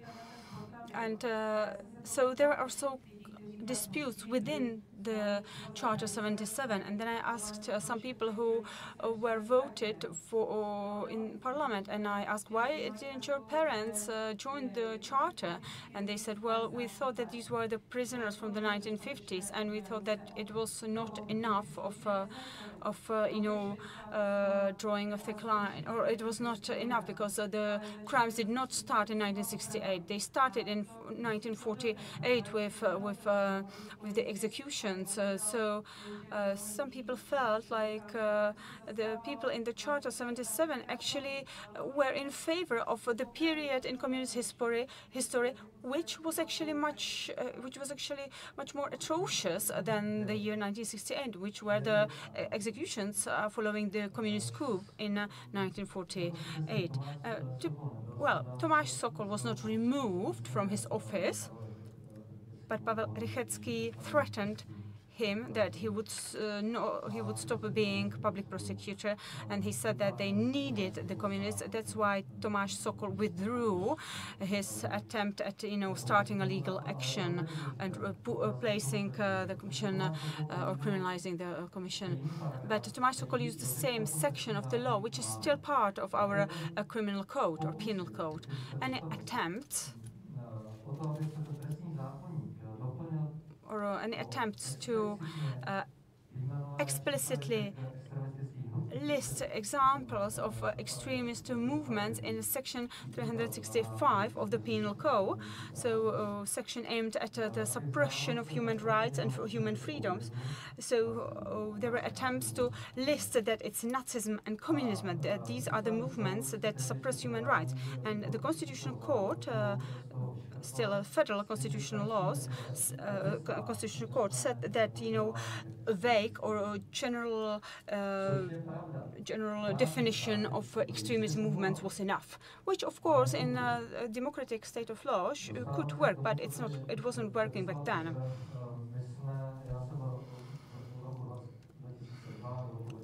Between 2002 to 2008, I was a senator, and then my Senator Szczecina was elected, and together with my colleague, Mr. Szczecina, Senator Szczecina, we tried to amend the penal code or the criminal code in order to add these brackets that would explicitly name the communist and Nazi regime. And even the police told us that these brackets are missing, that they need those two terms, communism and Nazism, included in the brackets in order to know what, you know, the definition of you know, extremist movement is. So even with the support of the Czech police, we tried to support the amendment of the criminal code. There are many discussions. Some were saying that it's better to have just a general definition instead of naming, you know, Nazism and communism, because we would have to add many more movements, and that communism has many forms and phases, and that it's too difficult, and so on. And then the Ministry of the Interior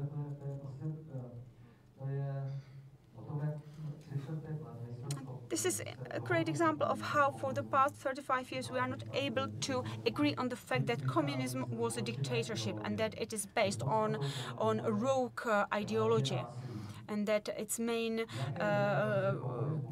form is violence. What are the forms of communism? This is a communism that stems from Marx and Lenin, Marxism and Leninism, or it's not a communism, and it's you know, another leftist party, you know, the Workers' Party or Labour Party or something like that. So we had these discussions, and the Senate back then, because it was a right-leaning Senate, accepted it.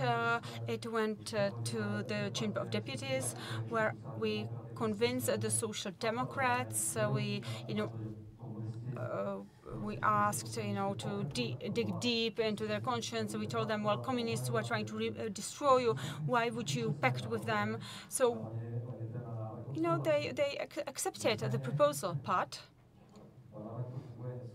In Parliament, there's something like casting doubt on the vote. So some chairman of the Parliament or Speaker of the Parliament, some Vlček, a member of the Communist Party, said that he pressed the wrong button, and he asked for a redress. And during the redress, he had a meeting with other members of the Parliament, and during the second vote, it was not accepted. So then we asked the plenum of the Senate to, you know, criminalize even symbols of communism and include it in the amendment. And in the fall or in the autumn of 2007, we presented in the parliament. But then in 2008, presidential elections took place, and President Klaus was elected, or Klaus was elected president, and Václav Klaus needed votes of the communists in the parliament, so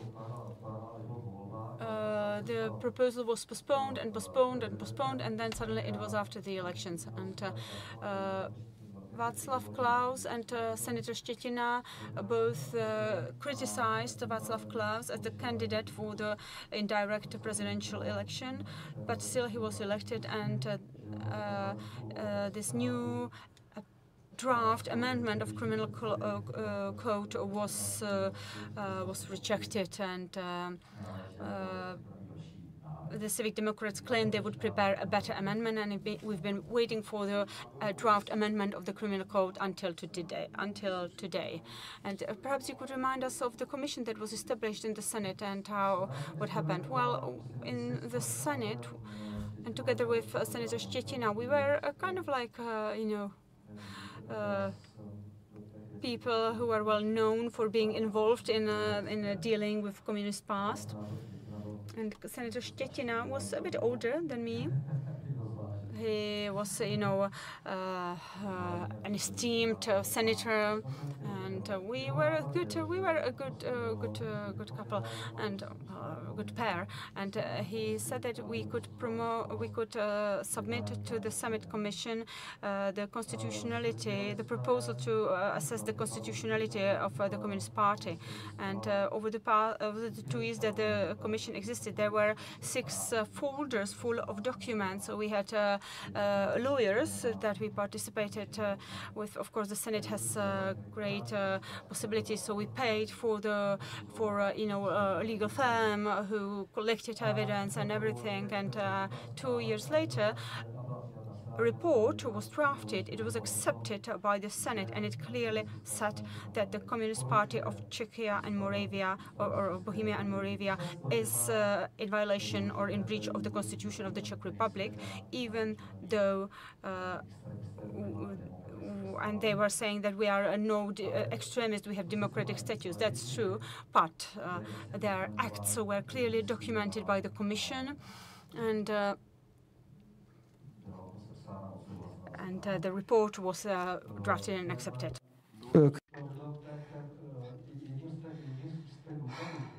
One of those pieces of evidence I would like to touch upon today was that communists, in the course of their working in the parliament, they verbally distanced themselves from the criminal offenses from the 50s and also other communist crimes. They, for the entire time of working in the parliament, they never supported any law, any act to indemnify the victims of communist offenses. They actually sabotaged them, harmed them.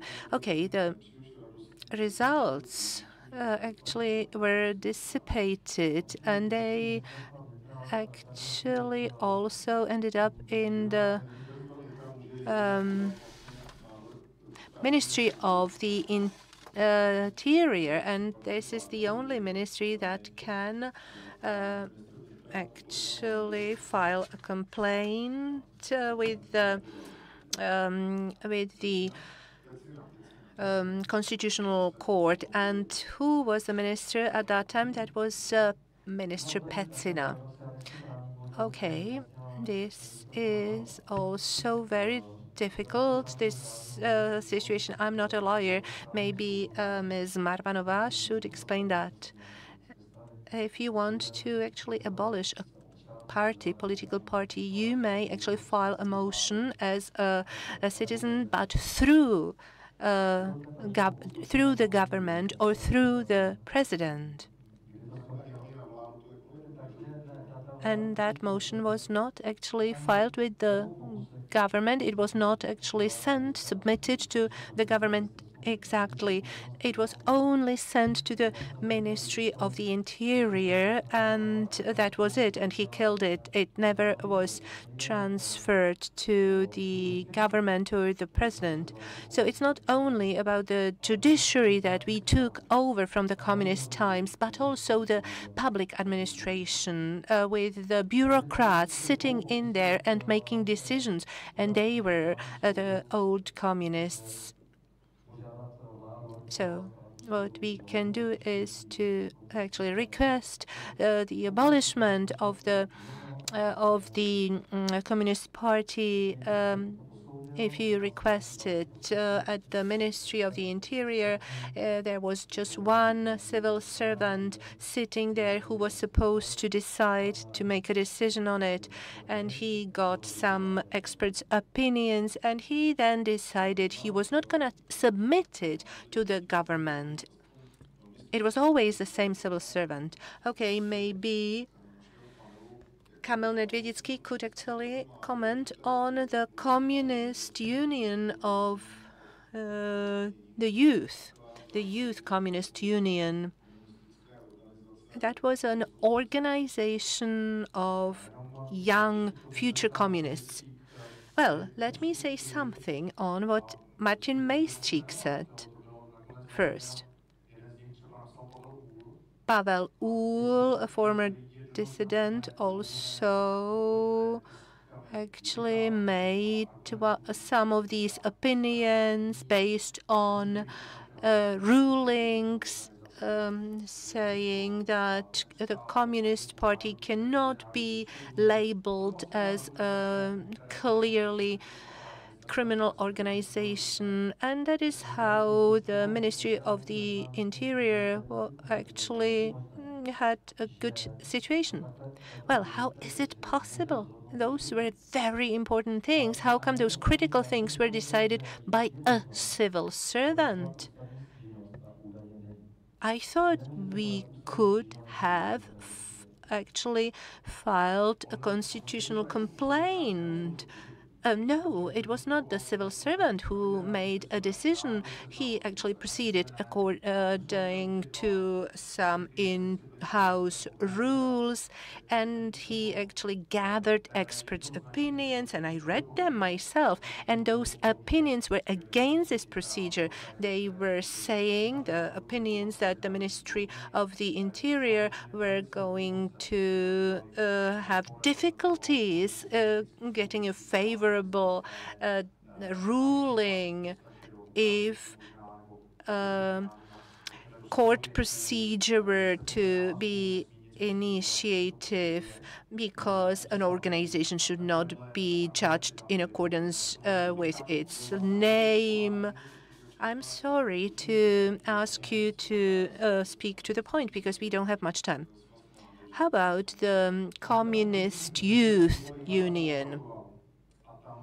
Well, what happened was that the judicial system decided, it was 2008, when a court ruled that if the members of the Communist Youth Organization, if they actually condone the communist regime, and if they request a rule of one party, that is not enough. It's not sufficient. You should have a bigger scope, detailed activities of somewhat terroristic activity, rogue activity, and only then could you describe it as criminal, as an activity.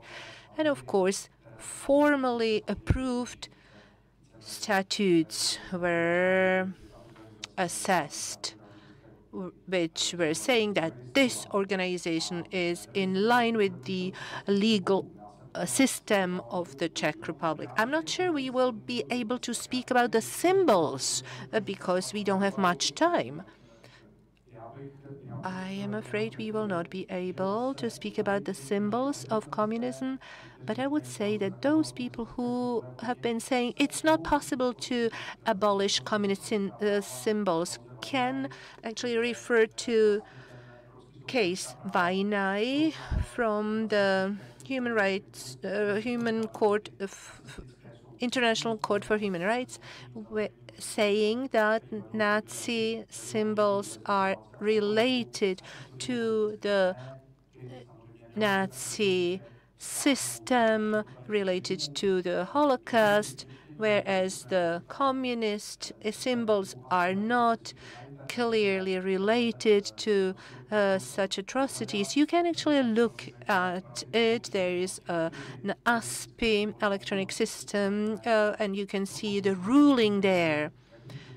And it also describes how it would actually influence other communist parties in other countries, how that would influence them. And this is a ruling by judges who have never lived through communist times.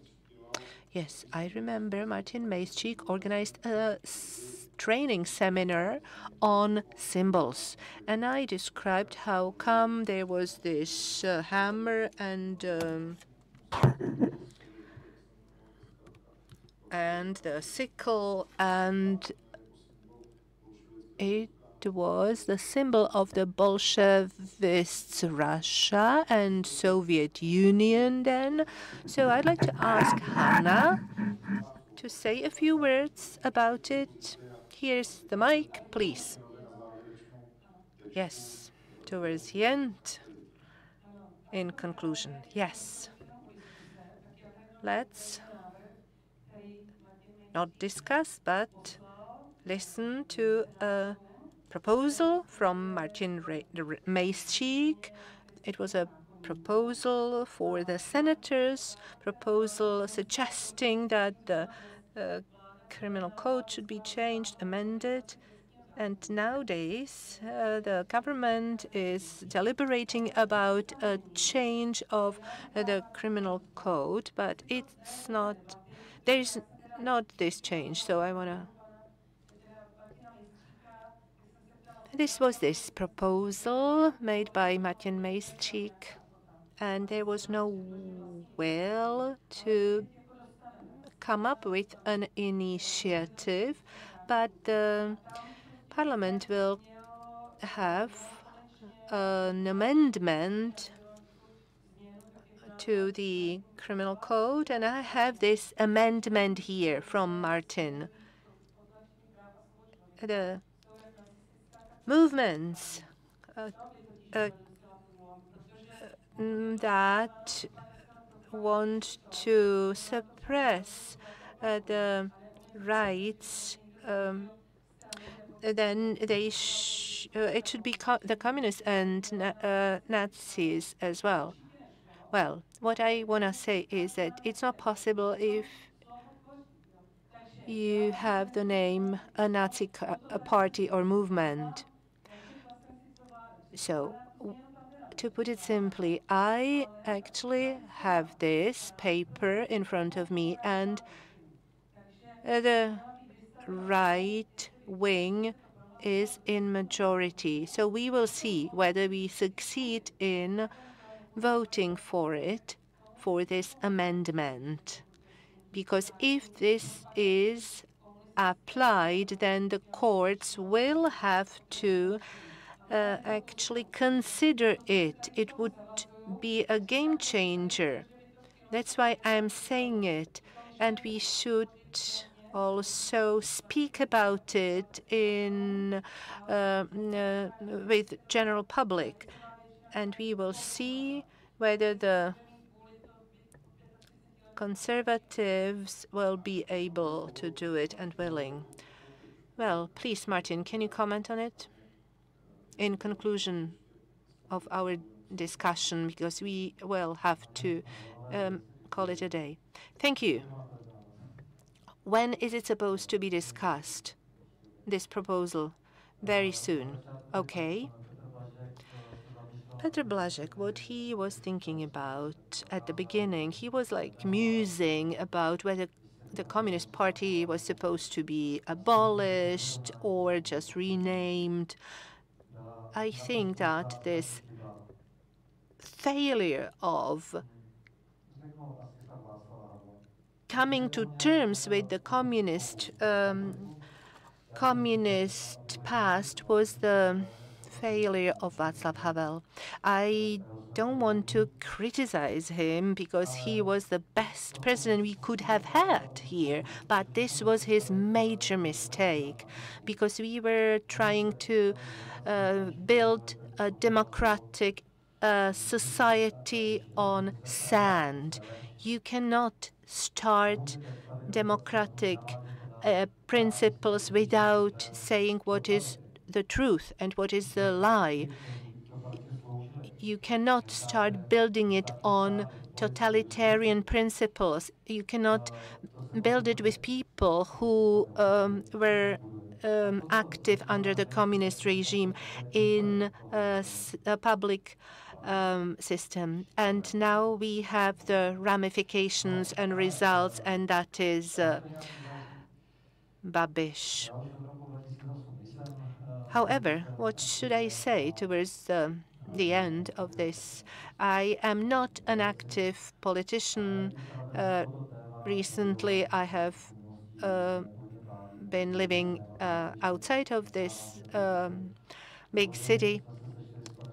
Last year, I met Senator Štětina, and we actually drafted an appeal to the Czech parliament, and we requested to actually rectify the mistake from the past and to criminalize the Communist Party. We requested to actually distribute it among the senators, and there are 280 members of parliament, and only one actually responded, or 6 people responded. However, Hannah Marvanova, was the first, and although I tried to communicate with so many colleagues, with so many senators, but there is just no success in it. That's the first person who promises to submit it. Parliament. We, based on the last year's last year, Senator Štětina and I created, let's say, an association of senators who want to basically keep an eye on the politicians. Our motto is that November is not over yet, and we want to make sure that communists will not be part of our society. It is the 15th. We have a press conference on the 15th of November here in Café Louvre, and we want to announce 15 points on our agenda, 15 points of our manifesto that we will ask the parliament to comply with, to fulfill. I will not name them here because it would not be fair to disclose it before the press conference. But we do not just want to criminalize the Communist Party. There are many more issues related to this. So by way of conclusion, I would like to draw your attention to conferences general and draw your attention to one particular conference. The last big conference held in Senate was called Conscience of Europe and Communism. And Václav Havel had the opening or the keynote speech. It was in 2008. So he came to the conclusion that Nazism truly is comparable to communism. And I would like to read what he said, but we don't have time for that. But he realized that we made a mistake. We did make a mistake in 1990. So towards the end of the conclusion that was supported by Margaret Thatcher and Zbigniew Brzezinski, and there were other important names and keynote speakers and members of the European Parliament and international guests. Towards the end, we adopted a Prague appeal, and I would like to read 3 short points, because I think that if we do not emphasize this topic at the international level, Europe will never be united. The West needs to understand what communism means for Central and Eastern Europe, that our experience with communism is fully comparable with Nazi dictatorship, and that this topic needs to be promoted at the European level as well. So this Prague appeal has 19 points, so I will read the points number 6, 7, 8. We ask for the principle of non-discrimination for victims of all totalitarian regimes. We ask European and worldwide efforts to condemn communist regimes and persecute communist crimes, and we ask that communism be named as part of European atrocious European history, and we ask Europe to take responsibility for the atrocities committed by communism, conducted by communism. So, since this is an international conference and there are some foreign guests as well, I would like to ask you to help us promote this issue at the international level. Thank you.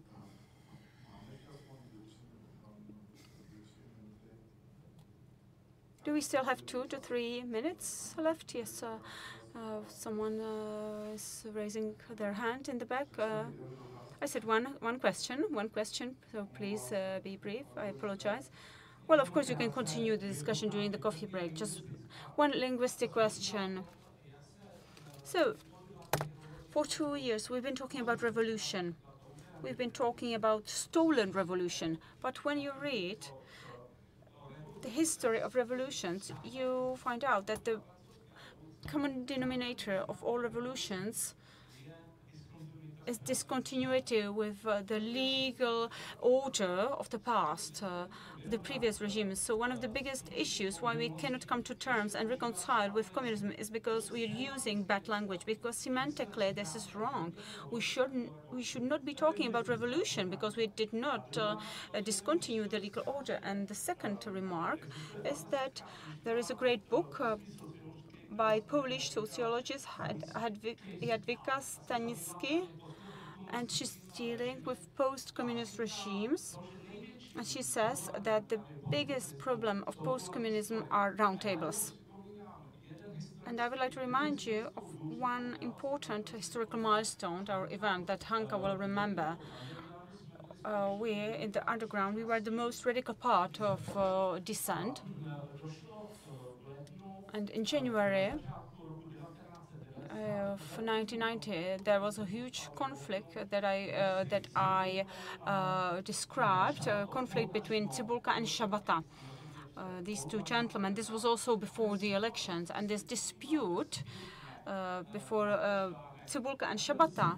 Cibulka was complaining to Havel about the non-democratic nature of roundtables, which is absurd that such personalities as Cibulka were historically right.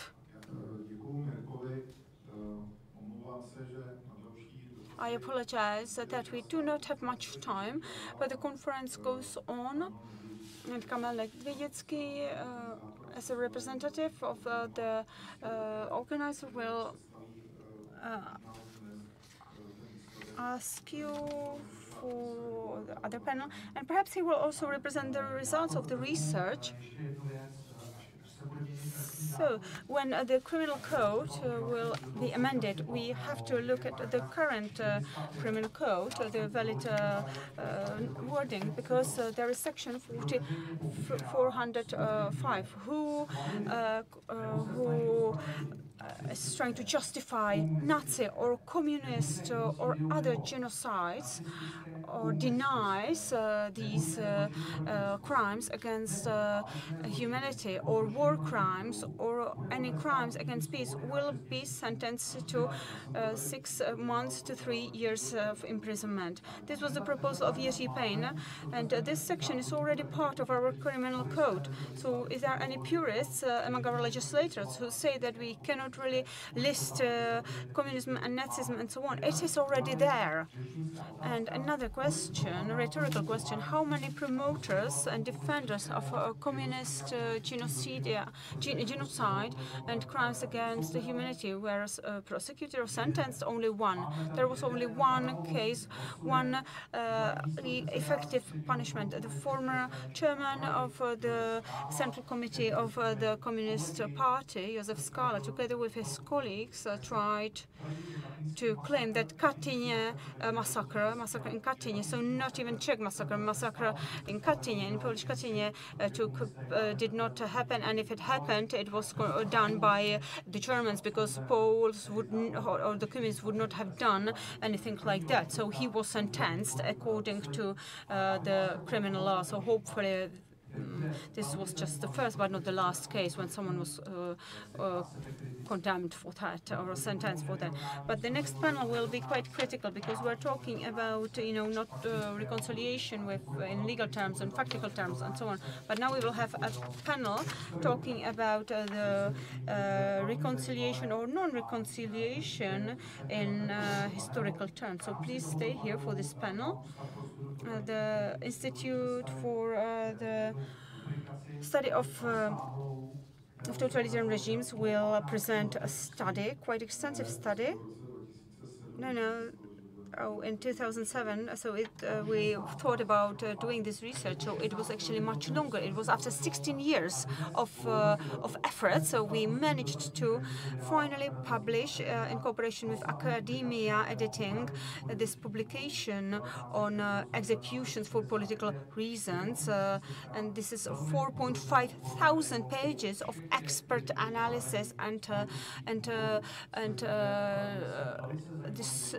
people who were prosecuted and sentenced to death for political reasons. Because apart from the well-known personalities and the well-known show trials, there are also personalities who are not that well known to the public. So we want to bring them back into our memory and want to bring them back into the discourse.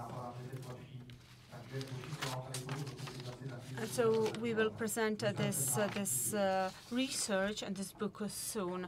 So it took us 17 years to write it.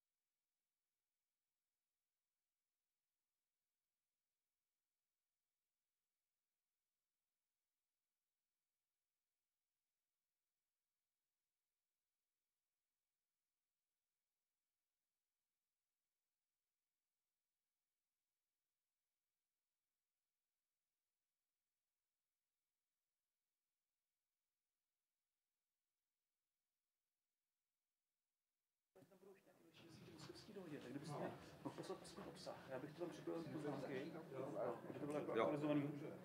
Tady já jenom vám chci poděkovat za přátelský přístup. Já jsem říkal, jo. Díky. Jo, já děkuji. Takže se ho líbilo, tak ono. Taky recenze bych tam případně taky do budoucna. Já to zaujíš, všichni jsou ještě dole, koukám tam všichni. Je tady a tady tím se to ještě tak ovládá, potom už budete chtít. Jo. Jak je to s tím ovládáním, prosím tě? Tam nikdo není dole, jo. Takže já budu stát tady, jo. Kamere, přes pan doktor Mihola se s tou fleškou ovládá komu? Flešku. Jo, tak asi. Nevím, asi nic, ale to asi bude. Jsme se spustí prezentace. Tak, ale tak já to zahájím a už teď se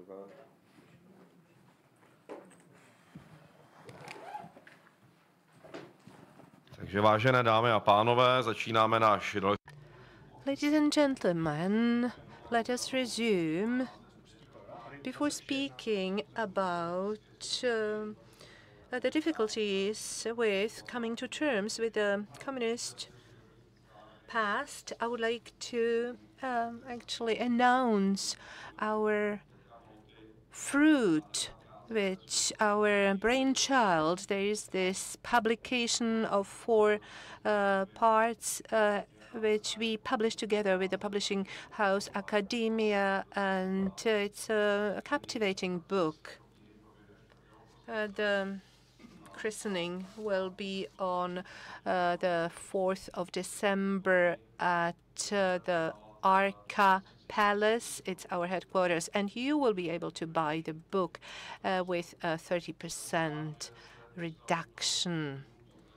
I'm so happy to be able to be heard, to be seen, visible. This year is very successful for us. We have been organizing a number of great conferences, but not only that, we have been publishing like crazy, and I'm looking forward to seeing you all on the 4th of December.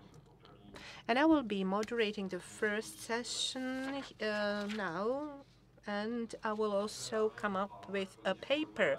Ladies and gentlemen, colleagues, allow me to start with a few brief quotations. The main ideological conception of anti-communism directed against socialist democracy was, for many years, and remains in part today, the version of totalitarianism of the socialist establishment.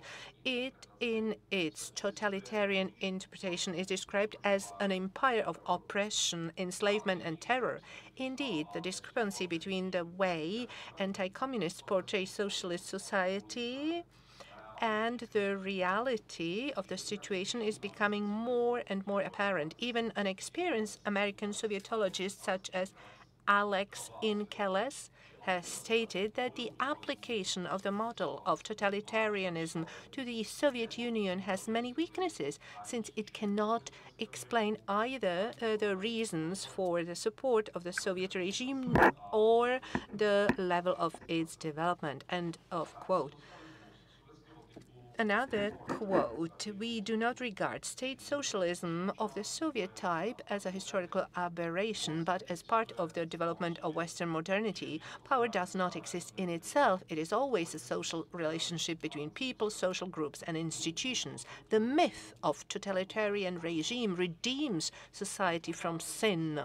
Already in the early 1970s, Zygmunt Bauman noted that state socialism, with its obsession with growth, production, and consumption, had actually domesticated the mentality of capitalism. Throughout the existence of Eastern European communism, there has been an uneasy marriage between nation and class, the 2 key categories of European modernity.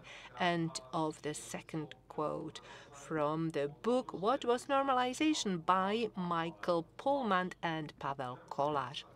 The first quote is from the textbook by Yelena Dmitrievna Modrzynskaya, Contemporary Anti-Communism, published in 1975, which was intended for party education students. Although Pullman's and Collage's text was published 40 years later, the difference in interpretations of the two texts is almost negligible. Mochinskaya's book was intended to strengthen the ideological awareness of Soviet comrades, while the second text, published under the conditions of parliamentary democracy, was intended to rehabilitate the so-called normalization. This is the 70s and 80s in the then Czechoslovakia. I first used the term revisionism in 2019 while working on a monograph mapping out the violence of the communist regime against the Czech subculture underground during the 1960s and 80s. I then used the term revisionism in the media, which attracted a lot of attention from both the professional and lay public. Today, 5 years later, the term revisionism has become a commonly used term. Revisionists, in short, refers to colleagues who downplay the communist regime, reject its totalitarianism, but instead highlight its positive aspects. They describe normalization as a regime that was free from violence while living standards rose cheaply and the masses of people enjoyed social security, full employment, and meanwhile there was constant negotiation between the ruling classes and the ruled on the basis of the so-called social contract, which was not defined by anyone, let alone signed, but which, according to the revisionists, meant you will stay out of our way and we will govern and will provide you with peace and mind of social benefits.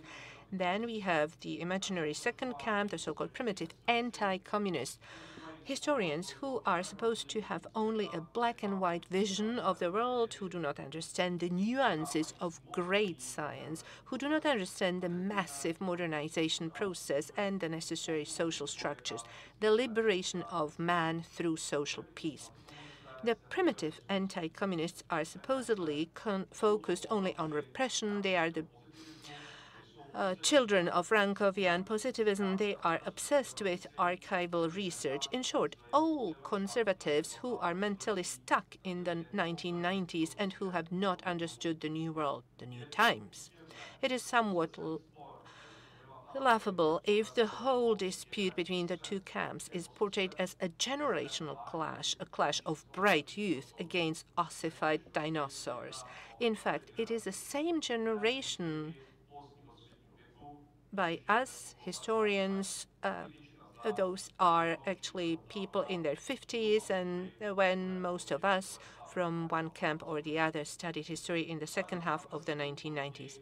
But let's focus on the definition of the revisionists. Revisionists see the building of communism as a modernization project that was an integral part of the development of Czechoslovak post-war society. Each, in their own way, participated in the formation of the dictatorship, which the word dictatorship are exclusively used for the 50s by the revisionists.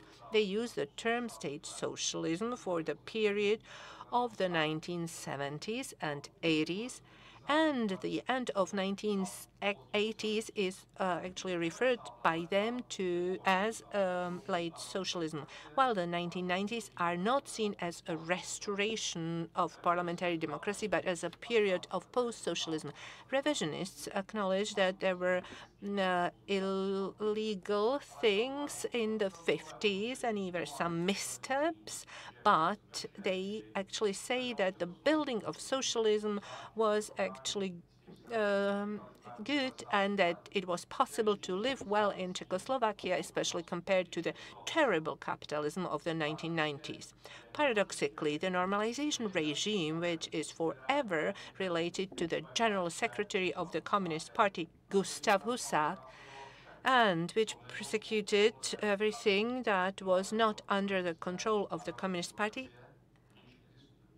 is equated with a system of parliamentary democracy in which there was free political competition and exchange of information.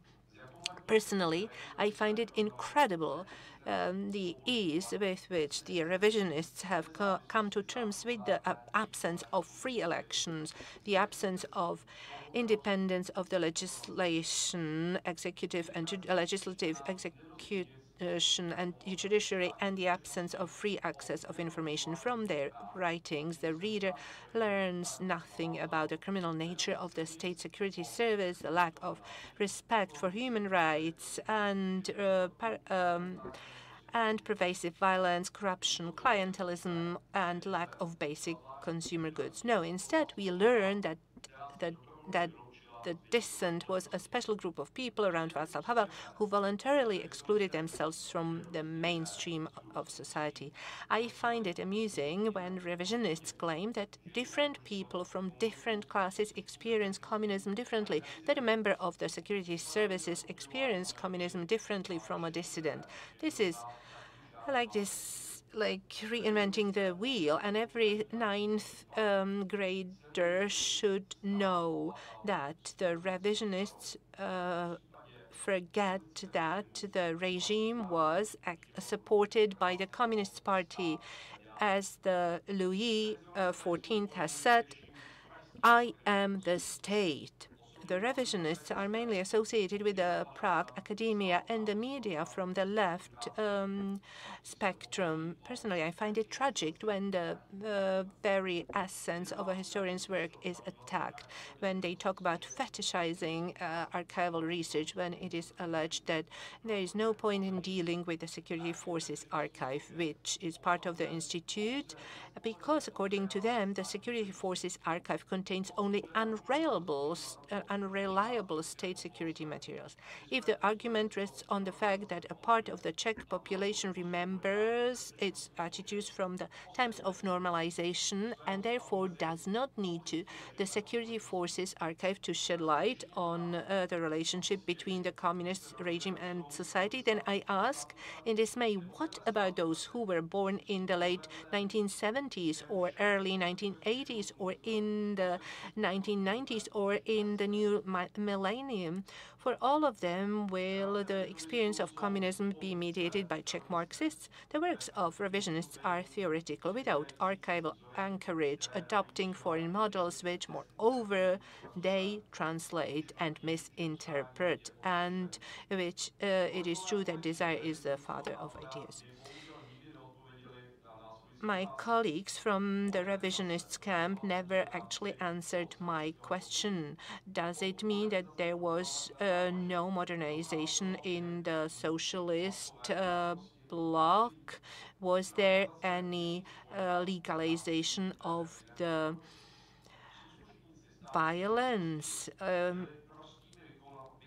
Is normalization not associated with it? The members of the state security were simply enforcers of socialist legality. People did not crave freedom, information, travel, or other culture.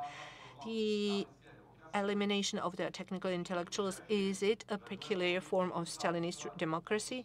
By abandoning its newspeak in its second half of the 1980s, did the regime collapse? And last but not least, do people not care what regime they live under?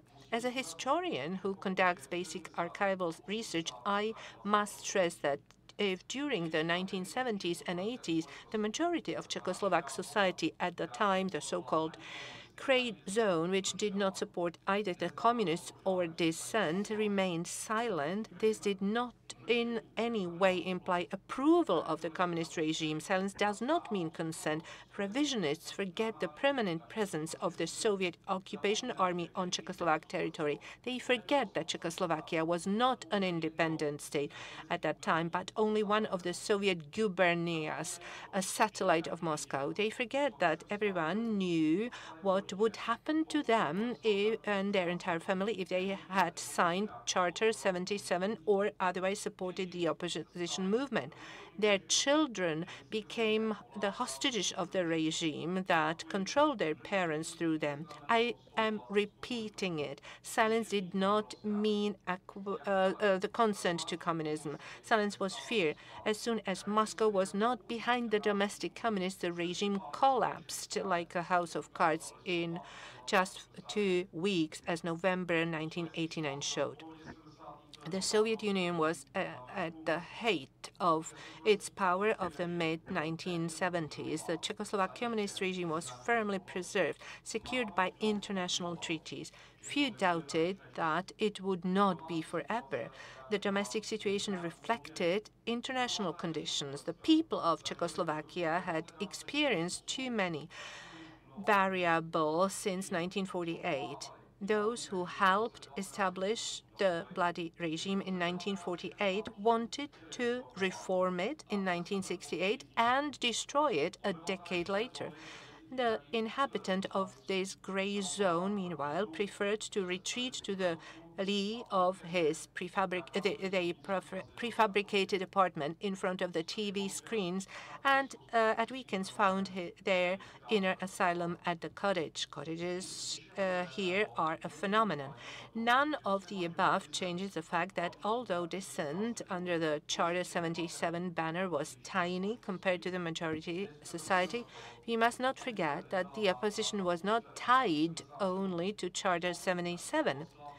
A huge group of the population disagreed with communism, from believers to farmers and their families who were affected by forced collectivization, which I personally describe as the greatest genocide of the soul and land in the history of the Czech nation.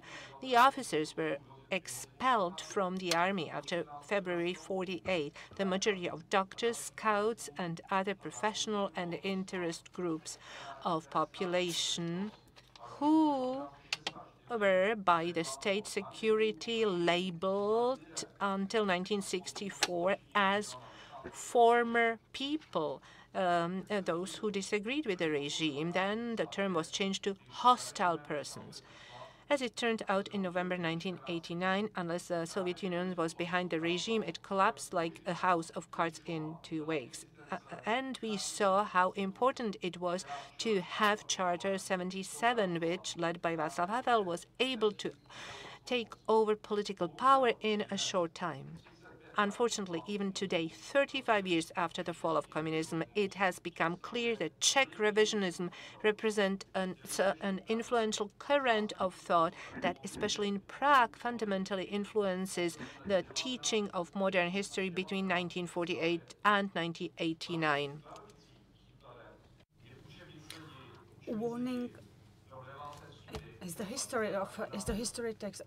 Warning sign is represented by the history textbooks for 9th grade pupils and multi-year grammar schools, in which the period of communism is interpreted exclusively through the eyes of the communists. Pupils learn nothing about the Molotov-Ribbentrop Pact, the unconstitutionality of the 1948 coup, nothing about the 21st of August 1968, the self-sacrifice of Jan Palach, nothing about the state security service or slave labor in the uranium camps. So I ask myself, how can you explain to the pupils what normalization was if you leave out the invasion of the Warsaw Pact troops in August 1968? How come that the positive side of the mass lawlessness of the 1950s was that the flats left behind by those convicted in show political trials were occupied by the political weaker classes who disagreed with the political organization of the First Republic? It is the same as writing that the apartments after deported Jews were occupied by the socially weaker classes who disagreed with the Weimar Republic. Other revisionist publications claim that the unveiling of a statue of Karl Marx in his hometown of Trier, at which the then European Commission President Jean-Claude Juncker made a speech, absolved Marx of historical responsibility for the crimes of communism in the 20th century. The main message of these publications can be summed up as follows. Although the Czechoslovak communist regime was labeled illegal, the ideology of Marxism is still inspiring and relevant today, as it is supposedly experiencing a renaissance or revival not only across the young generation worldwide, and therefore there is nothing against it if communist artifacts such as the bust of Karl Marx once again decorate Czech museum space. So there's no harm in it, they claim. So if revisionists accuse the Institute for the Study of Totalitarian Regimes of having little focus on the everyday life under communism, they forget that our institution was established by law to deal with repression and resistance to the two totalitarian regimes in the Czechoslovak past, Nazism and communism. It is the same as if they complain that, bookstores do not sell meat. So I don't mind if some historians decide to write about busts of Karl Marx, the electrification of Slovakia under communism, or how happy the revolutionary trade union movement vacationers were, but it won't take place on the grounds of the Institute for the Study of Totalitarian Regimes while I am its director. I can assure you that as long as I am the director, there will be no distortions and downplaying of the criminal communist regime on its soil. The Institute for the Study of Totalitarian Regimes will present facts, undistorted facts about the times in which the parents of the young generation and grandparents had to live. Thank you for your attention.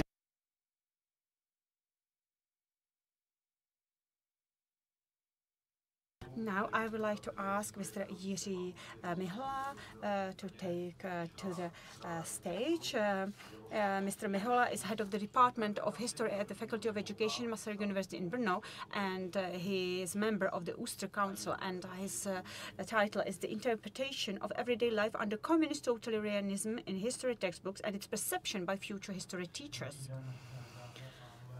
Good afternoon, ladies and gentlemen. And thank you for the floor, but I will have to be brief because otherwise I would need the entire semester to present what I prepare. I have quite a few slides in my presentation, and I wanted to work with young teachers, and therefore I conducted a research which I have not had the chance to conclude because it has 200 pages, and I also co-hosted several conferences. So my research is an insight into these topics, but it has not been completed yet. Sometimes when you have a questionnaire, of course, you can pretty much have an idea of what the answers were once you've been over like 2/3 of the questionnaire, so you know what the last remaining 1/3 of the answers more or less will be. But I listened very attentively to the director. I'm glad that I'm one of Husak's children. Well, it looks like a paradox, not because of Husak, the former communist president, and it's not that I would enjoy normalization, but because the possibility of comparison in real life is a big gift. It's a gift because young teachers or students who will be teachers soon, personal experience is priceless. And I see it every day, because if you don't have personal experience, you need to learn a lot, and you need lots of guidance not to end up on the wrong side. And I often like Ronald Reagan's quotation that communism is a realm of evil, yes, realm of evil. And I have colleagues quite often retired who tend to reminisce about the past and saying, well, not everyone was bad, but I always tell them, well, not much can be good in the realm of evil. So you can always find, under any regime, you can find something good. You could look back to Heydrich's year, and of course they knew how to use the stick and carrot principle. So of course there would always be something positive that you could pinpoint. You could say that, oh, we had, like the industry was growing, so people had jobs and so on. You cannot argue with that. But still, it is a realm of evil, and I'm not saying that it was homogeneous era. It was 40 years of totalitarian regime, and each decade was slightly different, differently atrocious and evil, I would say. So starting with, bloody repressions at the beginning and bloody purges, but the grey day-to-day lives then settled in, and the evil empire was still, but it was still an evil empire. The 40 years of communism was 40 years of an evil empire, even though the day-to-day life might have not looked that awful all the time. But some older generations say, well, we don't have textbooks that would name the facts as they were. Well, we have a number of textbooks, but the problem is that their quality varies a lot. So we cannot really complain that we don't have textbooks. We have enough textbooks. It's like saying we don't have teachers. But we do have enough teachers, but we have teachers in large cities and not that many of them in remote areas. So it's a generalization to say that we don't have textbooks. We have lots of textbooks, just of very various quality, very varying quality. And we have many methodological guidelines about how to approach these topics. And there are many textbooks which are sometimes too difficult to read. And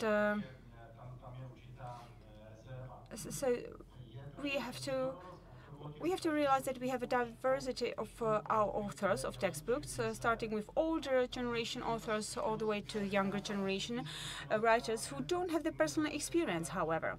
And as the director hinted on, if you don't have the personal experience, sometimes you announce you have a great and modern textbook, but often its biggest vulnerability is in the fact that the authors don't have the personal experience, or maybe they were just little kids, babies who do not really remember the era well. So the textbooks from the 1990s, or history textbooks from the 1990s, were written by authors who had written different works in the past or before or under communism. And why is that? It's because you don't get to write a textbook just like that. So you need to have certain knowledge and certain skills. So it's not like anyone can write a history textbook, right? And there are many obstacles to becoming, a history book writer or author, because there is a wide circle of stakeholders that you need to have on your side, so to say, starting with, the Roma and other groups. So, but if you have a know-how from the past, then you have certain advantages and are a better place to, be able to write a history textbook. But there is another problem, which is that some teachers don't even use textbooks at all. In some schools, even though there is a wide choice of textbooks, some teachers feel like, oh, I don't need a textbook, and it's all outdated, and that they can do without them, which is something that I disagree with. And since the 1990s, there's been another trend, also related to the communist totalitarian regime.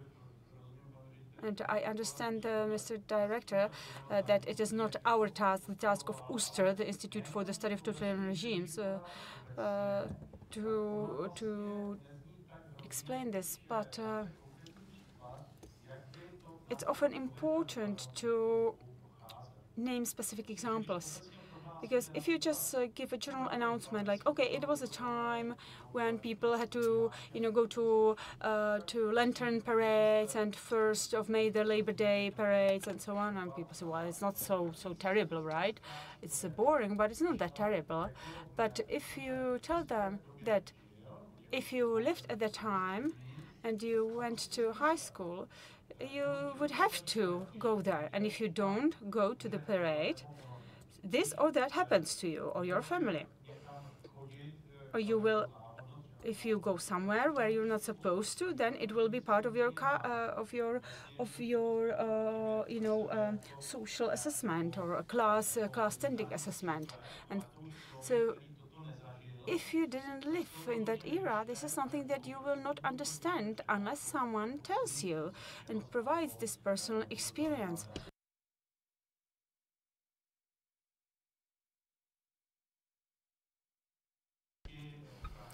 Today, people or students have ample opportunities to visit various museums and monuments that are devoted to the remembrance of totalitarian regime. So, especially here in Prague, students can go to various museums and so on. There are also a number of films of varying, of a different quality, but sometimes this could be misleading.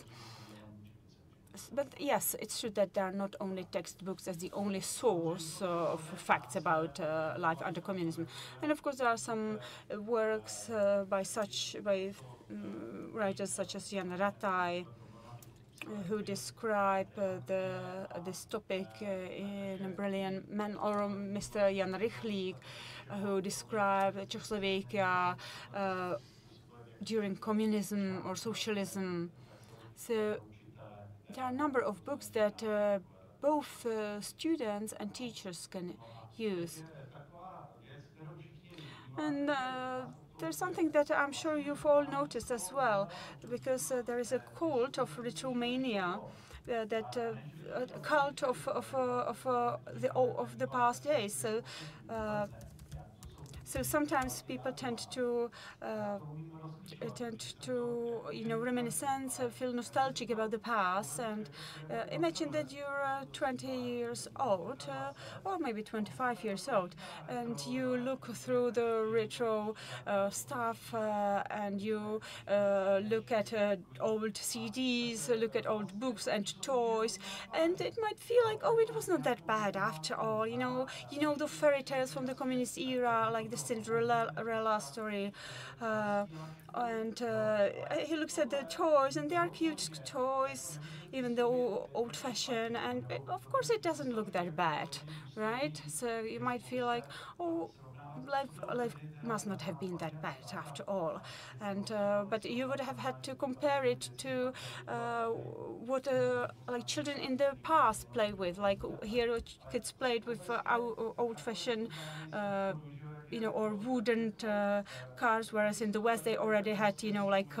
PlayStations and things like that, or like electronic cars, and so on. So you always have to provide both perspectives. So this is one of the disadvantages, and because there are a number of materials, but if you don't have anything to compare it with, it might be quite misleading. But here, this is an example of some products from the 1990s and also more recent textbooks. And I have one of the more recent books which I want to show you.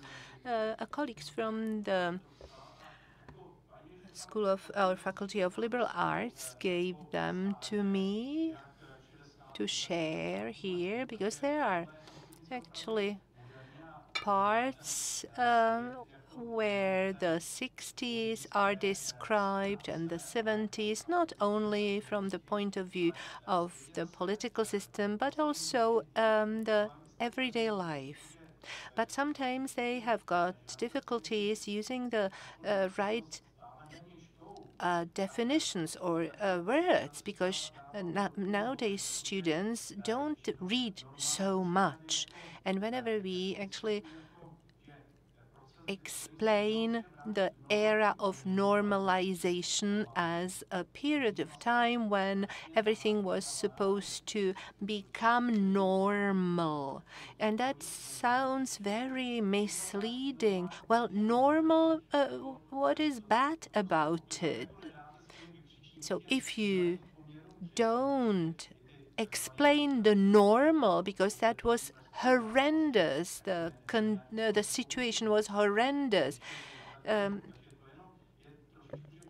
So if you don't describe the normal situation, then you have failed to explain it to the young people.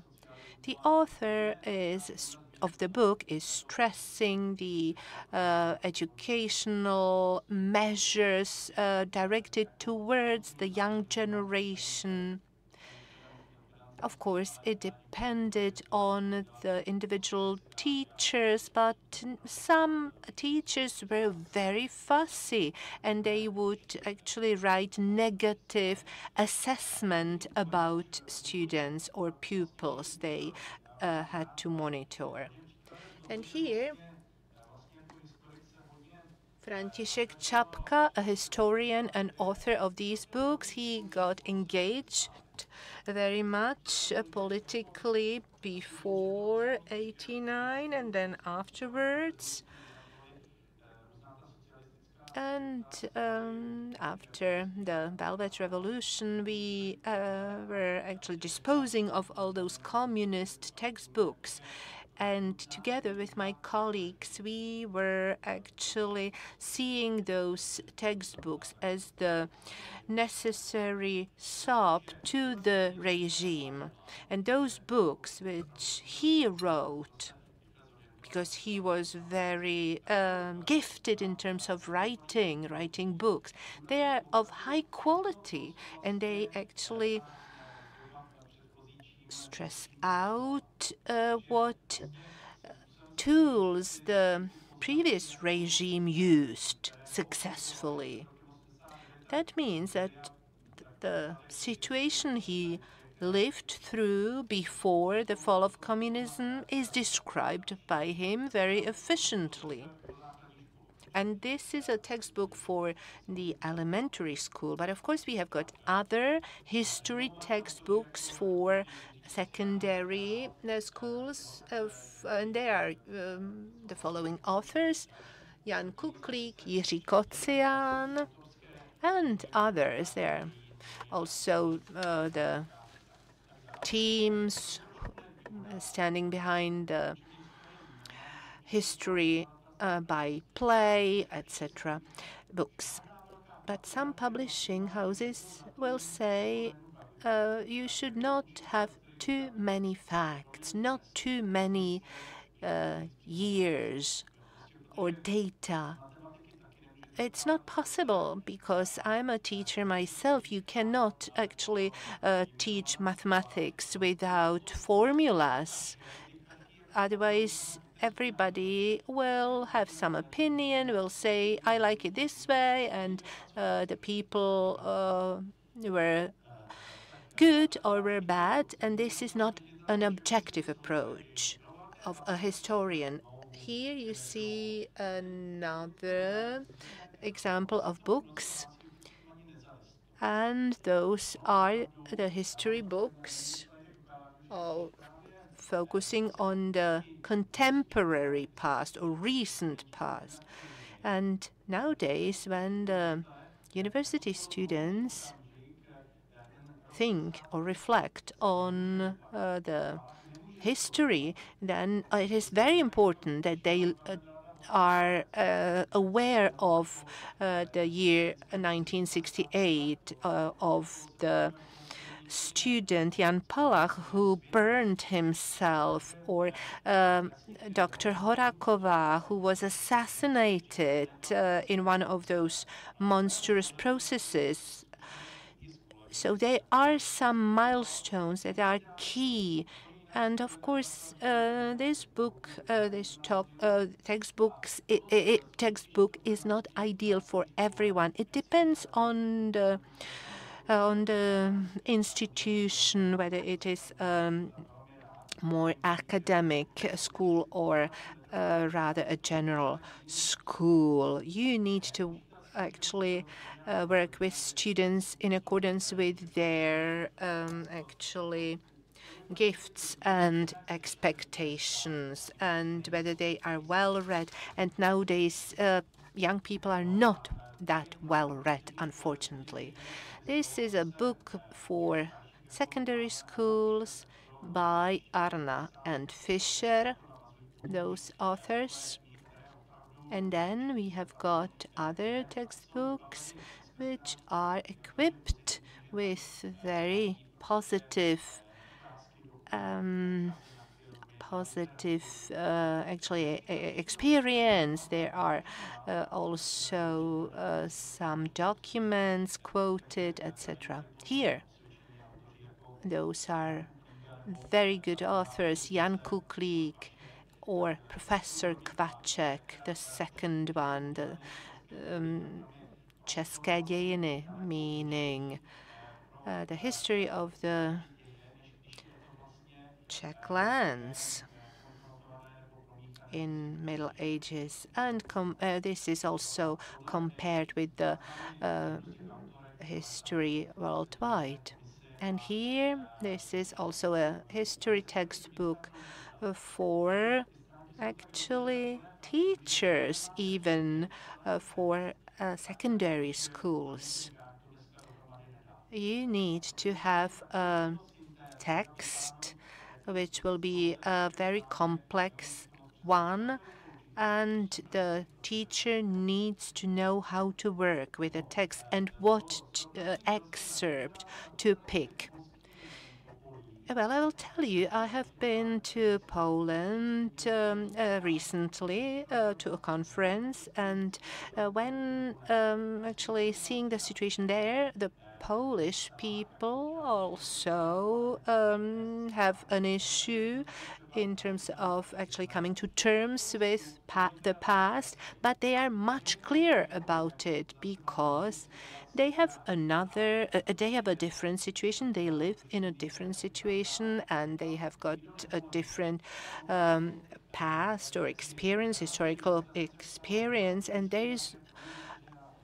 I asked them at the conference whether you have got different schools of thought, but they told me that they had this very dominant church. And of course, the opponent to the communist regime there in Poland was the church. And that was also seen as the enemy number one. Well, to wrap it up, we have got high-quality textbooks. What is very important is to have pictures in them also, but sometimes there is a confusion in definitions. So it is up to the teachers to actually clarify it. Of course, the situation regarding the role of the church is not very clear in our past. There have been cases of collaboration on the side of the church, but we don't have much about it. The only exception is the textbook by Professor Kvaček, and he uses the term church underground or underground church. But what does it mean to young people who have difficulties to actually distinguish a bishop from a priest? So the Poles are much more advanced in this regard, I would say. And here, this is a picture illustrating the students' impressions, how they see some personalities from the totalitarian regime. For instance, Alexander Dubček, a communist, liberal communist president during the Prague Spring period, and he is sometimes somehow over-recognized by young people. They do perceive, our students, some positive things, but of course he was a communist. And now there is a new film from that era, and now the students can see that he was basically a traitor to our society. And here, this is the Jan Palach story, as a hero who actually burned himself because he wanted to actually show the danger for the people from the coming from the communist regime. And here again, this is anti-charter. Another term, another definition, and you see the perception of the students. And now I'm not sure whether I have got some time or not. 2 minutes? Yeah. Well, this is how the students have perceived the communist totalitarian regime. We are still working on it, and once I have published it, I will have more than 200 respondents. Now I've got roughly half of them. So the question is, what emotions do they actually have, the students and the teachers, when speaking about communism? Well, clearly, 100% so far, they actually show or speak about negative emotions. There were exceptions saying no emotions, I perceive no emotions, and a few of them also mentioned that they experience nostalgia. Maybe their family members contributed to it, saying that not everything was so bad, so the students might have heard that. There was another question, how have we managed to come to terms with the communist past after 35 years? The answer was yes, we have managed, but there are some open spaces. There is something that we should have resolved, or they say that this is our past and we should already ditch it. It's still actually accompanying us, but we should already be freed from it. I also asked whether the Communist Party should have been abolished after the Velvet Revolution, and I was surprised by the students' answers saying yes. Unequivocally, they have been saying yes, the Communist Party should have been abolished.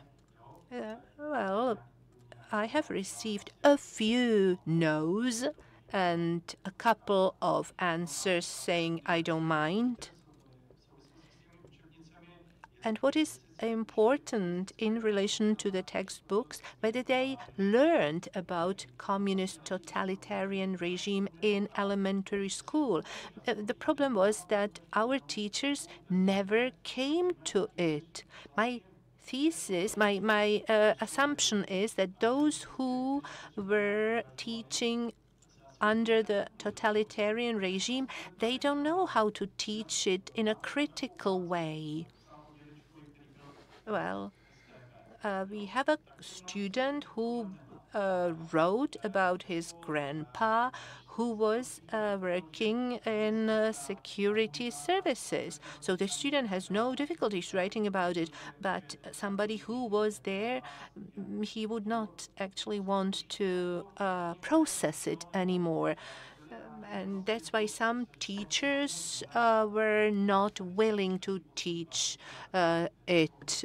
It sometimes takes 20 years, some say, and then you can process the past.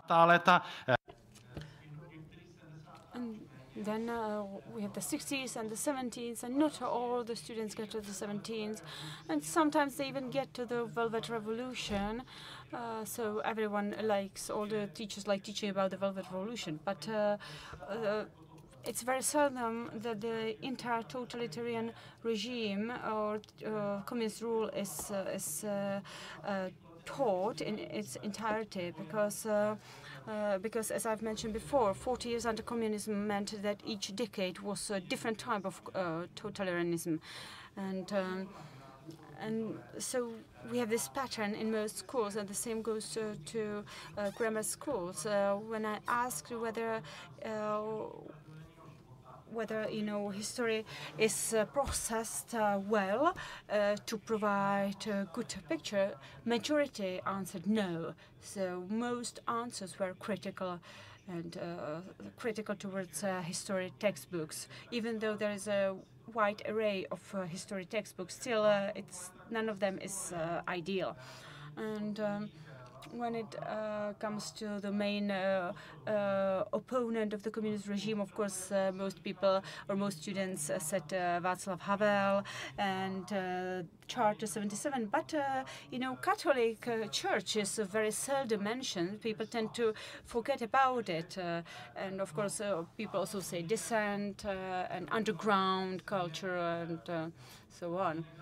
So the main negative aspect of totalitarian rule, of course, yes, most people agree, it's prosecution and so on, and lack of freedom and positiveness, positive side. So when I ask the students to name a few positive aspects of communist rule, sometimes they say certainty. Certainty is one of the positive aspects of totalitarian rule that they name.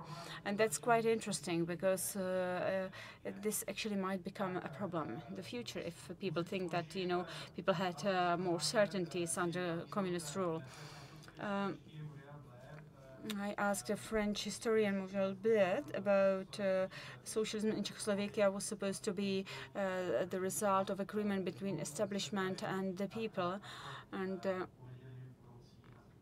future teachers said that they do not think so, most of them, but they said 1968 was an important milestone or turning point, because at first most people thought that at first communism was not going to be so oppressive. But in 1948, they thought, okay, people decided in elections, even though the repercussions were bloody. But after 1968, no one thought that there was any kind of agreement between the people or the citizens and the establishment. But unfortunately, I'm running out of time, so I have to finish here. But of course, we can discuss it later if you have any questions or there was something that was not clear. So thank you for this very interesting speech, and I would like to ask Mr. Cholinsky to come to the stage. He's focusing on the Czech historical memory and historiography after 1989. Jan, please stick to 15 minutes time. We're already behind the schedule. Hello. Thank you for the pictures. I hereby submit that I fully subscribe to the verifiable statement that the communist regime in Czechoslovakia in 1948 to 1989 was illegitimate, criminal and despicable and deplorable. I would also like to add that I agree with what has been said before during the previous panel, and I fully agree with what the panelists say, that the Communist Party should have been abolished after November 1989, and that the communist representatives were supposed to be sanctioned and prosecuted. But this did not happen. In the 1990s, Some of them actually became members of the parliament or high-ranking public officials. But in parallel, we could also point out that the same way communist historians from the 1980s, who were Marxists and Leninists, or just opportunists and were in line with the communist propaganda, suddenly started teaching at universities in the 1990s and later. And just like the failure to abolish the Communist Party has repercussions today, the same applies to university teachers and its impact and its consequences for the Czech history teachers. So there are two historians and one songwriter who significantly contributed to Czech historiography. First, I would like to mention Professor Josef Kalvoda and Associate Professor Václav Weber, two Czech historians. Their stories, personal stories, have played and will continue to play a crucial role in preserving Czech historical memory and improving the quality of Czech historiography, at least in my opinion. Kalvoda was a Roman Catholic and an anti-communist from his youth, and a Czech exile since November 1948, and from 1951 he lived in the United States, where he became a successful university professor of political science and history. I will mention here at least his groundbreaking monography, Czechoslovakia's Role in Soviet Strategy, which has been published 3 times in English and twice in Czech, most recently in an expanded version as part of a 2-volume edition of Sovietization of Czechoslovakia, Causes and Consequences. In 1992 and 93. Our associate Václav Weber was a communist in his youth, but he broke with the party in 1968, and as one of the few Czech historians, he did so consistently, as can be seen from his work after November 1989. Among his works, I would like to mention at least the monography, The Communist Experiment in Russia, 1917 to 1991, or A Little History of the USSR, or The Fateful Days of February 1948 and Nikita on the Throne, Khrushchev at the head or at the helm of the USSR from 1953 to 1964. Moving on to 1945, I will quote a toast by Czechoslovak Foreign Minister Jan Masaryk, delivered at the Municipal House in Prague on November 7, 1945, on the occasion of the anniversary of the Bolshevik Revolution. Quote, the Czechs and Slovaks long for peace. They need peace and they deserve peace. And how best to secure peace, ladies and gentlemen? In full, proud and humble cooperation with our great ally. Soviet peace means Czechoslovak peace and vice versa. And finally, may the alliance of the Union of Soviet Socialist Republics with our beloved homeland, the Czechoslovak Republic, blossom and bear abundant fruit. End of quote.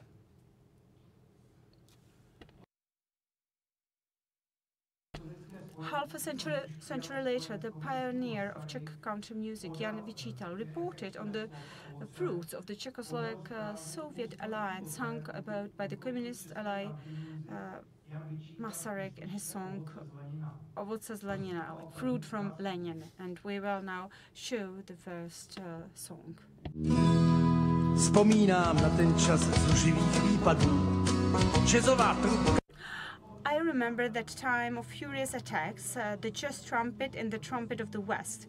We were just boys grown out of shorts when they were making revolution in Hungary.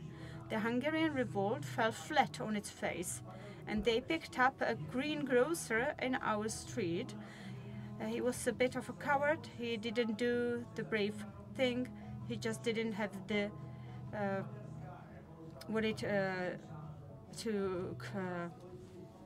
and when I opened my eyes, the taste comes right to my lips.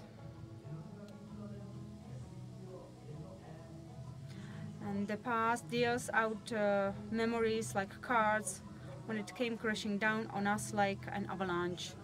This rotten fruit of Lenin.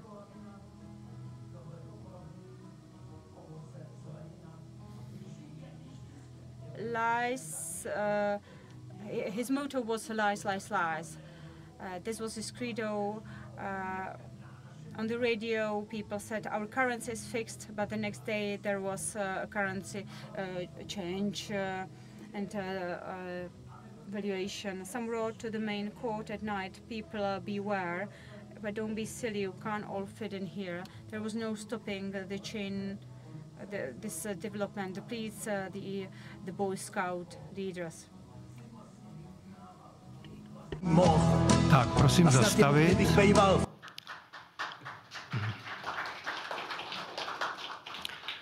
Já bych jenom řekl... I would just like to once again repeat that the last part of the song. We are kind of blind towards the fruit, the rotten fruit. Some farmers have full cells full of this fruit, trying to slip those fruits to those who do not know them, like the evil queen in Snow White was trying to trick the Snow White. So this was an example of a popular song. And this is available online. The singer Jan Vyčitel had other similar songs, and thus he joined the efforts to preserve Czech historical memory with several other songs focused on the theme of communist totalitarianism, probably with much wider reach to the masses than the historians presented above. I would like to remind you of two of his songs, one of them back then in 1945, and the second one memories of post officer's boy. He says, so I'm glad I have a railroad worker dead. He didn't lie, he didn't steal, he wasn't a communist. If I could have put my blood in your veins, Dad, maybe you would have lived to see the fall of the communism. But maybe you watched from above from the sky train as the Colossus came tumbling down and folded. The second part of my essay is a bit of theory and reinventing the wheel, so to say. So after the fall of the totalitarian communist regime in 1989, there was a problem of the necessary decommunization and desocialization of society, which in the Czech environment was called, coming to terms and reconciliation with the communist past. Whether one adopts one nomenclature or the other, the content is the same. This process necessarily has three areas: the area of memory, including historiography, education, artistic reflection, and the second area is the area of prevention, where we still have room for improvement, including the causes, trying to understand the causes of the fall into slavery. And the third area is the area of law, meaning the punishing the guilty and compensating those affected.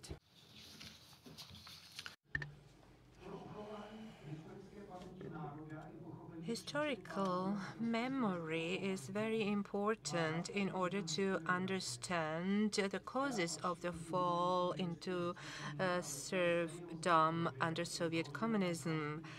It is very important to understand the facts, to see how they are important and how they correlate. Some historians, including Professor Kalvoda, mentioned in the introduction, consider it necessary to anchor the work with facts in a spiritual look. That is to say, in conviction that there is an objectively valid moral order for all times, which has a similar universal validity for human action and physical law. From this point of view, are also viewed in history of mankind such opposing variables such as truth and falsehood, good and evil, or freedom and slavery. It is perhaps not necessary to explain it further that the communists have reversed the meanings of those concepts.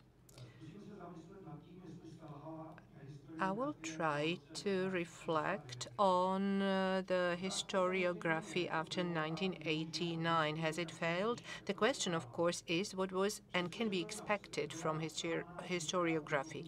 Despite the fact that some pioneering works have been written, much of what is essential is still obscured and obfuscated by persistent myths and Marxist demagoguery.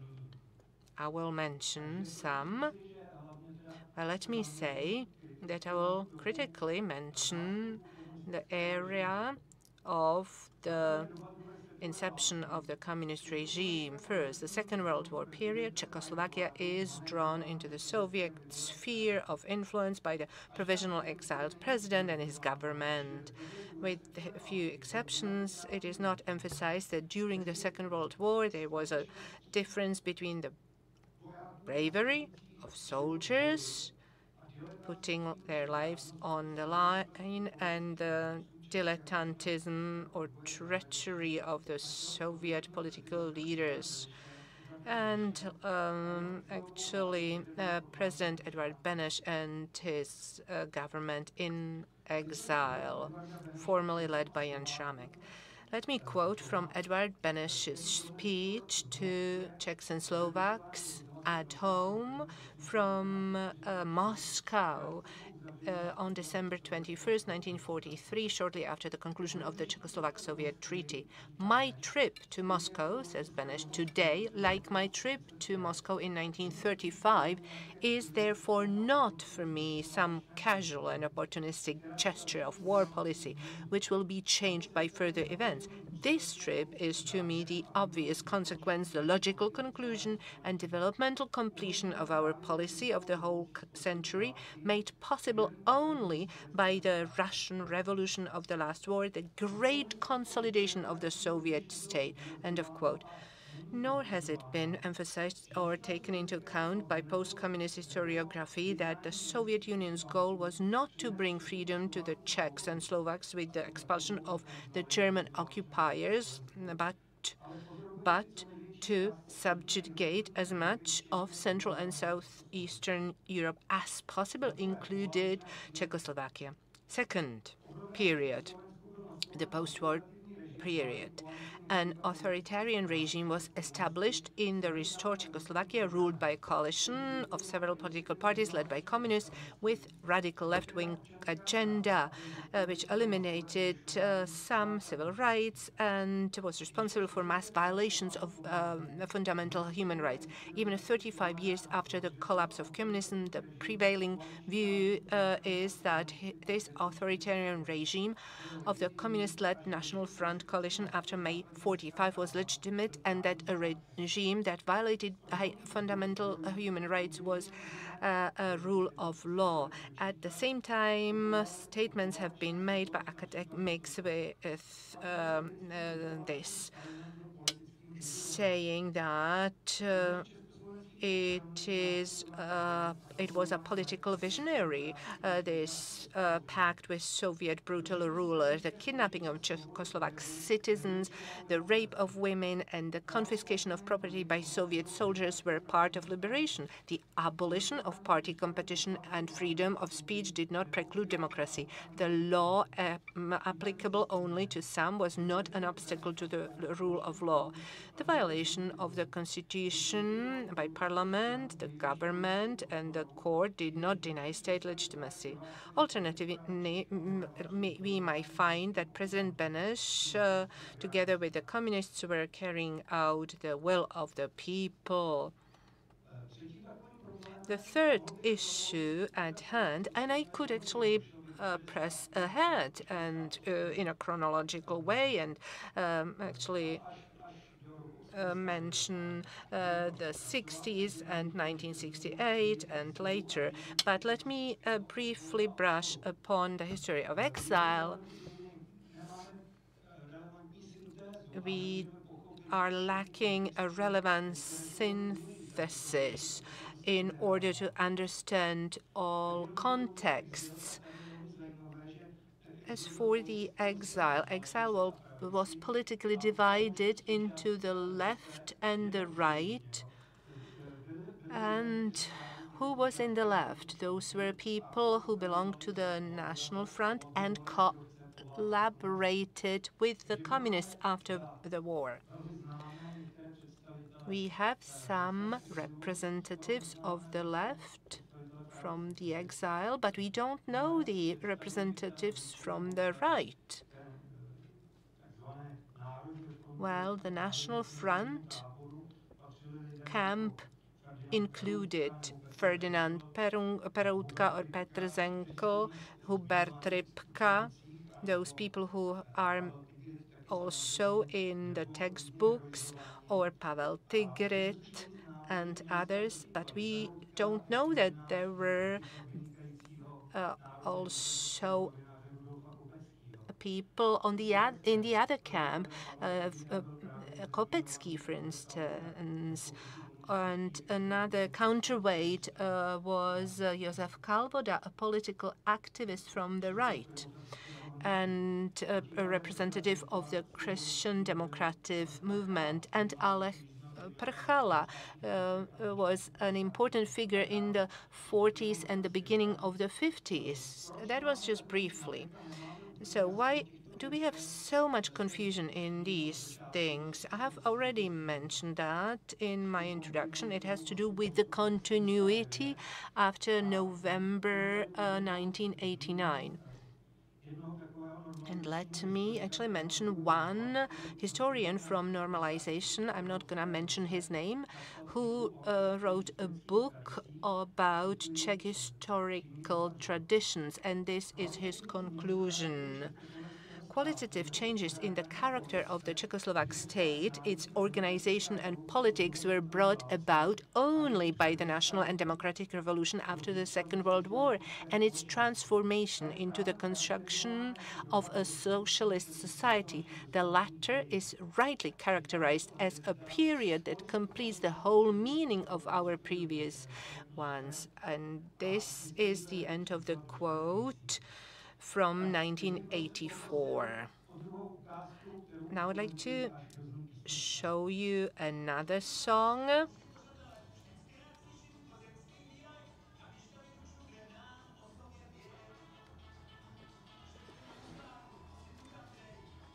Ten gauč tam si nesedej, tam už 45 let nesmí nikdo sedět. Ani já tam nesedám, když mám po práci. Tam sedějí v květnu američtí vojáci a tu tam, co máš nohy, tam šoukuj svý helmy. Táta vytakla hev šnapsu z úkrytu, pozval partu jazzmenů k nám do bytu a Chattanooga zpívala se velmi. Záběry jsou z května 1990. This is from May 1990.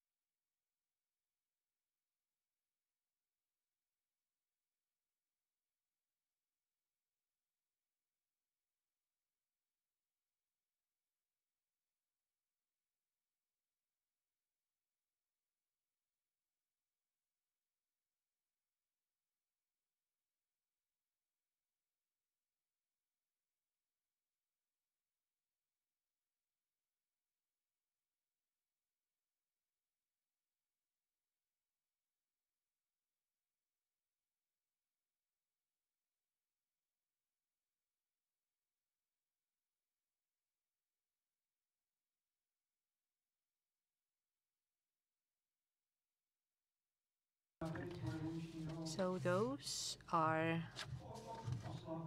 this is video footage from the events when American army liberated the city of Pilsen.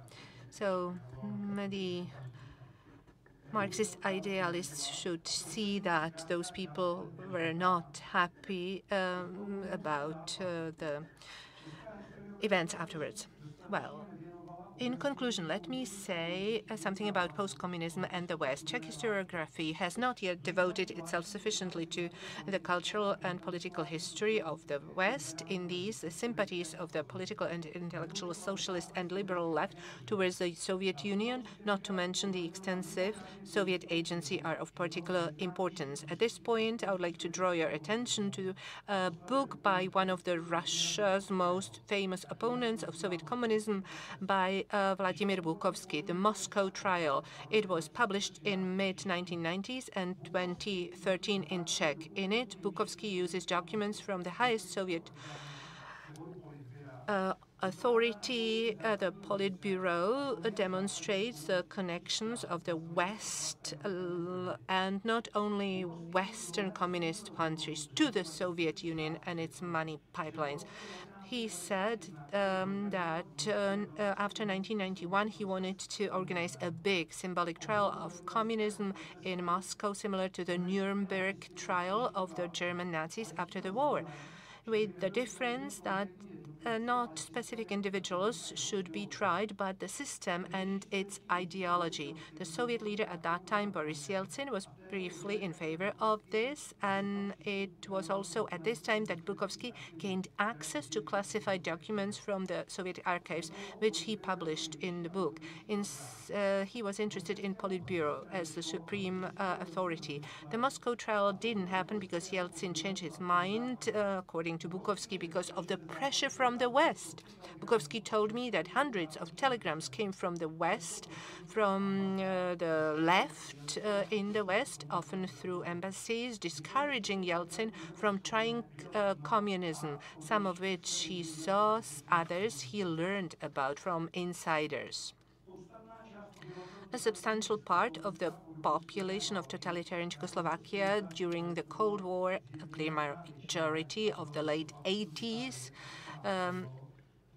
looked hopefully and quite logically and rightly to the Free West, its political democracy and free competitive economy. But they had no idea that there was a dramatic political and cultural struggle going on in the West, which would culminate in the 1990s. And they certainly did not imagine that in the third millennium, the West would be dominated by a radical progressivist ideology, with its system of values largely associated with the new interpretations of Marxism. I would love to end on a more optimistic note, but this is the best I managed. Thank you. Thank you, too. And now I would like to introduce Assistant Professor Ivo Cermat from the University of South Bohemia in České Budějovice, and his paper's title is The Return of Communist Anti-Zionism in the Czech Republic, a Failure to Deal with Israel. Thank you. I will speak straight. I will go straight to the business, and I will actually first say something about anti-Zionism. And then I will talk about how this situation basically was renewed after 2006, after the war with Hezbollah, between Israel and Hezbollah, and especially in the media. But we'll also look at the developments in the area of humanities and education. So how did anti-Zionism spread during socialism? There was not a clear methodology, but basically it was in the media reporting through certain associations, associative recommendations, manipulations. Here is an overview of the main techniques, such as not to mention the word Jew when talking about the state of Israel. Always talk about Israeli or Israelis. It's just it's a tiny thing, but it was very useful. So we as children did not know that Israelis were Jews because it was not allowed to say or talk about. No one was talking about Arab terrorism. Yasser Arafat was always shown in negotiations only his head down to his waist, not his entire body, and never show a terrorist attack, never show the victims. So Palestinians were never portrayed with a gun in their hands. So if you don't see a Palestinian with a hand in their hands, you cannot really imagine it. And never. So yes, never show a terrorist attack. As I mentioned before, we didn't know what a terrorist attack meant. It was not shown in the media and in news coverages, so we could not even imagine what it meant. And if something like that was mentioned, the term national liberation struggle was used instead of terrorism, and there were certain phenomena used that were meant to, kind of like switch off your brain or brainwash you, such as, bodies of dead children were shown. And the moment you are appalled, you are shocked by what's going on, someone in the news tells you this is what was done by the Israelis without giving you any context. But of course, there needs to be something positive. So these coverages often ended with claiming solidarity from the entire world, like solidarity of workers around the world. So the aim was to awaken a sense of conformity, a desire for friendship, so that Czechoslovaks see that the whole world was thinking this and was going in the same direction. But the same techniques were used in written news, such as the use of occupation, which associated the Nazi occupation to Czechoslovak reader, because I have to explain to the foreign participants that in Czech, occupation is not used the same way as in English. If you go to the toilet, you don't see occupied on the doors of the toilet. So when in Czech you see something is occupied or occupation, a Czech person will always think of Nazism and the Nazi occupation. And I was quite surprised when I read the Communist Daily that Western liberals were quite cited a lot, quoted a lot, and the aim was to manipulate the readers and create an appearance of unity, of conformism, and try to persuade people that the entire world was thinking the same thing that we are, and that Israel was being criticized by peaceful nations and so on. And now I will show you clear associations, sound associations. The first one is showing Israel and militarism.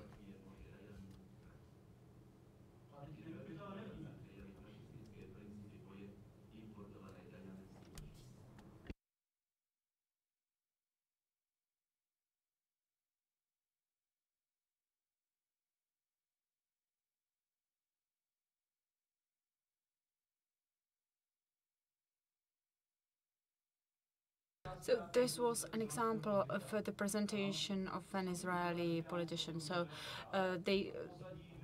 someone says who this person is, but in the background you can see sound showing, explosions and the sounds. Imagine that, the soundtrack had to be done in retrospect, so it was done later. And another example of how music and soundtrack was used.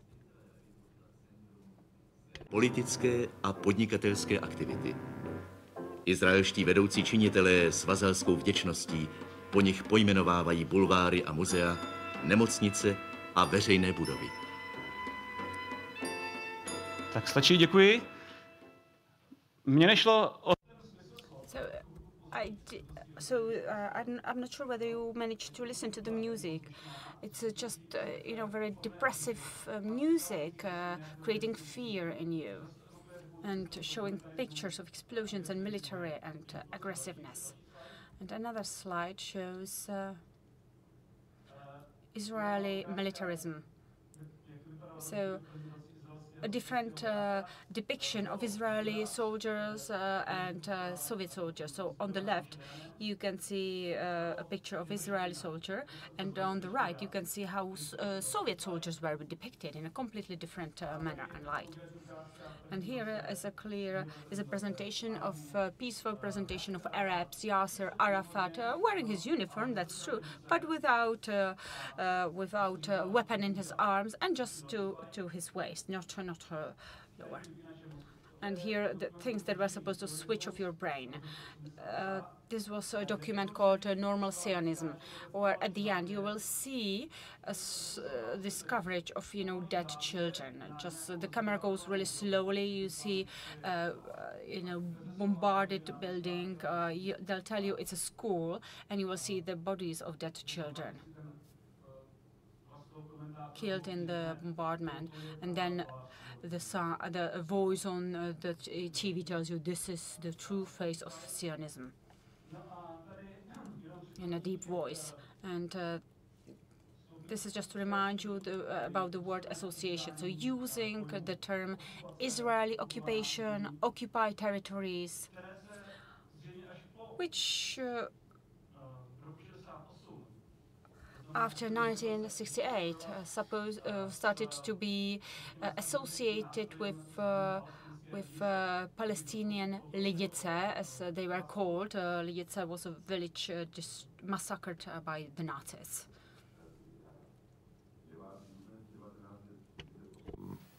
Teroristé z organizace Irgun Zweileumi pod vedením Menachema Begina vyvraždili obyvatele palestinské vesnice Deir Yassin, 254 mužů, žen i dětí. Vesnice pak byla srovnána se zemí. Pokud vám její osud připomene jednu českou vesnici z Kladenska, není to náhoda. Metody fašistů jsou všude stejné. Stačí, děkuji.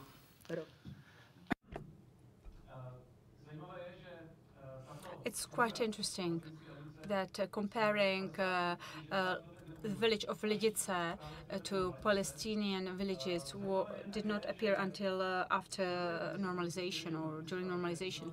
And at the time when the communist regime thought that Israel will be on the side of Soviet Union until 1950. There were different Israeli Lidice. This was Kibbutz Fanzion, where Arabs were massacred, and all by Arabs, all civilian Israelis were massacred, and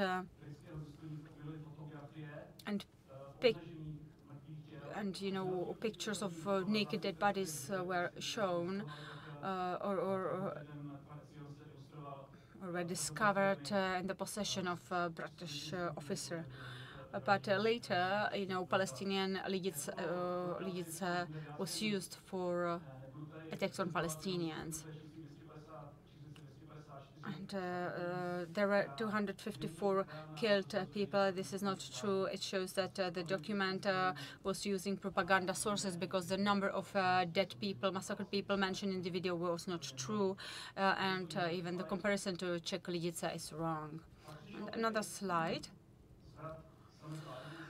Major turning point came in 1989. For me, personally, as a child or young teenager, the new information that came here were a big eye-opener.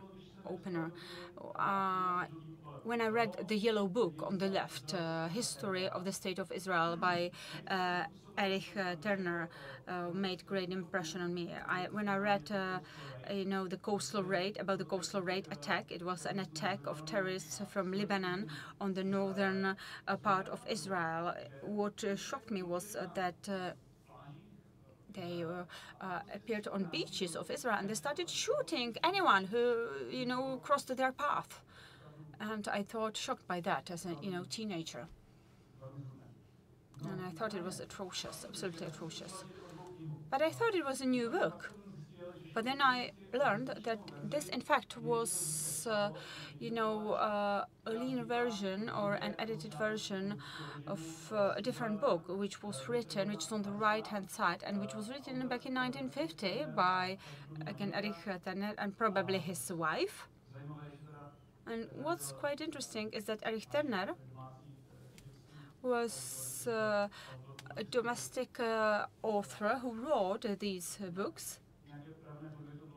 And then it was published after 1990 in some form. And what shocked me in 1990 was, you know, kind of like a lighter version of true events. And we still don't have true depiction of the terror, of the Arab terror in the Czech language. And then in the 1990s, a completely different relationship with Israel appeared, and this was not just intellectuals and historians. It was like a mass cultural wave supported by culture, especially, you know, mass phenomenon. And the fame of a music band called Ocean. You can see they used the star, David Star, and then they were renamed Shalom. They had a famous song, Rachel. And when they came to my city for concert, you know, our main square was full of girls dressed in black and with Hebrew accessories, you know, rings and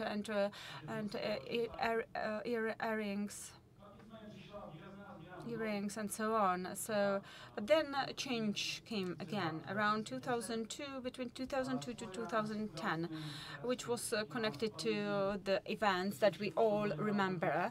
I think this was partially due to the success of Communist Party in the elections of 2002, but then the changes in historiography, the revisionism, but also some which was not connected at first with the return of anti-Zionism, but hand in hand with this revisionism was a very proactive engagement in the counter-government protests, but these were protests against the democracy, not against the government. And the biggest sign of this change was the first direct election of the Czech president in 2013. You can see famous Czech actress Jiřina Bohdalová together with our former president Miloš Zeman in the picture. And in the past, people started to be interested in completely different things. And I felt like the older generation started to feel that, okay, now they finally can say that they didn't like the 90s and they are free to talk about socialism being actually a good period and that they liked it. And with a certain delay, this showed in our attitude towards Israel, because Israel is often mentioned in connection with conflict or violence. And the first opportunity was the war with Hezbollah between 2000 and 2006. And the reporting, the coverage at first, the news coverage at first was quite correct. I lived in Germany back then, so I was confronted by how the German media covered this conflict. So compared to the German coverage, it was still okay in the Czech Republic. But then I suddenly realized that things started to change, and suddenly this was connected to the intervention of the town of Kwana on the 30th of July 2006. So basically the Israeli army shot a place from which it was bombarded or from which people shoot at it. And there were, of course, civilian victims, and the Arab propaganda used it to its advantage. And a Czech TV reporter came to this place in order to provide a news coverage. And he started to cover it in not objective way. I would say he was reporting that those were people who were supposed to say what they wanted, that they were saying that it was a manifestation of a genocide. Whenever Israel was covered, then verbs expressing aggression or assault were used. Whenever Arabs were mentioned, then they were mentioned in relation to actually saving lives, actually saving people. And then there was an interview with a civilian, random civilian, apparently. In this case, it was Buraji. And he actually told a story that he came, he saw the wounded, and immediately he was giving them a helping hand. So the Arabs have always been helping out, not shooting at all.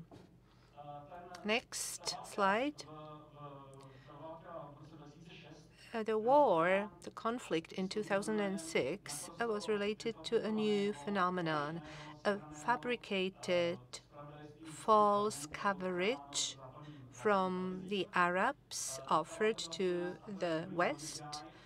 It was related to a green helmet guy, a person who was playing a victim, but somebody noted that on other pictures he is saving people, and the same person, green helmet guy, this was the dubbing by the media, he used the corpses of dead children for this dramatic propaganda. They found some house with dead children, and you see them here on the picture, and they actually fabricated this scene, saying or showing that this green helmet guy found them and he uncovered them from the rubble, and he actually marketed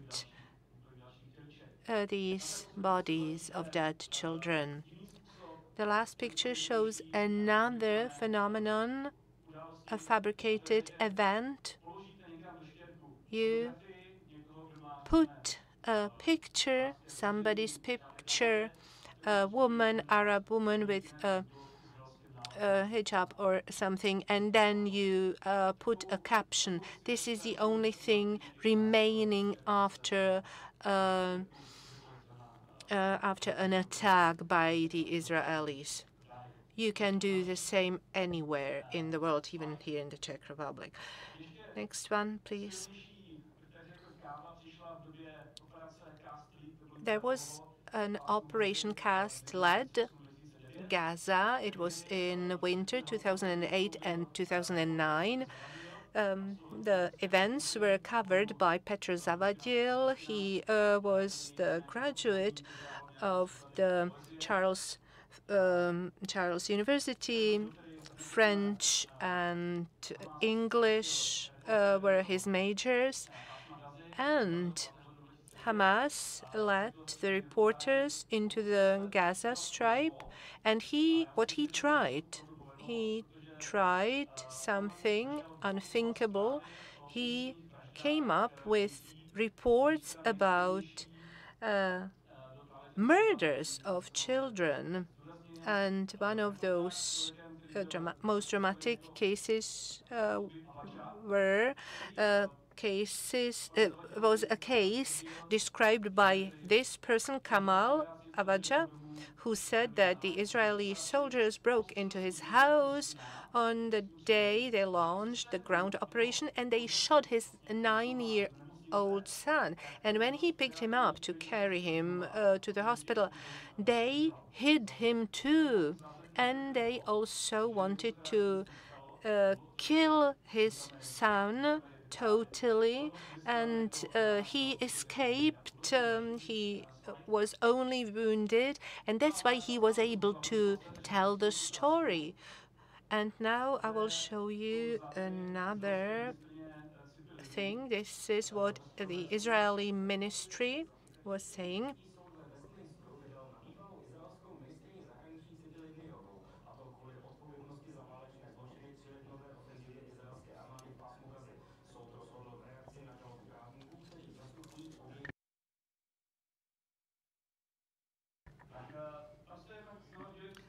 Here, this was the same technique used as when I showed you another footage. This was a politician from Israel, and in the background there are actually explosions shown, and this was an Al-Haq NGO reporting, doing the coverage. And they do these things in order to attract attention, media attention. Next. This was a highlight. This was an active participation of the Czech reporters on the yacht, a Freedom yacht, and Zdeněk Lokaj, Petr Zavadil, and Alexander Vojta. Those were all those reporters participating in the ship.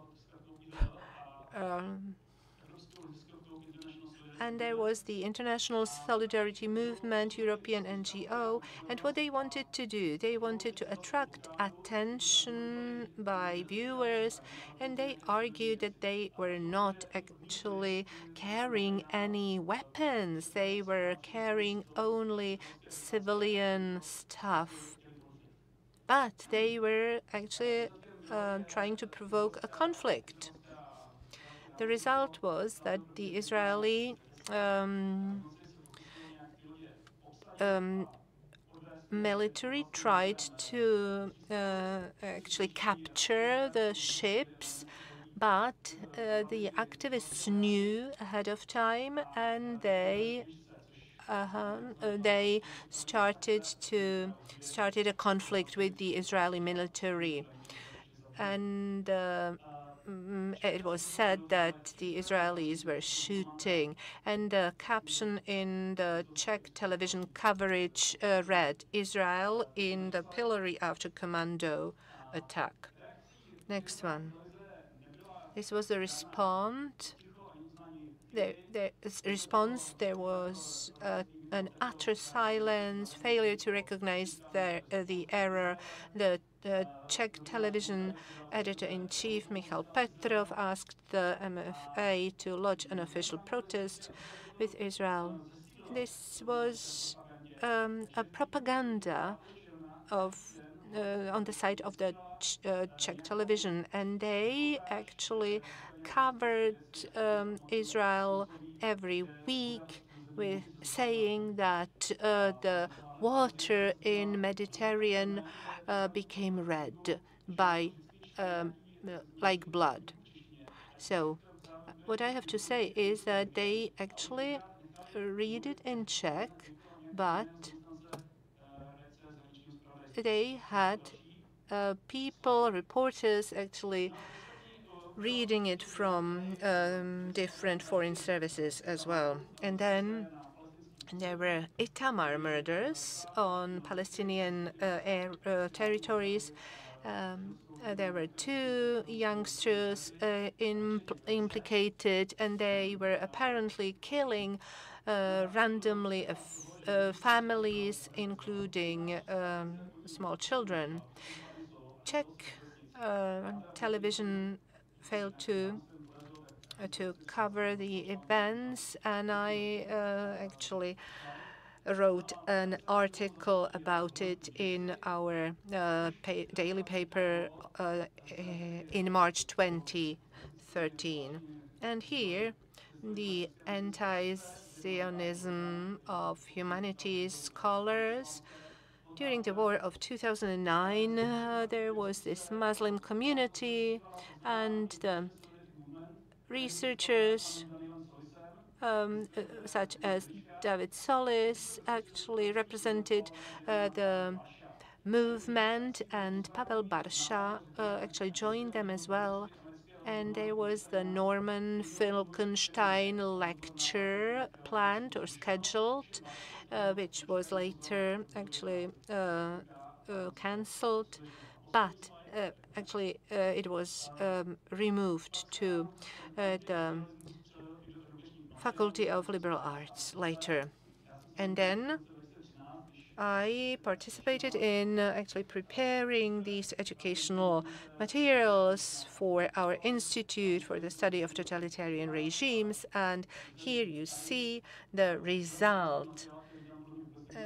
This is the title. The history is repeating itself. The caricatures shouldn't be there. It actually indicates that Israel is actually committing some kind of Holocaust, but this is actually a text that was formulated by former education workers who are not working there anymore. Thank you, ladies and gentlemen. We are going to skip the break because we don't have any time anymore. So if you want to, then you can grab some refreshments, but otherwise we will actually press ahead. And Petra Virtova is invited to the stage.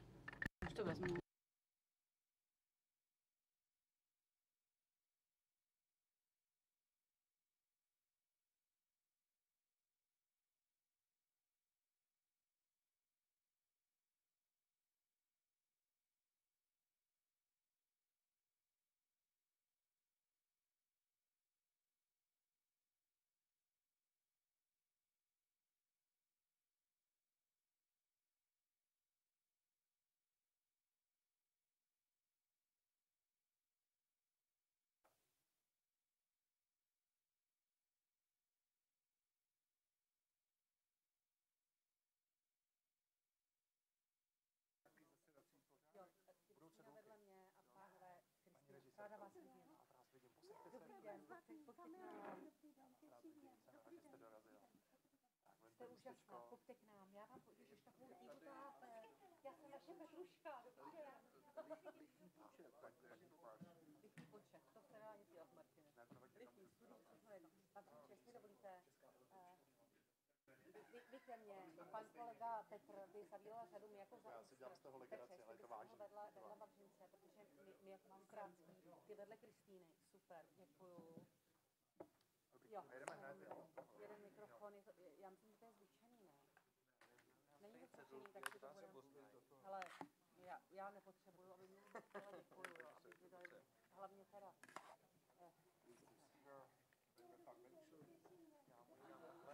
Děkuju, to jsem ráda, že vás vidím. Děkuji, Jakube. Ano, děkuji vám. Tak vás ráda poznávám, paní Kristýno. Vy jste byla, já jsem byla v taxíku a vy jste byla v metru. Ježiši, tak jsme se nakonec jsme se... Pánové, naliju vodu. Nalejte vodu, naliju vodu. Tyhle dvě jsou čistý. Tenhle je moje, paní Kristýn, jo, a pán, teda jestli, Jakube, můžu pánům, aby měli, děkuju. Dva mikrofony, tam taky dva mikrofony, jestli dovolíte.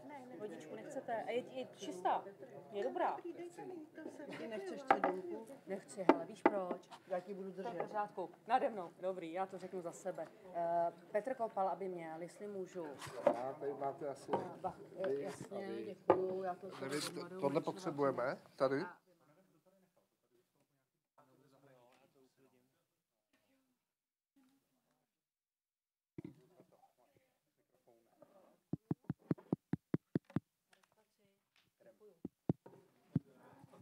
Raz, dva, tři.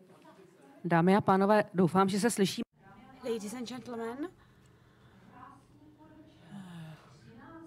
good almost evening, 13th of 11, 2024, and this panel will debate how hard or perhaps how easy it is to make films about communism and how this phenomenon of communism is perceived by the current young generation and whether they perceive it at all.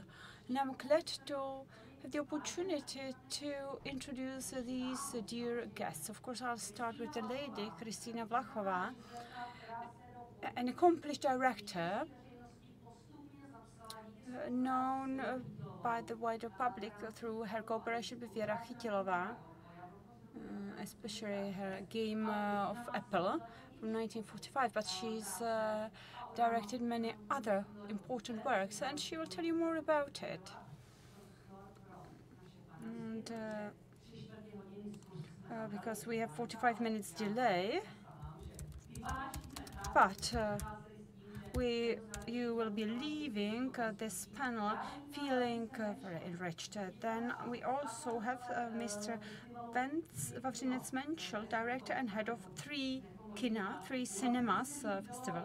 And what I liked about Vavřinec is that he's not humble at all. I quote, he said, "We have the ambition to be the best festival in Prague," and this year shows that he managed to do that. And last but not least, we have Mr. Petr Kopa here, film historian, expert on film history, and a researcher who deals a lot with association between film and totalitarian rule. And I'm sure Petr will tell us more. So I would pass the floor to Petr right away. So perhaps, Petr, if you could tell us how difficult it is to shoot films about communism, what it means, and what was it like for film writers and directors to do films under communism? Well, good evening, almost evening. I won't even say afternoon. So good evening, ladies and gentlemen, and thank you for passing the floor to me. I researched the relationship between film and history. As a historian, I deal a lot with audiovisual representation of the past. And films, of course, can depict history in their own way, using their own conventions, your own codes. And it could be said that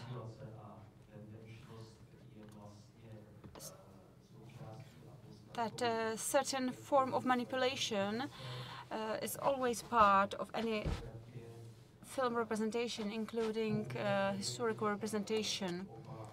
And these types of depicting the past, historiography and historiophote, which is a term coined by Eder White, and a US historian, they accentuate something different. They have their own priorities, and both these representations create a probable story, a story that should have some form of internal cohesion, a logical entity which is not against the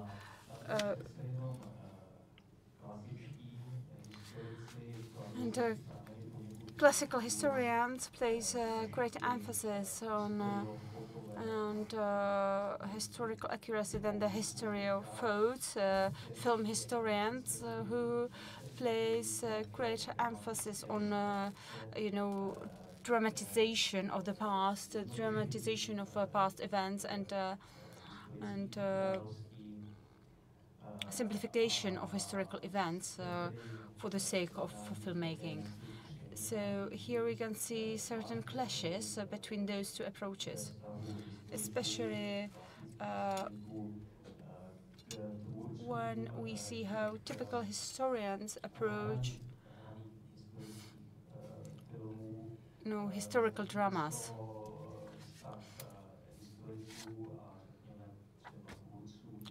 Whereas the relationship between historians and documentary filmmakers is less problematic, is smoother and less controversial. But at the same time, historical drama with real-life actors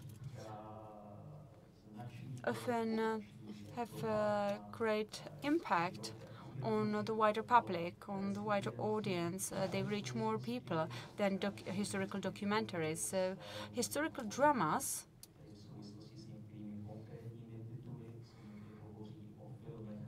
are often called films of our memory. films that have the power to form collective historical memory. An example of such an influence is the reception of such films, so how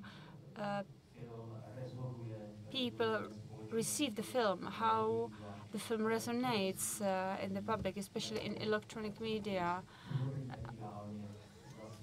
whether it is it forms a network of multiple media. And for instance, Mardel's film Wavelength or Waves, Wavelengths about 1968 in the Czech radio, recent film, Czech film, could be an example of such film. And when we talk about depicting the period of communism by filmmakers, perhaps there were films that were shelved, that were locked up in a treasure, because the communists did not want the public to see them. And there are two such films, one by Kachyňa, Ear by Kachyňa, and one film by Menzel, and film by Menzel called Larks on a String. And these films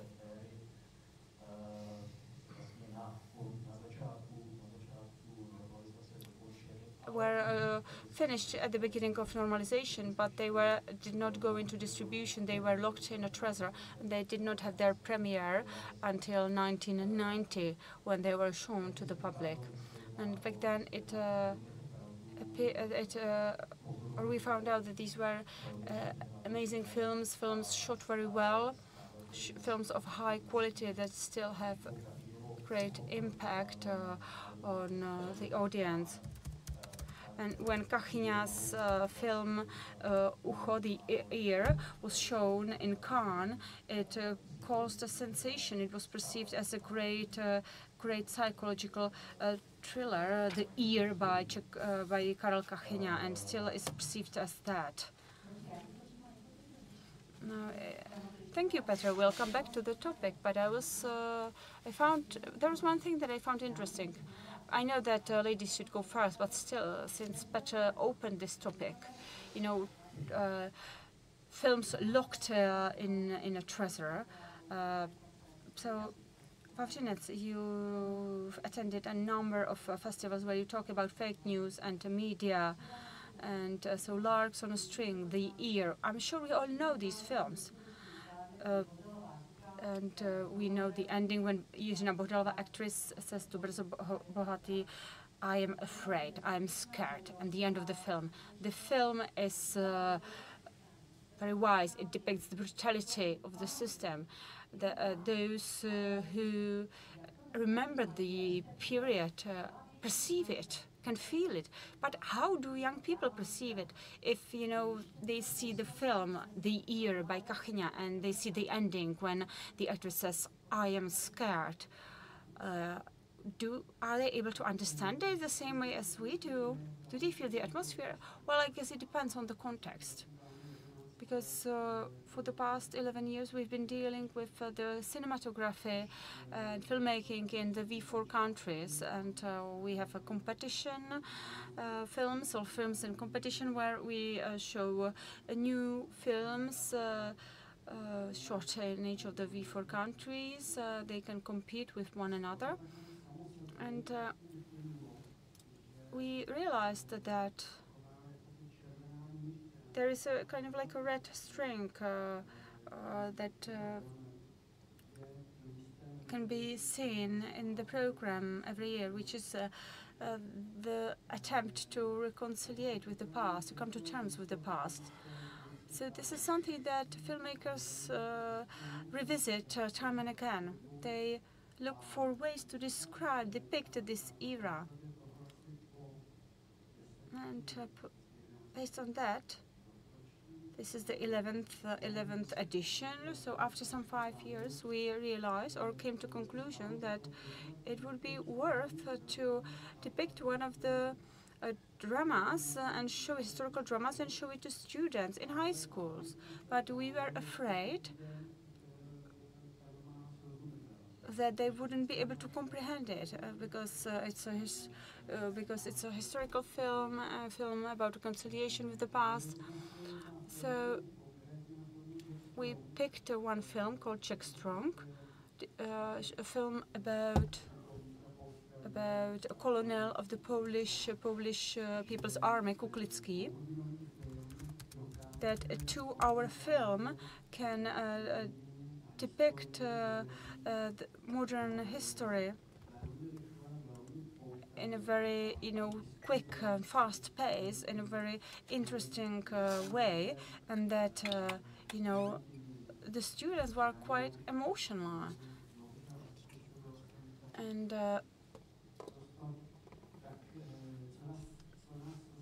so what we found interesting was the first question. We had a historian there, and we thought that the first question would be for the historian: what was it like? What happened? Whether it's true? But the first question came from a little student. But she said, "I apologize. Before I ask the historian, I have a question for my teacher, for my history teacher. Teacher, why didn't you tell us anything about this? Why haven't we heard about this before?" And we almost had tears in our eyes because this is exactly what we were aiming for. We wanted young people to start being interested in history themselves. So, teacher, why didn't you tell us about that before? Why haven't you told us anything about that before? Why haven't we heard about it before? So this brings me to our next speaker, to ask someone who remembers this, who made films at the time under communism, when Kristina Vlachova knew that she was probably shooting films that will be shelved, that will be locked up in a treasure, but she still wanted to do it. So, Kristina, we know that you work, you focus on Czech TV and public media, but I have a different question now. What is it like for young filmmakers to shoot films at a time when they know that the regime is against them? Where do you find the motivation? Well, you're asking about the period after 1989. No, I'm asking about your experience with Věra Chytilová, because you were also shooting films before 1989, but you were not discouraged. Well, Game of Apple is not a political film. I thought we were going to talk more about documentary films. How much time do we have? Okay, this is suspensive. Well, we have some 30 minutes, but there are 3 of us. So, the Apple game. So, the Czechoslovak comedy directed by Věra Chytilová.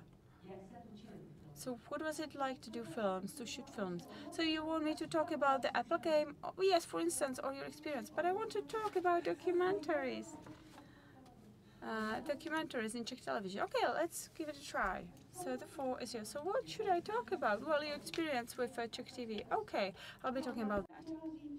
Well, I wanted to say that after the Velvet Revolution in November 1989, the new people, managers, were clashing with the old employees, and the situation was very, very difficult. And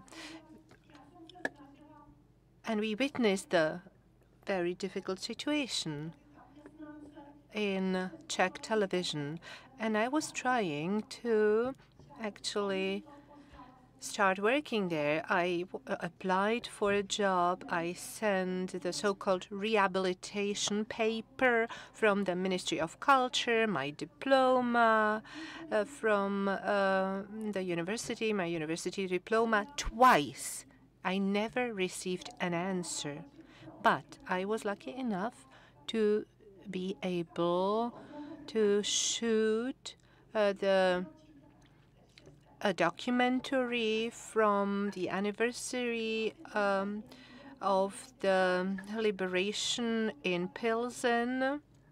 It was 1990 when I actually made the documentary, the film, and that was a documentary made by me on the liberation in Pilsen, May 6th, 1945, and I brought it to the head of documentary department in the Czech television. He was the new head. I knew him from a magazine where I worked, where I used to work. When was it? What year? 1990. Oh, maybe I forgot to say that. So I brought him this tape with the liberation of Pilsen, but he was an agent, a security service agent, and he had to leave. He was actually given a notice, and I myself had the possibility to make another film about the lustration vetting law. And even today, what I'm faced very often in Prague or in Slovakia, that our federation was divided because the Slovaks didn't want to have the lustration or vetting law. Okay, thank you so much. And let me ask the historian, Petr Kopal, what would you say about it? How about Slovakia? Whenever you say something about it in Slovakia, what would you say? How do they describe the situation? Well, in the 1990s,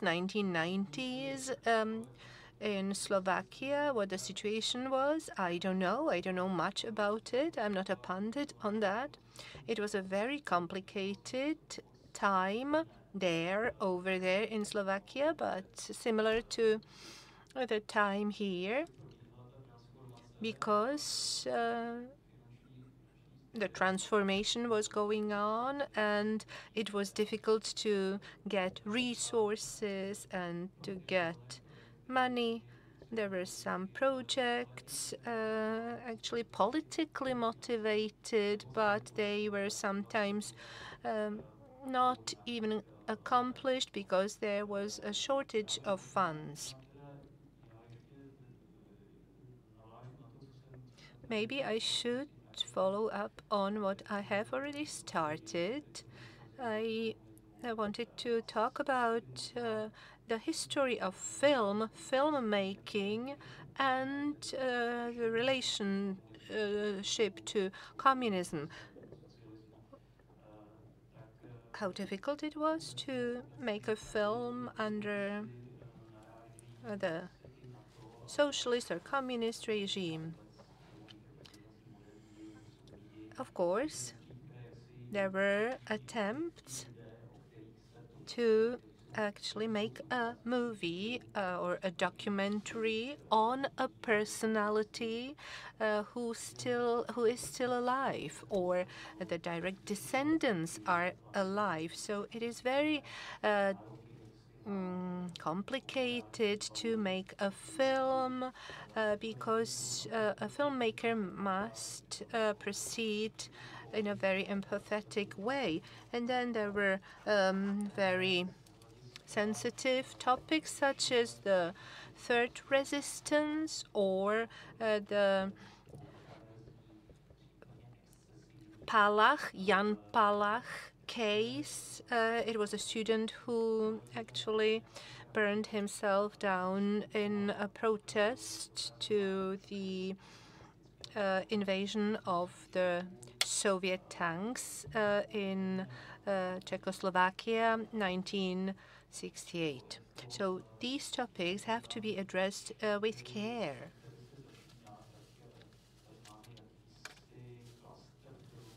At the beginning, there was a so-called cluster of films about a communist or People's Army, and those were actually mostly comedies. That means that there were some films which were rather independent films. There were actually such films made as Černí baroni, Black Barons, by Vít Olmer, or other films by Martin Holly. It is like The Silent Place. This is another film that is part of this military cluster. What was the reason for such films being made?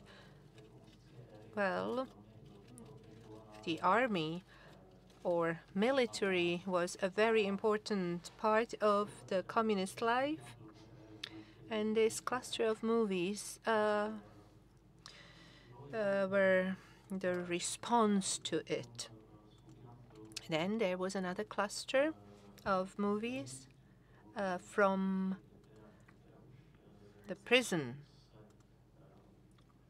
That means that there are stories told involving victims of those times, but the mainstay were the comedies, bittersweet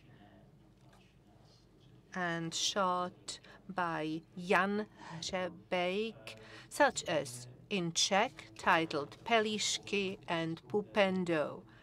And then there was another team, Hřebejk Jarchovský, and that was Kawasaki Rose, another title, and another bittersweet comedy. Those were the sweet years.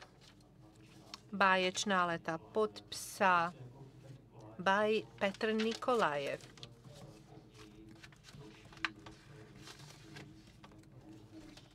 Bliss was in Bohemia, and he also actually shot another movie later, and that was rather raw. Thank you. That was very complex, yeah. But Christina wanted to say something. I know that Jan Palach and the events around that time, this is something you have focused on, right? Can you remind me of it? Yes, I will try. Well, we don't have much time. I will be very, very brief. I managed in 2008 make a documentary on the student Jan Palach, and it's called The Mission by Jan Palach, Jan Palach's Mission.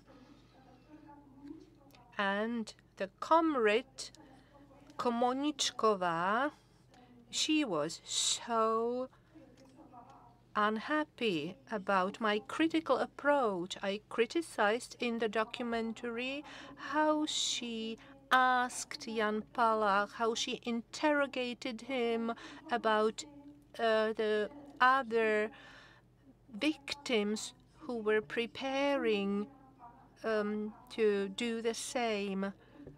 And a psychiatrist was supposed to come and interrogate Jan Palach, who was lying in the hospital, all bandaged after this attempted suicide. The comrade Komoničková had a boyfriend, Vladimír Tuma, and they together were actually doing this interview. He was dying in bed.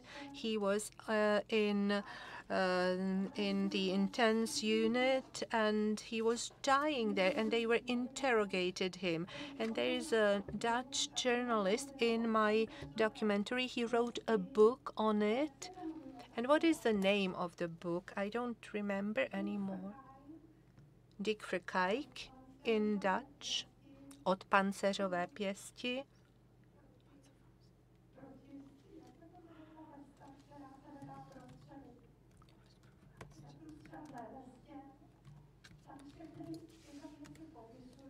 And Panzerfaust. This is the movie, and he is describing everything in that book. And that person, Tuma, who was working for the security service, he actually didn't like me being criticized about them. They actually wanted to sue me, but I have to say that the press people were, they didn't care about it. And then I have to say that it sort of, it has never been ruled or adjudicated, but this documentary spent 7 years in the TV vault. It was shelved, and Petr Janiška, who was the head of the Czech Center in Poland and was preparing an overview of a show of Jan Palach movies, and he wanted this documentary. He wanted to show it in Poland, and Petr Dvořák, the CEO of Czech television, he then released it. He actually agreed that the film should be shown in Poland, and they did it, and then they released it for the Czech television as well. But 7 years long, this film was deposited in the vault. Okay, it was the reporter of the Lidové noviny Daily, and he was the head of the Czech Center in Poland, and he was very interested in this thing. And thanks to Petr Janiška, it was possible to actually advertise Czech movie industry in Poland. However, I have a question for you. We were sort of preparing the questions ahead of time. I'm admitting it. We are not improvising, although I am a moderator who is not using a prepared scenario. I want it to be very impromptu, and please ask. I know that we are behind schedule, but it's not that much. It's only 20 minutes. So, Vavřinec, when we talked about it in your office, we skipped 1989. And I would like to ask you, did we ever think what it will look like 20 years later? Or were we so happy about this bipolar system, and we were so exuberant about new times coming? But what is the situation now like for Czech movie making? Well, it has to do with our willingness to come to terms with our communist past. I think we could have done better, but we would have to discuss it more. I actually focus on Poland, Slovakia, Hungary, and the Czech Republic. We are active in movie making there, and in all those 4 mentioned countries, we are lagging behind in terms of getting to terms with or reckoning with the past, communist past. The proof is the mentioned film Kawasaki's Rose, because the end of that movie is that the dissident is actually in the arms of that person. It's called The Mole, official title of the film. And then there is this informer, and the film is depicting the whole situation in a very detailed way. So it is very difficult to say what we missed out. Lépe než dopředu. And I think that there is, or the current demand of students or young people for these films is still growing. Yesterday we had a screening of one such film for students, for teenagers, and it turned out that students are very inquisitive, are very curious. They ask questions about Orwell, George Orwell, and his dystopias, and so the students had many questions, and it gives us energy. So it's a driving force for us, and people. And people are still interested in it, especially young people. So, and what about the students? They asked you some difficult questions. Is this how they were difficult? Well, we are used to the fact that we don't have to explain much.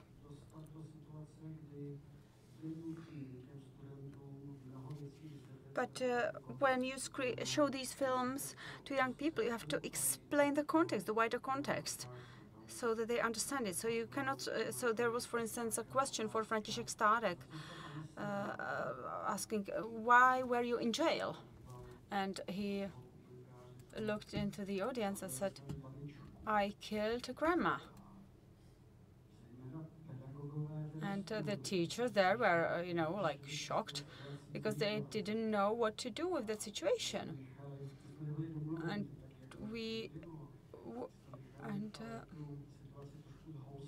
so we waited for the situation to become thicker, and then I said, just to explain, at that time when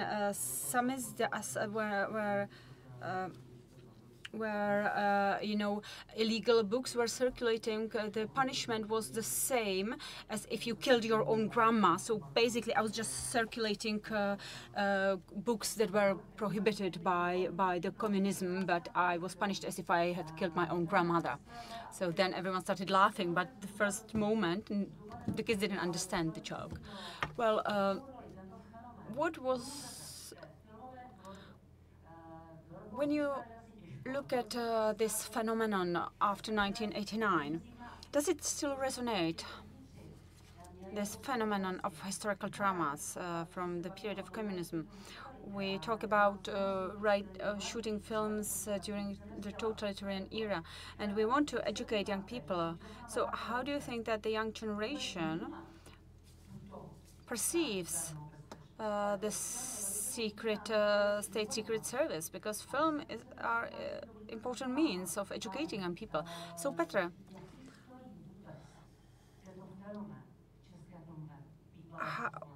what is the phenomenon of secret police, state secret police in Czech film?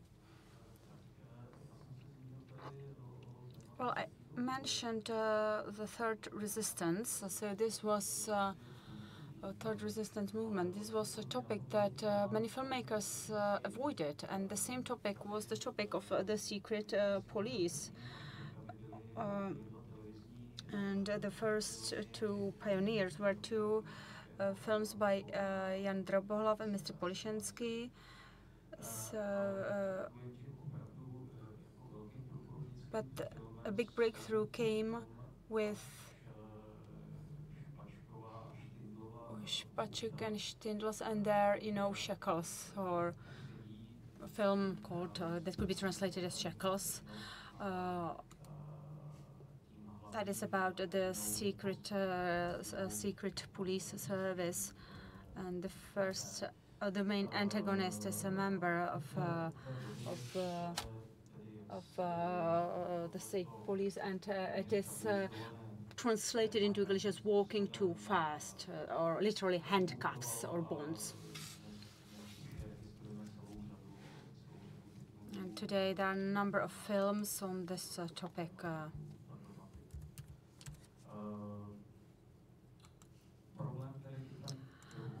The problem that I see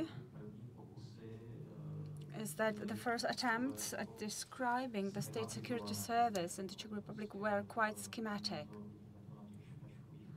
We can see it in the Walking Too Fast or the Handcuffs film, that the main antagonist of the state security officer is kind of like psychopathological.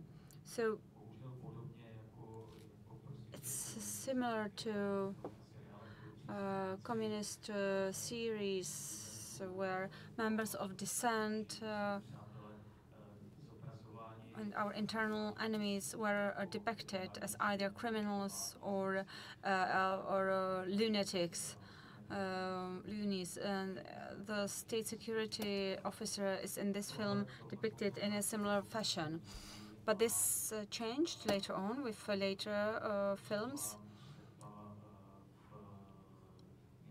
such as Agnieszka Olandová, the Burning Bush, a series where there is a state security officer played by Igor Baresh, who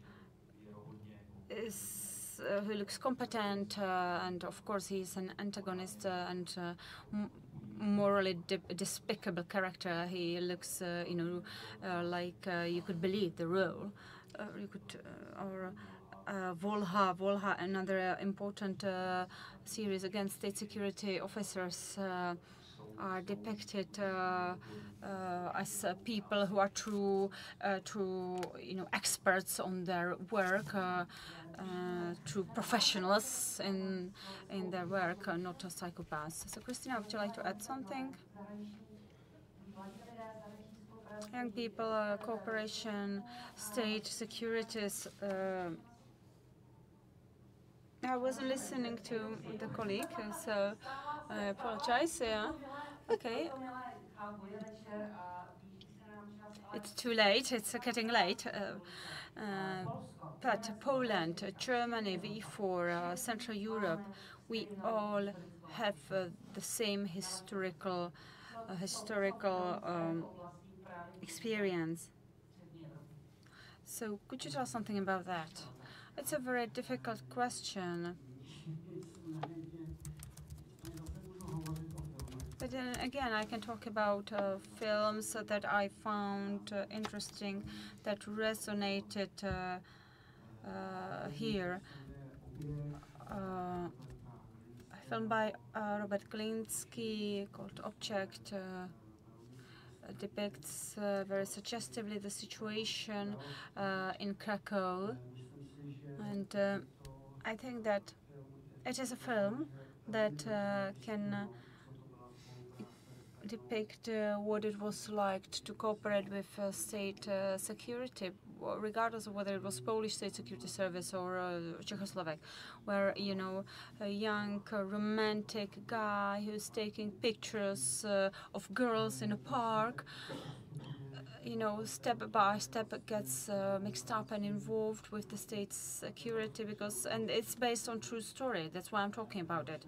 He starts taking pictures for the secret police in Poland, and because he's very smart, he becomes quite professional, quite successful professional, police officer or investigator, and he becomes quite brutal actually. And this is a film which is not trying to downplay the cooperation with the state security service, the secret police.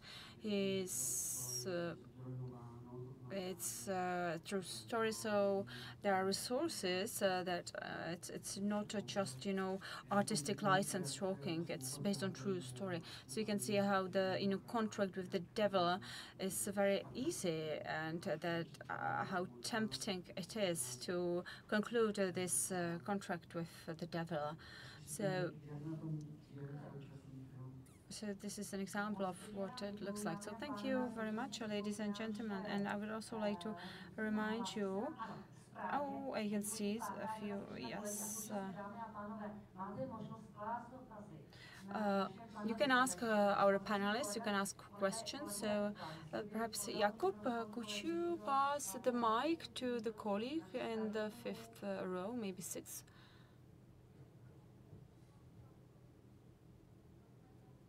Yeah. Could you please turn the mic on? Okay. Yeah. I'm not sure whether you mentioned a film by Pavel Kremen from 2011. I didn't hurt anyone. I think it's a very good film, and I just wanted it mentioned. I did not hurt anyone by Pavel Kremen. Thank you for mentioning it.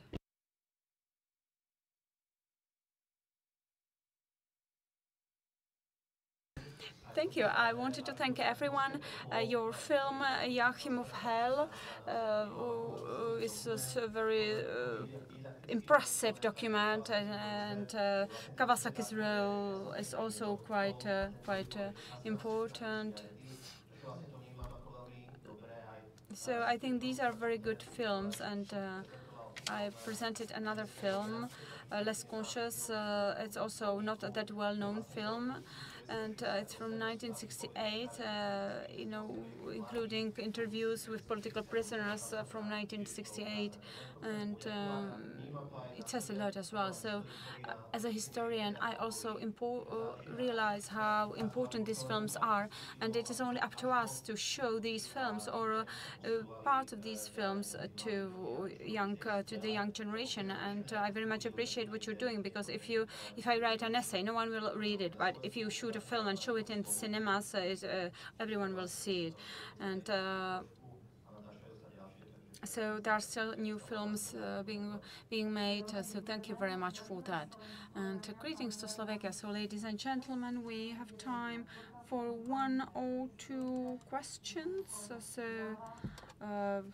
Jakub, would you like to add something? Martin Vada, you mentioned the locked up films locked up in treasure shelved, and the Communist Party wasn't mentioned that much, but I'm also a co-writer of one film locked up in treasure. It's called Eugene's Among Us, and it was made in between the years 1978 and 1980. And in 1980, we presented the film, and Professor Brosel, on the 6th of November 1960, said we will celebrate the great Soviet Revolution, and we will show you this film by Petr Niederle. And we showed the film. The cinema was full. Everyone stood up and gave us 5 minutes of applause. And another week, there was a meeting of a young association with young students, and it was told that the film could win the prize abroad for anti-socialist film, and then Jiří Sekvenc jumped in and he said, Ludwig, it's exaggerated, but this film is too dangerous because it's too clever, and we will not screen it. And the film was locked up. So I asked the dean if we could at least show it to those who contributed to the film. So then we were asked to show the film to our co-workers, but the dean said that he needed to have, attendance list, and everyone who saw it would have to sign that they have seen it.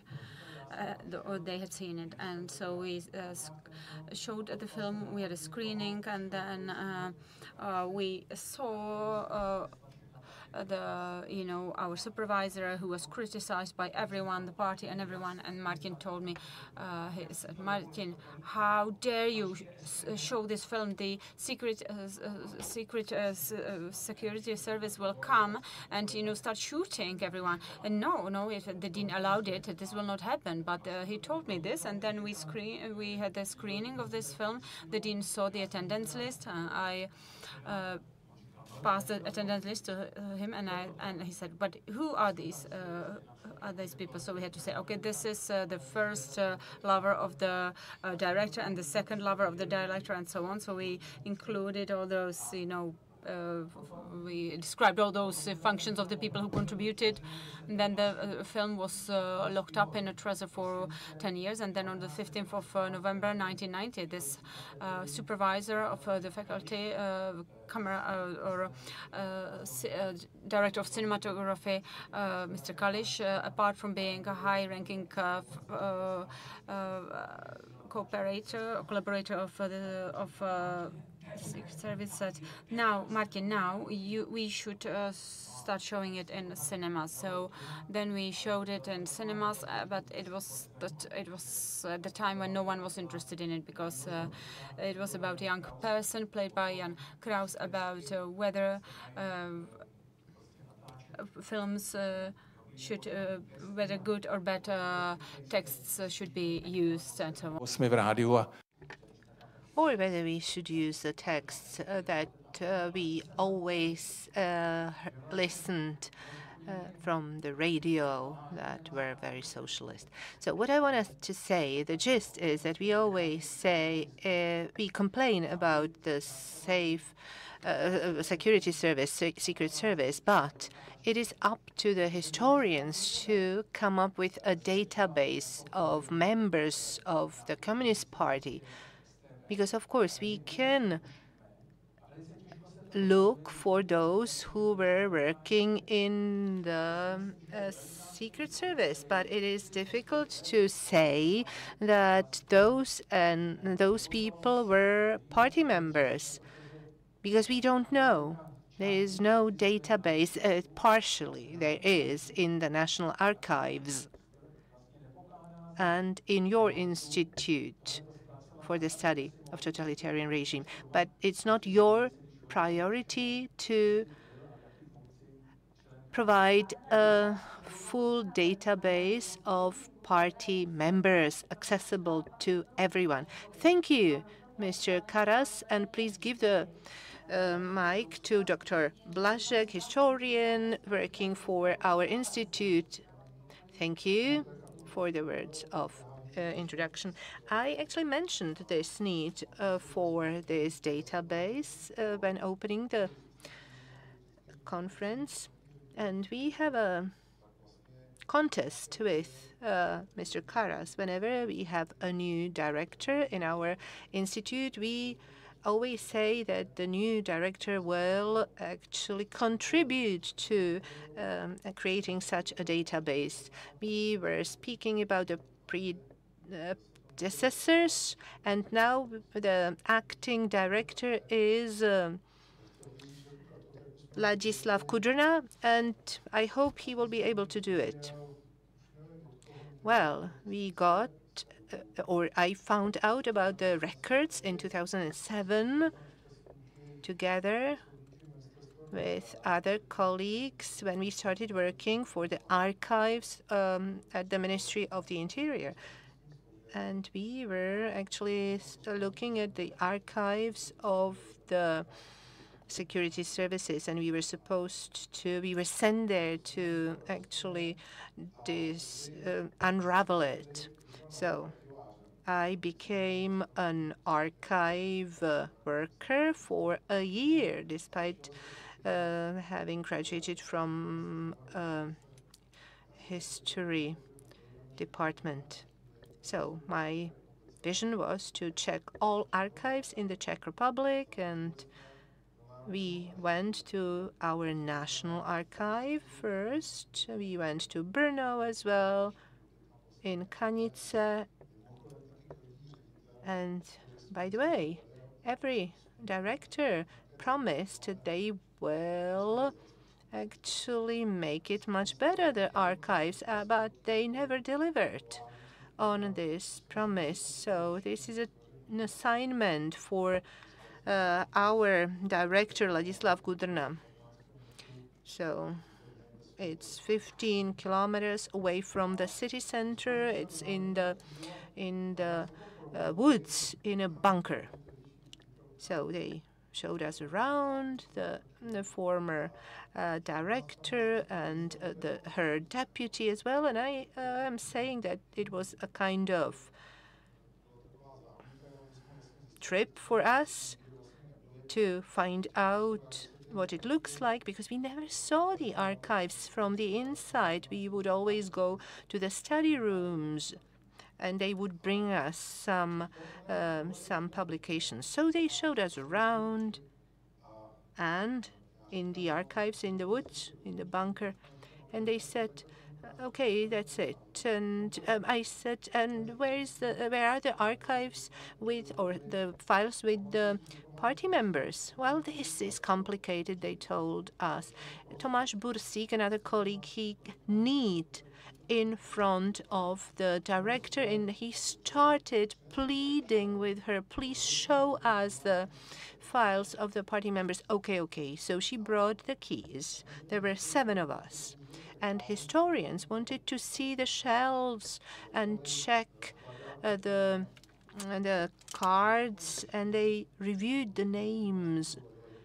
And the ladies accompanying us were really, they were scared, and at that very moment the door was closed by itself, and they didn't have the keys, so they were double scared. Well, then we called for help, and they retrieved us. But it was a huge room. Nowadays it's supposed to be digitalized. This is what they told us, that they have scanned everything, or most of it, those archives, but they are not openly accessible, available. This is an assignment, a big assignment for the new director of the Institute for the Study of Totalitarian Regimes. Thank you. That was a climax, I have to say. Let me say something. There are archives at Barrandov, where the Czech film studios are. This is a sad chapter. I was interested in personal cards, those who worked in the film studios, especially the communist members. They actually refused to show me these personal cards. They said that it was like personal data, GDPR, etc. Thank you, Petr. Thank you. The time provided for this discussion is actually coming to a close.